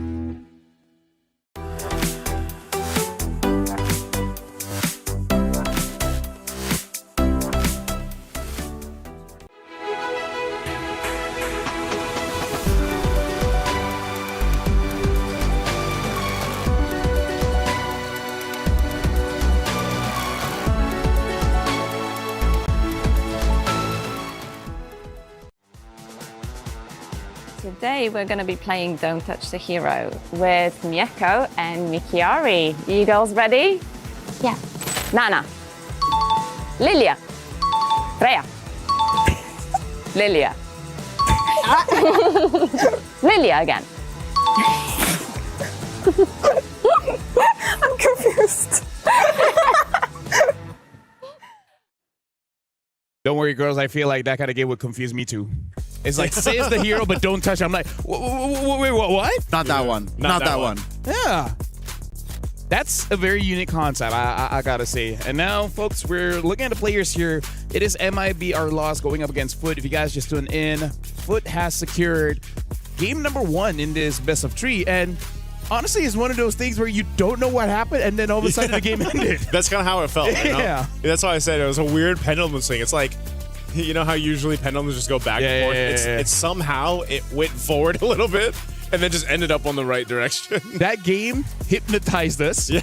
We were looking at something, and I was like, wait, why is there so many turrets down? Like, even I was just rewatching the game. Wait, hold on. Ruh-roh. Why does Foot have so much turrets and you guys don't? When did this happen? It's one of those things where it's just, I don't know, that seems to be... Minions are hard at work for Foot Esports. It seems to be more, is that more of a possibility now with the patch where sometimes these hard swings happen?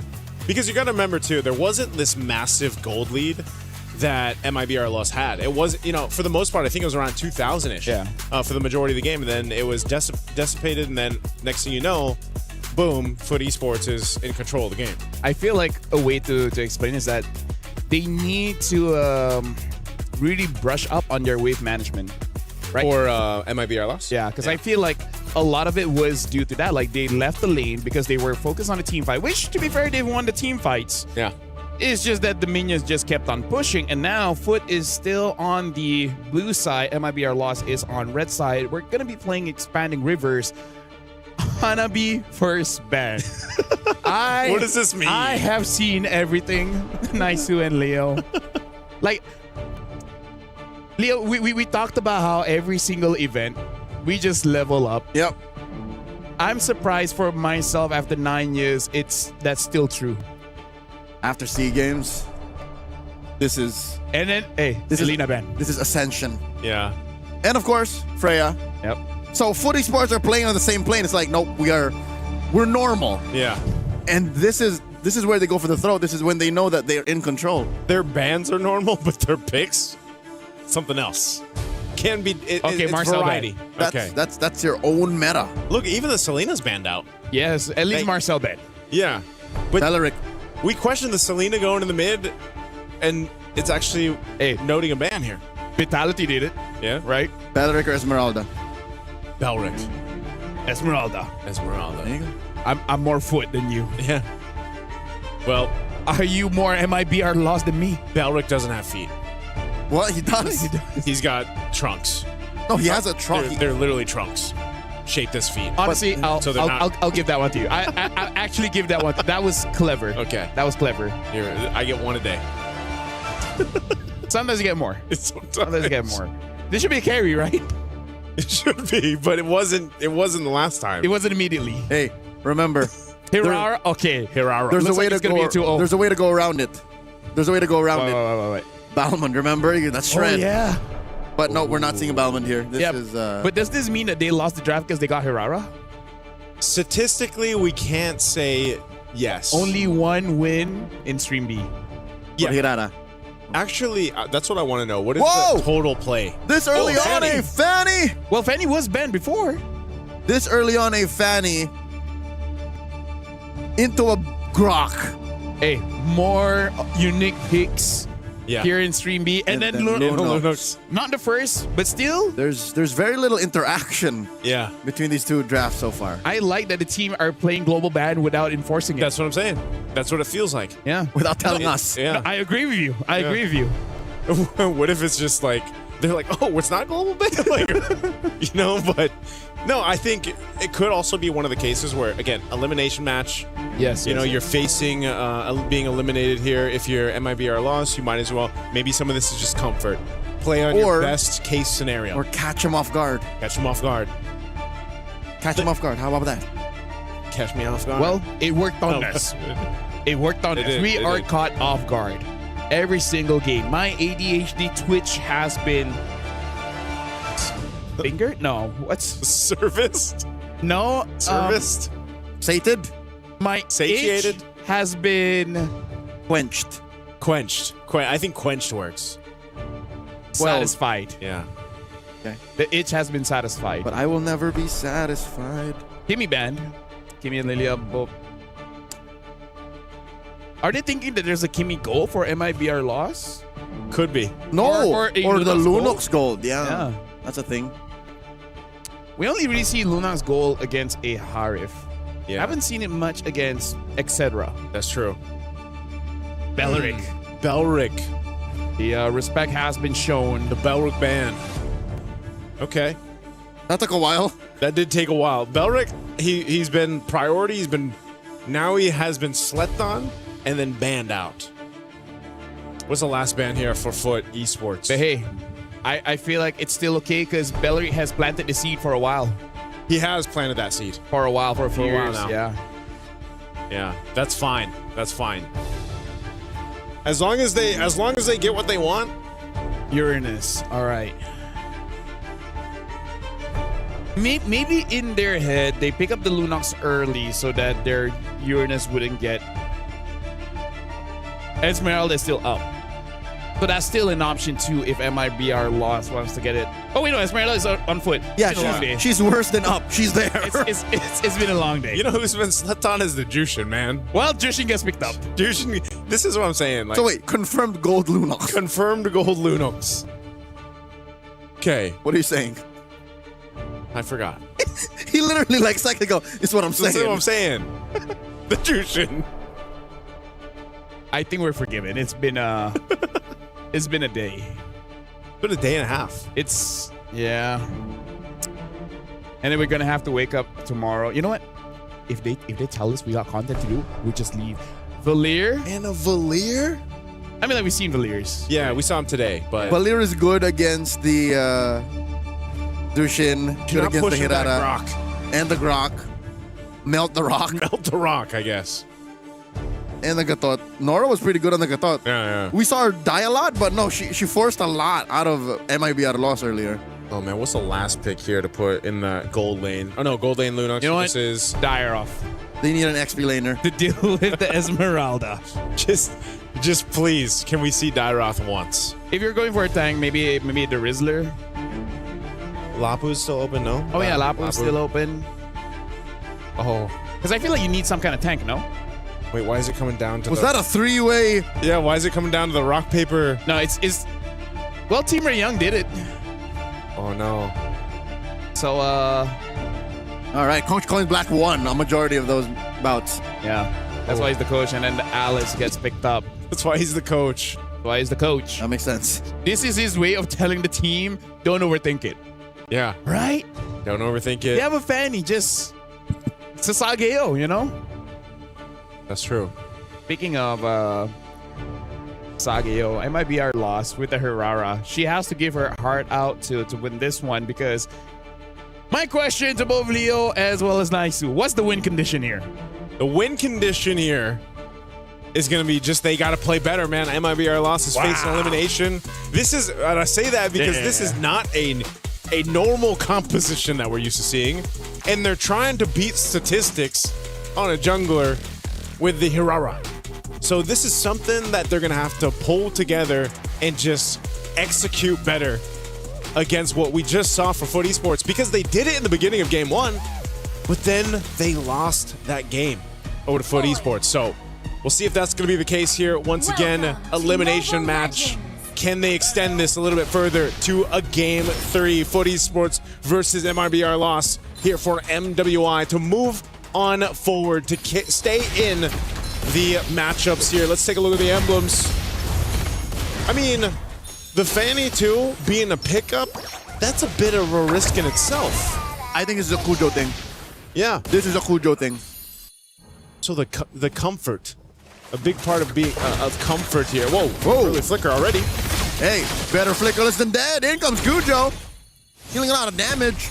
Putting MIBR losses trio in check. In comes Nora. Looking to finish the job. La La Land. Flickers back and survives. Oh, barely surviving there. Yeah, off that first interaction, you can already see Kujo definitely comfortable on the Fanny. See if she's able to go ahead and move around the map, put pressure on high up. This is going to be such an interesting matchup, too, the Hirara versus a Fanny. And what you can do, because the Fanny's more, self-sufficient. You can be a little more self-reliant, do your thing in the jungle across the map. Whereas, again, Hirara, what we've traditionally seen so far in the 2 days of MWI is you really need the team to support you to be successful. Yep. 4 out of 5 times, the Hirara needs to be in a winning position to be even more winninger. And then the other half, she's just stealing Lords. Yeah. We've seen it happen here on Stream B. Mikiari, though, doing pretty well to own this lower quarter of the map. Sure, the Esmeralda in Unohana's hands, we've confirmed, is a overtuned hero after the current patch, but Mikiari, she's mobile, she's sustainable, and coming up into this first Lord, or rather first turtle, she's actually hits level 4 first. Yep, gets the XP crap. Turtles up. They're going to get a position here. So this Throne of Ruin plus that beacon, a huge advantage. Not sure if Zendaya is going to be able to do much. Unohana jumps in, though. Whoa! High up with a steal! That's what I'm saying. I mean, there were more members of MIBR lost there, so better damage sources. Unohana with the flicker and regen out. Yeah, you kind of Nora! Didn't expect there to be that many members still hiding in the brush. Yeah. Unfortunately, I feel like that's going to happen a couple times on the Gadakacha against this lineup. It's you're going to have to be very... Oh, no. Kujo coming through, forces that brilliance out of Pandina. Okay. Kujo, she's fine, gets out. Mako now, too, dealing with some pressure up top. This is what Ray's got to do, though. Again, to secure themselves the win here. They're off to at least a decent start for MIBR loss. Getting that 1 kill over to high up, plus the objective. Hopefully they can continue to replicate that. Kujo, though, continuously showing up in the mid lane. Gets Eternal. Gets that Lantern on Kujo, but she's fine. She still got the purple buff. But yeah, this is one of the things. Whoa! Mako, too. Close. Everywhere. Where is this massive EXP gain coming from? Hyob is 2 levels up on Kujo. She should be able to move around faster, get the camps, but she's not. What is Kujo doing? Maybe it's the choice to just show up in those, the time she spends in the mid lane. And get nothing. Yeah, to get nothing. But it was interesting because she even took a camp earlier on, if I remember right, up in the jungle of MRBLA. So, yeah, it's just high up, kind of moving a little bit faster across the map.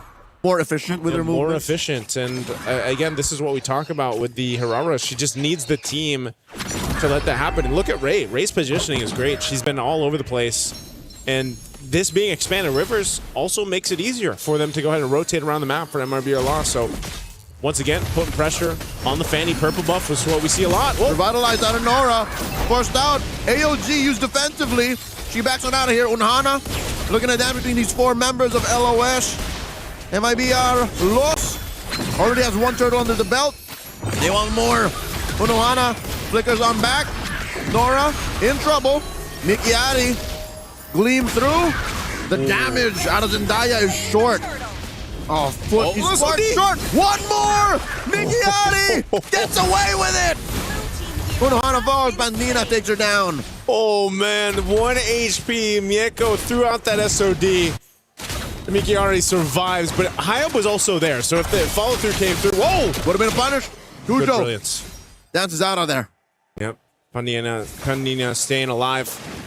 Hayab, though, she's been everywhere she needed to be at the right moment so far. Oh, once again, Kujo jumping in. Oh, look at the damage. Ow! The wall! Kujo's in trouble! Unohana looking to punish. Kujo gets taken down. Good use of the flicker there. La La Land, I didn't know if she'd actually go down too, but either way, if she did, it was worth take down the jungler, slow down Kujo even more up to this point. Hayab, like we mentioned, maintaining those 2 levels up on the opposing jungler. Foot Esports, where do they find a win? It just seems like Foot Esports it's almost similar to what we saw in Game 1, where they're kind of looking for multiple things. They just aren't able to find any. And so Mieko is going to be the one where it's like, just like we with the Hanabi, all right, build up on this Moskov, get the items you need, then maybe we can fight, because so far, the Fanny just hasn't been able to do too much. Oh no, Nohana, Fallen Star Moon. Answer with a tech charge, he's gone! Ooh. Big pickups all off the Ray. Again, this Grok pick early on in the draft tends to be the answer right now. Yep. Again, I questioned it. Into the Fanny, really? Yeah. And then the rest of the draft just unfolded and led to more questions. But you asked one earlier. Where could the turn come from? Nora, she should be fine here. Don't overcommit. Where could the turn come from? You're right. I think it's off of Mieko. But when does she start focusing on the base? Bandita comes in, secures the kill with a flicker. And now Nora, AOG, looking to get some help from that turret. SOD thrown out. Another one that Mieko will not press. So I guess the answer too is just push on the map. Yep. You know, top lane. We have seen this before, Leo, where a Fanny is nowhere to be seen around a team fight, and you can still win a game. Yep. By pushing the map and being what we saw Unahana do with the Benedetta in the previous game. Joseph, it's happening. What LaFell mentioned earlier, that even if it seems like on paper MIBR Loss are winning, if the map is not taken care of, Foot can just steal this from underneath. Yeah, that's why the macro is so important for these teams that at this level, they can't just let the turrets or those waves be mishandled. And especially when you have these heroes in play, because not only can the Fanny do it, but the same thing can happen. Mieko can also put pressure across the map too. There's multiple ways that Foot Esports can do it, but at least for now, the caveat here is MRBR Loss is ahead almost 4,000 gold. So the economy is definitely in their favor. They've got that advantage at least. And I think they can start counting their blessings. Yeah. Because Kujo still at least has access to her buffs. Yeah, she's been able to go ahead and at least maintain those, but... This could be like a bajillion more. Oh, SOD. Neko throws it in. SOD, the trap. Hyob takes her down. Oh, man, unfortunate. That's just not... You don't want to be in that range of Herrera. Because she's just going to combo you, and even so, have that little bit of an iframe to work with if she needed it, but... Yeah, definitely a misplay there from Mieko, and she felt it too. Hey, it was her or her. So, yeah. I mean, she had burned the flicker to survive it. That was a thing, and then she threw out the SOD. But lesson learned, at least for now. She'll probably be a little more careful on the next one. But it's once again that case where Mieko just needs to continue to farm up. Nora's going to be a little bit more durable now. Picks up a Radiant Armor, a Malefic Roar too for Kujo. So she's gotten that shred. Her damage profile should be better with the Blade of Hepsies that she had. I'm wondering, Foot Esports, what almost their comms sound like at this point, just because, what is a move here? It's not a high kill game. You've only got 6 kills over for MIBR Loss. It's been more so of, let's fight your kills with our macro play. And what's worrying is, it's 6-0. Yeah. That means not a single time has Foot Esports taken anyone down. So now we've come to the Lord. Kujo almost gets caught out by Hyob. They do find out Mikiari. She repositions. Nora backs off. SOD, no one home. Close call. Yeah. She's going to keep pushing that tier 2 turret down bot, it looks like. Again, bringing alone enough. Unahana had to burn the flicker. Got a wave there. Hyob's making her way to go ahead and try to defend this bottom side, but that turret being work done. Mieko once again. This time, she's going to be a little more careful. And she actually has it all in her best interest to be more patient. Because Hyob and the rest of MIBR Loss are juggling both the side lane push and the Lord. So, Foot Esports have them, weirdly enough, by the neck. Yeah. They're holding the map hostage here. You can't get away with both. So, MIBR Loss has to choose which one they lose. Oof. This is one of the items, too, I would say, for a Valier that really is valuable. The Ice Queen Wand. Sometimes when you see it picked up, especially by the Gourds, like sometimes it's like, oh, maybe you shouldn't get that, but definitely for the Valier, because you're already great at slowing the Uh-oh. Oh, whoa. Mieko? Already uses the flicker. Hyob in trouble. And finally, Mieko gets one over her. Ooh, but she gets caught out by the lantern, and Kujo cleans it up. 2 for 1. 2 for 1, and finally Foot Esports is on the board for this game. But you're already seeing the threat potential with Kujo on the Fanny. If she's able to go ahead and find someone, picks up a War Axe too. So now, despite that Lord being up at this point for a couple minutes, whoa! Flicker forward. Yeah. And another flicker used up. Flicker used up. Brilliance too. Unohana's here though. Dancing around. They know the Pandina has no more resources. Throne of Ruin. SOD looking for it. And Mieko throwing out these spears. One more and Ray goes down. Ooh, yes. This is what I was talking about. You're slowed so much and Pandina finally goes down. Whoa, Unohana traded out too. So there is a trade. But right now, the win is for Foot Esports off of that one. They found 2 bodies. Joseph, it's happening again. It's happening again. Look at this. Look at the push towards the base. Cujo's there. And here's the thing. MIBR Lost can't even contest. They're not even winning in the Lord. It's literally just Foot buying time. And that's it. Cujo did it. Oh my goodness. She takes down the base turret. Last time it was Unohana. Now it's Cujo. Fool me once, shame on you. Fool me twice. Shame on me. I don't think MIBR Lost should let this happen. The fact that they lost their 3K gold lead is already a disaster. Ray with a conceal. Coming through. Lord exposes her. Now high up. She's going to keep the Lord there? She might be a little overzealous. You got to reset this. You got to reset this. Unohana comes in. AOG as well, but high up secures. In comes the Throne of Ruin. Flickers to reposition. And Cujo going for the cutthroat. Pandina takes her down. Spear for Ray. And Mieko gets one. Man, Moscow's always making different sounds. That's not Moscow. That's me. That's me. Yeah. The Lord at least was secured, but MRBR lost. They needed that to happen. They are still losing some of these turrets. A little action up top. Unohana's going to be fine. High up is showing the damage potential of a Hirara. They're still battling it out. And Unohana should fall here. Retribution spent. Okay. Unohana's down. Unohana down. High up doing the job. She's going to make her way down here to the mid too. Lord was finally taken care of.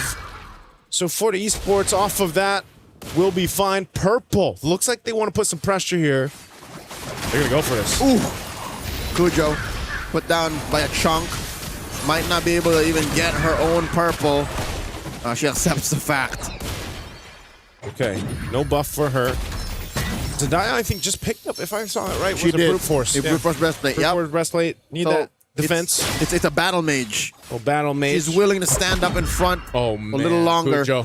Mikiari finds the flank, and Cujo walks into a brush. AOG by Nora to save her jungler. SOD no one home. In comes Unohana. Are they forcing this? I think they shouldn't. They shan't. Whoa, Nora, popping to revitalize. And Throne of Ruin, no one home. And the re-engage from Foot Esports, this could be lethal. Mikiari, gleam to the right. Here's high up. High up coming through to clean up. And, Mieko flickers back. That was scary close, but they still find Nora. What an extended fight that was. I was really worried about Foot Esports there. And Unohana's still up in the front. She wants to slow them down from recalling the base. So that Cujo can deal with the bottom lane. La La Land falls. Now high up answers back. And Unohana barely survives. Zendaya slowing them down. Mieko could do this now. The iframes are enough, but Hayom still falls inside the base. Cujo has escorted a wave. SOD again, no one home. Foot Esports continues to take care of the... Okay, they got her down. They're actually going to work on this base turret too. They might get it. No, it stopped. It distracts Mieko. Gets one back against Hayom from earlier on in that bottom lane. Good turnaround for Foot Esports. Despite all of the gymnastics around the map, MIBR Lost hasn't exactly lost their lead. They haven't just yet, but Leo, it's feeling a little weird again. It's that thing. It's that odd turn. It's so odd for Foot Esports away. Again, thinking, are they really going to fight this? Are they really going to engage? And then it was MIBR Lost that fought back. And then they kept fighting. And I was like, okay, Foot Esports, they like that chaos. They like keeping themselves on the toes just like MIBR Lost. Joseph, I remember now. This is what they call the Turkish twist. The Turkish twist? You don't understand it. You don't have to. But next thing you know, you're down and out. So we've got the Turkish delight and the Turkish twist. We've got two. Nothing about this is delightful. Hey, twist can be delightful, man. It's weird. I'm just a spectator, but I know how odd it is. Sideways. AOG again, anything to save yourself. Better no ult than no life. Yep. And that should be the secure, unless Mikiari has something to say. Kujo with the retribution. Nora gets in with a tech charge, but she answers back with the Dauntless. She gets taken down by Mikiari. SOD finally hitting one. La La Land, and the rest of them conceal back out. Mieko clicks it. MIB at loss has to deal with the Lord spawning down bot. Yep, they lost Nora, but they secured that Lord. That got so close to on the edge there for that Lord take, but Foot Esports does secure it. Without Nora, up in about 18 seconds from now, they might not really be able to do too much with this Lord. They're still trying to get that tier 2 down in the mid. They're going to go ahead and wait patiently here as we look at the itemization. Falling into place, it's pretty much even across the board. You've got a bit of a lead for the gold laner here from Mieko. So Lord finally makes its way. They'll try to delay this a little bit further. They don't really have the waves matched up, so it could just be Lord cleared out. Not much more for Foot Esports. So that's good for MIBR loss. Oh, whoa, hold on. High up. Flicker bird. Tech charge, no one home. Foot Esports, they got such an ideal trap, but no payoff. Ray, AOG couldn't finish the job, but he gets it through the backline penetration off of the Moscow. Then Mikiari falls too. Ooh, that's the power of that slow too. The Ice Queen wand and everything else, and finally that base turret up top will go down. Foot Esports in the base of MRBR loss. La La Land doing her darndest. Unohana jumps into two. Hayab using those iframes to clear him out. Taking Nora down. That's 4 attackers. Down goes Zendaya as well. And Date making another. Pandina gets a double. Ooh, I don't know if it was worth the base turret plus just the tier 2 that they got. Foot Esports pressing on the pedal here, but they do get punished. So at least for MIBR loss, they stay in this game. They clear things out. They can reset. I think it's a little bit too much. It feels like they're being overloaded with what Foot Esports is throwing at them right now. They're coming from all angles. And when they do get caught in a choke point, like we saw from the last fight, you're so slowed, you're trying to escape, you're slowed down, you're stunned, you're forced to respond in that way. I don't know, man. Sometimes I think, even if it happens to be Ray, she's maybe just got to make the decision that I'm just going to tech charge. It might be better for me to just tech charge, either whether that's defensively or offensively. I'd say offensively. Yeah. It's clear that Foot are only playing within a small margin of error. Very. And it's possible that if they overcommit and they overextend, they get wiped out. So this has to be a conversation MIB at loss has amongst themselves right now before the Lord spawns in 20. And you know what the hard part too is? Now you have both those sides of the bases exposed because the base turrets are down. Yep. So it can either be Kujo or you can just park Mieko up there on one of those sides when that Lord comes up here on the bottom quadrant of the map. Oh, concealed invisible. Look how slow Ray's moving. And that's Mieko getting her immortality popped. Are they all just setting up? AOG, win a crown juggle from Mieko. Pandina pops her. And that's another takedown for MIB at a loss, so they picked off Mieko. Joseph, the whole split push situation, not going to happen. Not like this. For 40 seconds. They've got 40 seconds. MIB at a loss wants to set up around here on the Lord, but who's going to deal with Kujo? Does she actually still put pressure up top, or does she join this? It's an evolved Lord. We're near that 20-minute mark. It's going to take some time to take this down, so they're going to try to buy as much time as possible.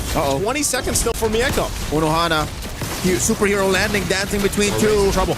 And Ray gets her immortality pop. Kujo wants to come in, finish the job. Not going to happen. Another pickoff. A lantern flare. Hayab gets a double. Kujo has fallen.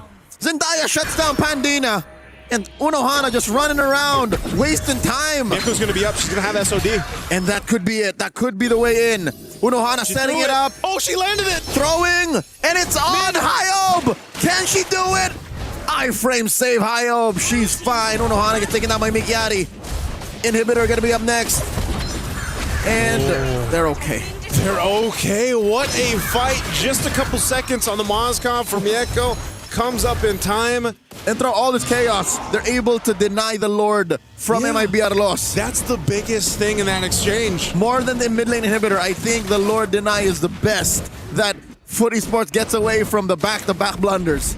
Is there a chance, though, for MIBR loss to take this? Again, it's evolved past the 20-minute mark. It's going to take so much from them. So they opt to go for the purple buff steal against Kujo. They might have to fight for this one. Kujo going in. She doesn't get it. Don't think she did. She didn't even try to retribution. It was a Tech high charge, no one home. Cujo SOD. dashing through. That's an SOD. Thinking about it, a little too dangerous. Mieko decides, not now. Yeah, not now. How do you play this? MRBR loss. They're really good now, fighting around the space, but their base turrets are gone. You have a wave pushing up top and bottom. Someone's got to be sent back. Can they win a fight without the numbers? Ooh, Mieko dashing forward. Could have been a dangerous response from Ray, but she has no flicker. She has a tech charge, but no flicker. Zendaya, flushing out that white brush. Unohana, the threat of the Crimson Beacon and the Lantern Flare. Mieko swailing away. Where is Cujo? There she is. Playing footsies with Hyob. And she doesn't have a purple buff, so she is so susceptible here. Oh, Ray! Real tech charge coming through! Ray, burn it up! And in comes Unohana, flickering and dancing right in her face. That's one member down from MIB Los. Oh, Mieko's still alive, too. It is a messy fight for this one, and no one can commit to the Lord. But with a numbers advantage now, and Waves pushing in, Cujo's going to make her way up top. MRBR loss. They're down numbers. Down goes Unohana. And there's Nora helping set up a kill. Pandina is down. The base ain't going nowhere. Hyob goes. And it's Mikiari that they sent to answer to Cujo. But the pickoffs have already happened. 3 for 1. I don't like those numbers from MMBR loss. Foot, I think they just want to end it. I think they just want to end it here. La La Land's trying. And they're on the base, and the minions are coming through. Foot Esports survived through the lower bracket, eliminating MIBR loss. Another crazy game for Game 2 for Foot Esports. Call it what you want, but a victory was made here in the series, and they stay longer to compete here at MWI at EWC 26. Oh my goodness, what a way to make this win for Foot Esports, and GGWP over here to MIBR loss. The journey ends for the champions of Brazil. And the Turkish squad move forward. Not yet quite making it to the knockout stage, but at least they get to fight another day. Man, it's again, this is always the emotional time, right? When teams, unfortunately, have to go home. And this was a hard-fought game, hard-fought series for Foot Esports. Yeah, because we kind of saw how MIBR loss are starting to get how to deal with the splits, but some is just too little too late. Again, very good start coming in from MIBR loss, so we know that they can team fight. It's just that the longer your journey into your esports career, the more that you realize team fighting is step one.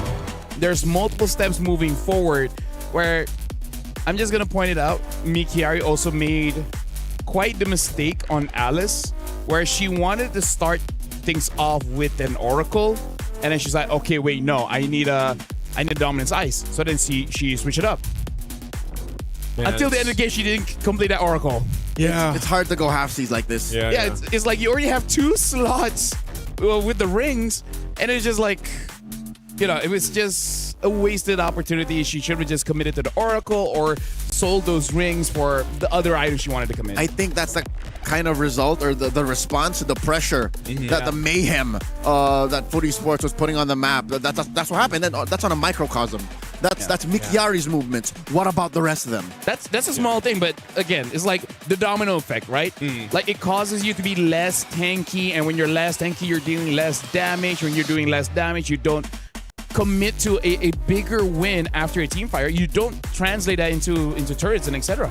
Yeah, it's just one of those things where also who was going to be the one to, like, towards the later of the game to deal with all that pressure, pushing into the base. That's why it was so pivotal that they were able to actually get the 2 side lane base turrets down before all that happened, because they were able to do that. Again, you saw Cujo make her way up there, you know, and they were able to find the right targets, and there wasn't...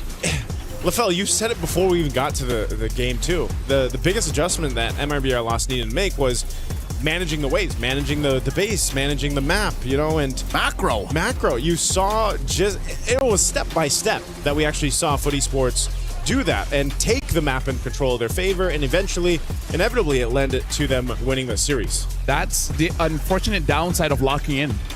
It's a weird thing, but when you lock in, and you're not so experienced locking in, you end up tunnel visioning. Yep. Right? You're looking at one thing, your own lane, and then the map just gets narrow.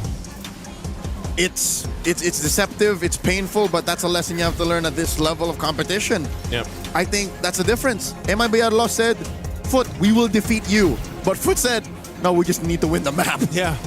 And sometimes that's the move to make. You know, just play around the map, put pressure where you can, win the macro.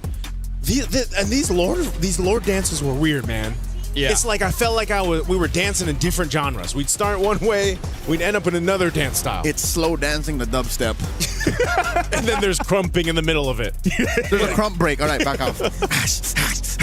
And then we get back. That's what it felt like, man. It was hard to even kind of figure out the choreography around a Lord with this kind of composition, the way that Foot Esports played. And maybe that worked in their favor. It wasn't Bollywood. It was Bollywood. No, Bollywood has a lot of members involved. Yeah. But everyone is on beat. And dance breaks are mandatory. Yeah, and now we're looking at the items here. And Mikiari, she got that Oracle towards the end. But again, I feel like for MIB Arlos, you're looking at the kill score and you're like, they won, right? Mm-hmm. Right? 20 kills to 13, they won, right? And it's like, not really. Again, it's the difference between I need to beat you and I just need to win the map. It really goes to show there's multiple ways to win a game, right? Win it by team fight, win it by split pushing, win it by manipulating the map, or just make your opponent quit.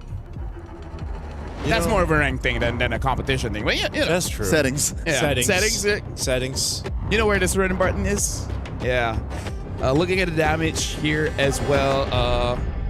Quite a lot of damage actually coming in from Zendaya, 71k and almost 100k by Mieko. But look at Panina. Honestly, like that Lunox did a lot of work, but I also have to point out a mistake where during the Lord take, I think what she wanted to do was go Chaos and then burst down the Lord, but she dashed and then she didn't attack. But with that being said, we're going to be throwing it over to Renmar for an interview with Foot Esports.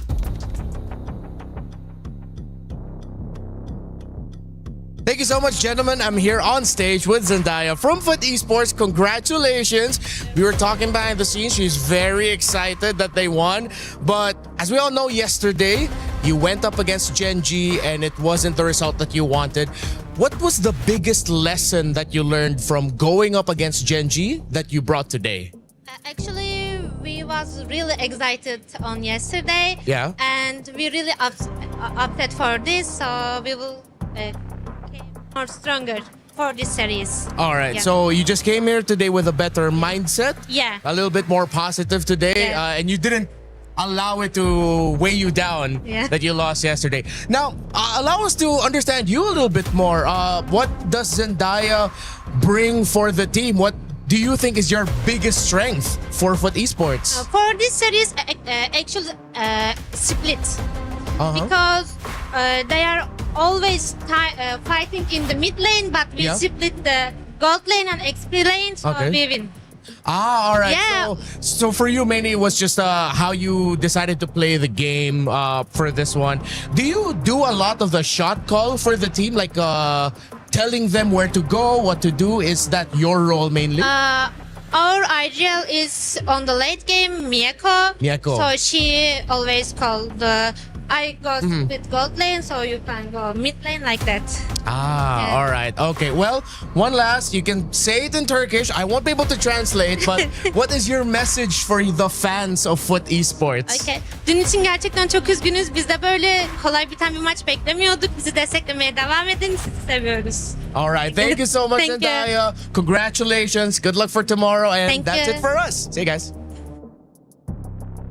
Thank you very much, Renmar. And again, big congratulations for Foot Esports. It's not the end just yet. They still have one more game to see whether they can make it to the knockout stage or, unfortunately be eliminated. But I do have to say, right now, there's a lot that they need to work on to go through the knockout stage. Because I feel like towards all the games that we saw today, some teams have their own issues when it comes to the draft or the way that they play. But if you want to win, you kind of have to be perfect. It's And you know, that perfect or that perfection can be in their own way. I think so far that's what we've seen from the teams of MWI. Your perfection is different from mine. Exactly. Yours is better. No, I like yours. I'm here. They have their own conversation. Stream 8 ended a while ago, by the way. You know, it was a while ago. Yeah. Maybe by this time they already reached the hodl. But either ways, I do wonder whether we're going to see the key crushing now or later, because that's also the unfortunate thing for MIBR loss after losing. Your key is very shiny, very, very lovely, but it has to get crushed. It's now part of the war stash. Yeah, that's true. It's a casualty now. Speaking of, I love having War Brothers, man. Yeah, why is it mostly us? What is War Brothers? The brothers that went to war together. Oh. Yeah. We experienced things. Yeah. What did you guys experience today? 20-plus minute games, multiple games? That was yesterday and today. That's true, we did. Our fastest game was around 15 minutes. All of that, Joseph, all of that. That was yesterday. Over there, they had 11 minutes. They did? Yeah. There's probably some favoritism. I was going to say some strategy to that. The universe finds a way. Yeah. Because it's preparing them for tomorrow, which you're not a part. You shouldn't be a part. You should be here. I want to be here. You should be here. I love you guys. We love you. I love you too. We love Renmar. We love Renmar. Yep. Hey, Renmar. Yeah. So I think we'll be proceeding to the key crush later on because we got brackets. Oh, brackets. Let's check out the brackets. Yes, we're gonna be looking at Group A here.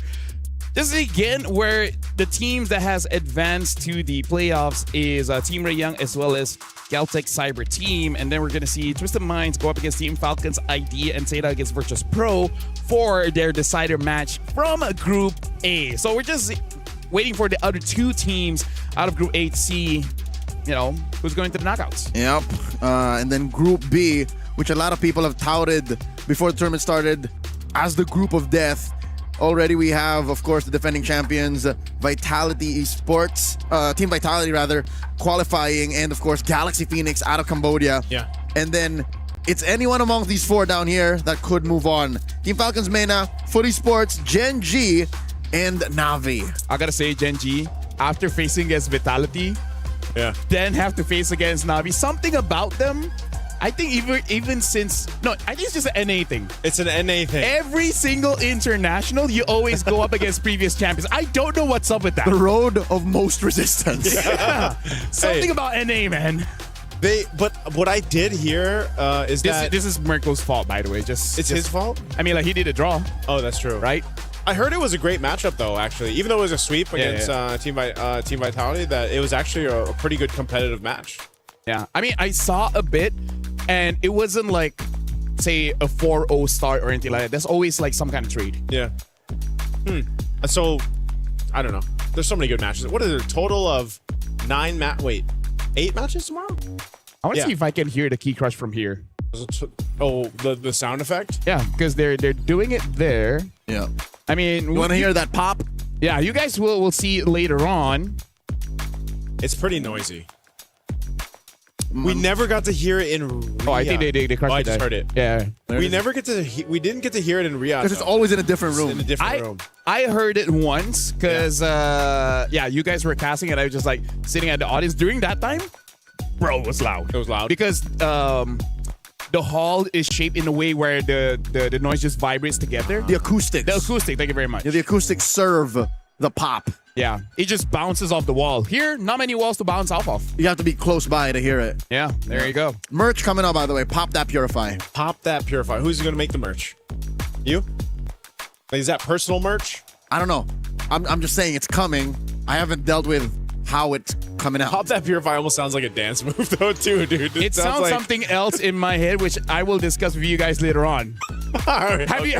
I think I already know. Yeah. Pop That Purify seems... Get your head out of the gutter. I just want to win games. That's how you win games. You pop that purify. I'm gonna pop that purify. I'm not saying you're wrong. I'm just saying there's multiple ways to interpret any kind of message. Hey, chat. Hashtag pop that purify. Hey, you know honestly, what? I feel like that's going to be trending. It has to. It should. Because it's catchy. It's true. It's efficient. PTP. Acronyms are hilarious. They are. You're the king of acronyms. You are the king of It's been years, all right? Like, we've moved on a different kind of comedy. Is it? Oh, wait. PTP also means permission to post, I think, too. PTPA. PTPA. In some forums, if you guys know, right? Permission to like, post admin. Yeah, you know what I mean? This happens too, yeah? Yeah, right? Not to me. Not just a Filipino thing, like when you say PTPA. I think it's not just a Filipino thing. It's just that I don't browse. You don't go into internet forums that like way. this. Yeah. Oh, I see. Okay, so. Yeah. I don't have a lot of friends. Be respectful on the internet, folks. All right. Yeah. Be respectful. It's only just you guys. For Talents friends? of MLBB, I mean. For friends? Friends, yeah. Hey. Us. It's us. We Bear Bro. Can you say that? You said. Oh, yeah. Because you're gonna be leaving Stream B. Can you say it's us? This is the We Bear Bros. possibly your last chance to say that. Yeah. Stay for sign off, bro. But we're not signing off yet. But. Yeah, I think we're just waiting for the key crush. Yeah, but you can get a practice one in. I wonder if they change their minds and just let me stay in Stream B. Yeah, he doesn't want to practice it. Do really well here. Oh. Or I don't know if it's like counterproductive to do well here, Yeah. so that they keep you here, or you do so well here. So they're like, we need you on. Let me just say, if I go there and problem starts brewing there, I'm the problem. Hey, there's no problems here. You know what? You're right. There has been no problems. It has been an amazing day. Yeah. All day. Yesterday, today. As far as I'm concerned, everything that happened in the first 2 days of Stream B is perfect. It's perfect. Stream B has been perfect. It has been Shout out to memorable. People behind it. It has been memorable. It has very been memorable. You know what? Shout outs to you. Yeah. When I say you, it could be in the audience. Wait, they don't have you. Now you can point. Shout outs to you. Shout outs to When you. I say you, it could be in the audience. It could be the production. Yes. As long as it's But you. shout outs to you. And then there's one person named you. I'm pretty sure there's more than one person There's named quite you. a lot of people named you. Definitely. I'm technically named I. man. Yeah. I man. Yeah. And he is a man. Yeah. I am man. Casting for the Women's International. Yep. Yeah. Hey, we love women. You know what? By the way, that's my question. Why did we have one of the women talents over here too? That would have been great for Stream B. Hey, favoritism. Well, let's look at a key crush. Let's just see some keys being. It's not the sound a key makes. Hey, I have to use my imagination, Try it. and that's the best that I could come up with. Look at this. There you go. Oh, did you see the shrapnel come out of that? Like the say shavings. Yeah, the shavings come through. Oh man. Oh, that actually looks pretty tragic. This one looked worse than the other one. I was gonna say that looked a lot more devastating than the other one. TBH. However, the angle was, it was maximum carnage on that one. Maybe she just pressed it harder. The die is just like, yep. So you already pulled it here, but then just like, She had no hand in it. She just handed it to the guy. oh yeah, true. That was also Harara's stats being crushed too with some more. Which, by the way, that was one of the better Harara games. It was. I was already, hey, maybe we can have a win, but I was like, you gotta manage the waves.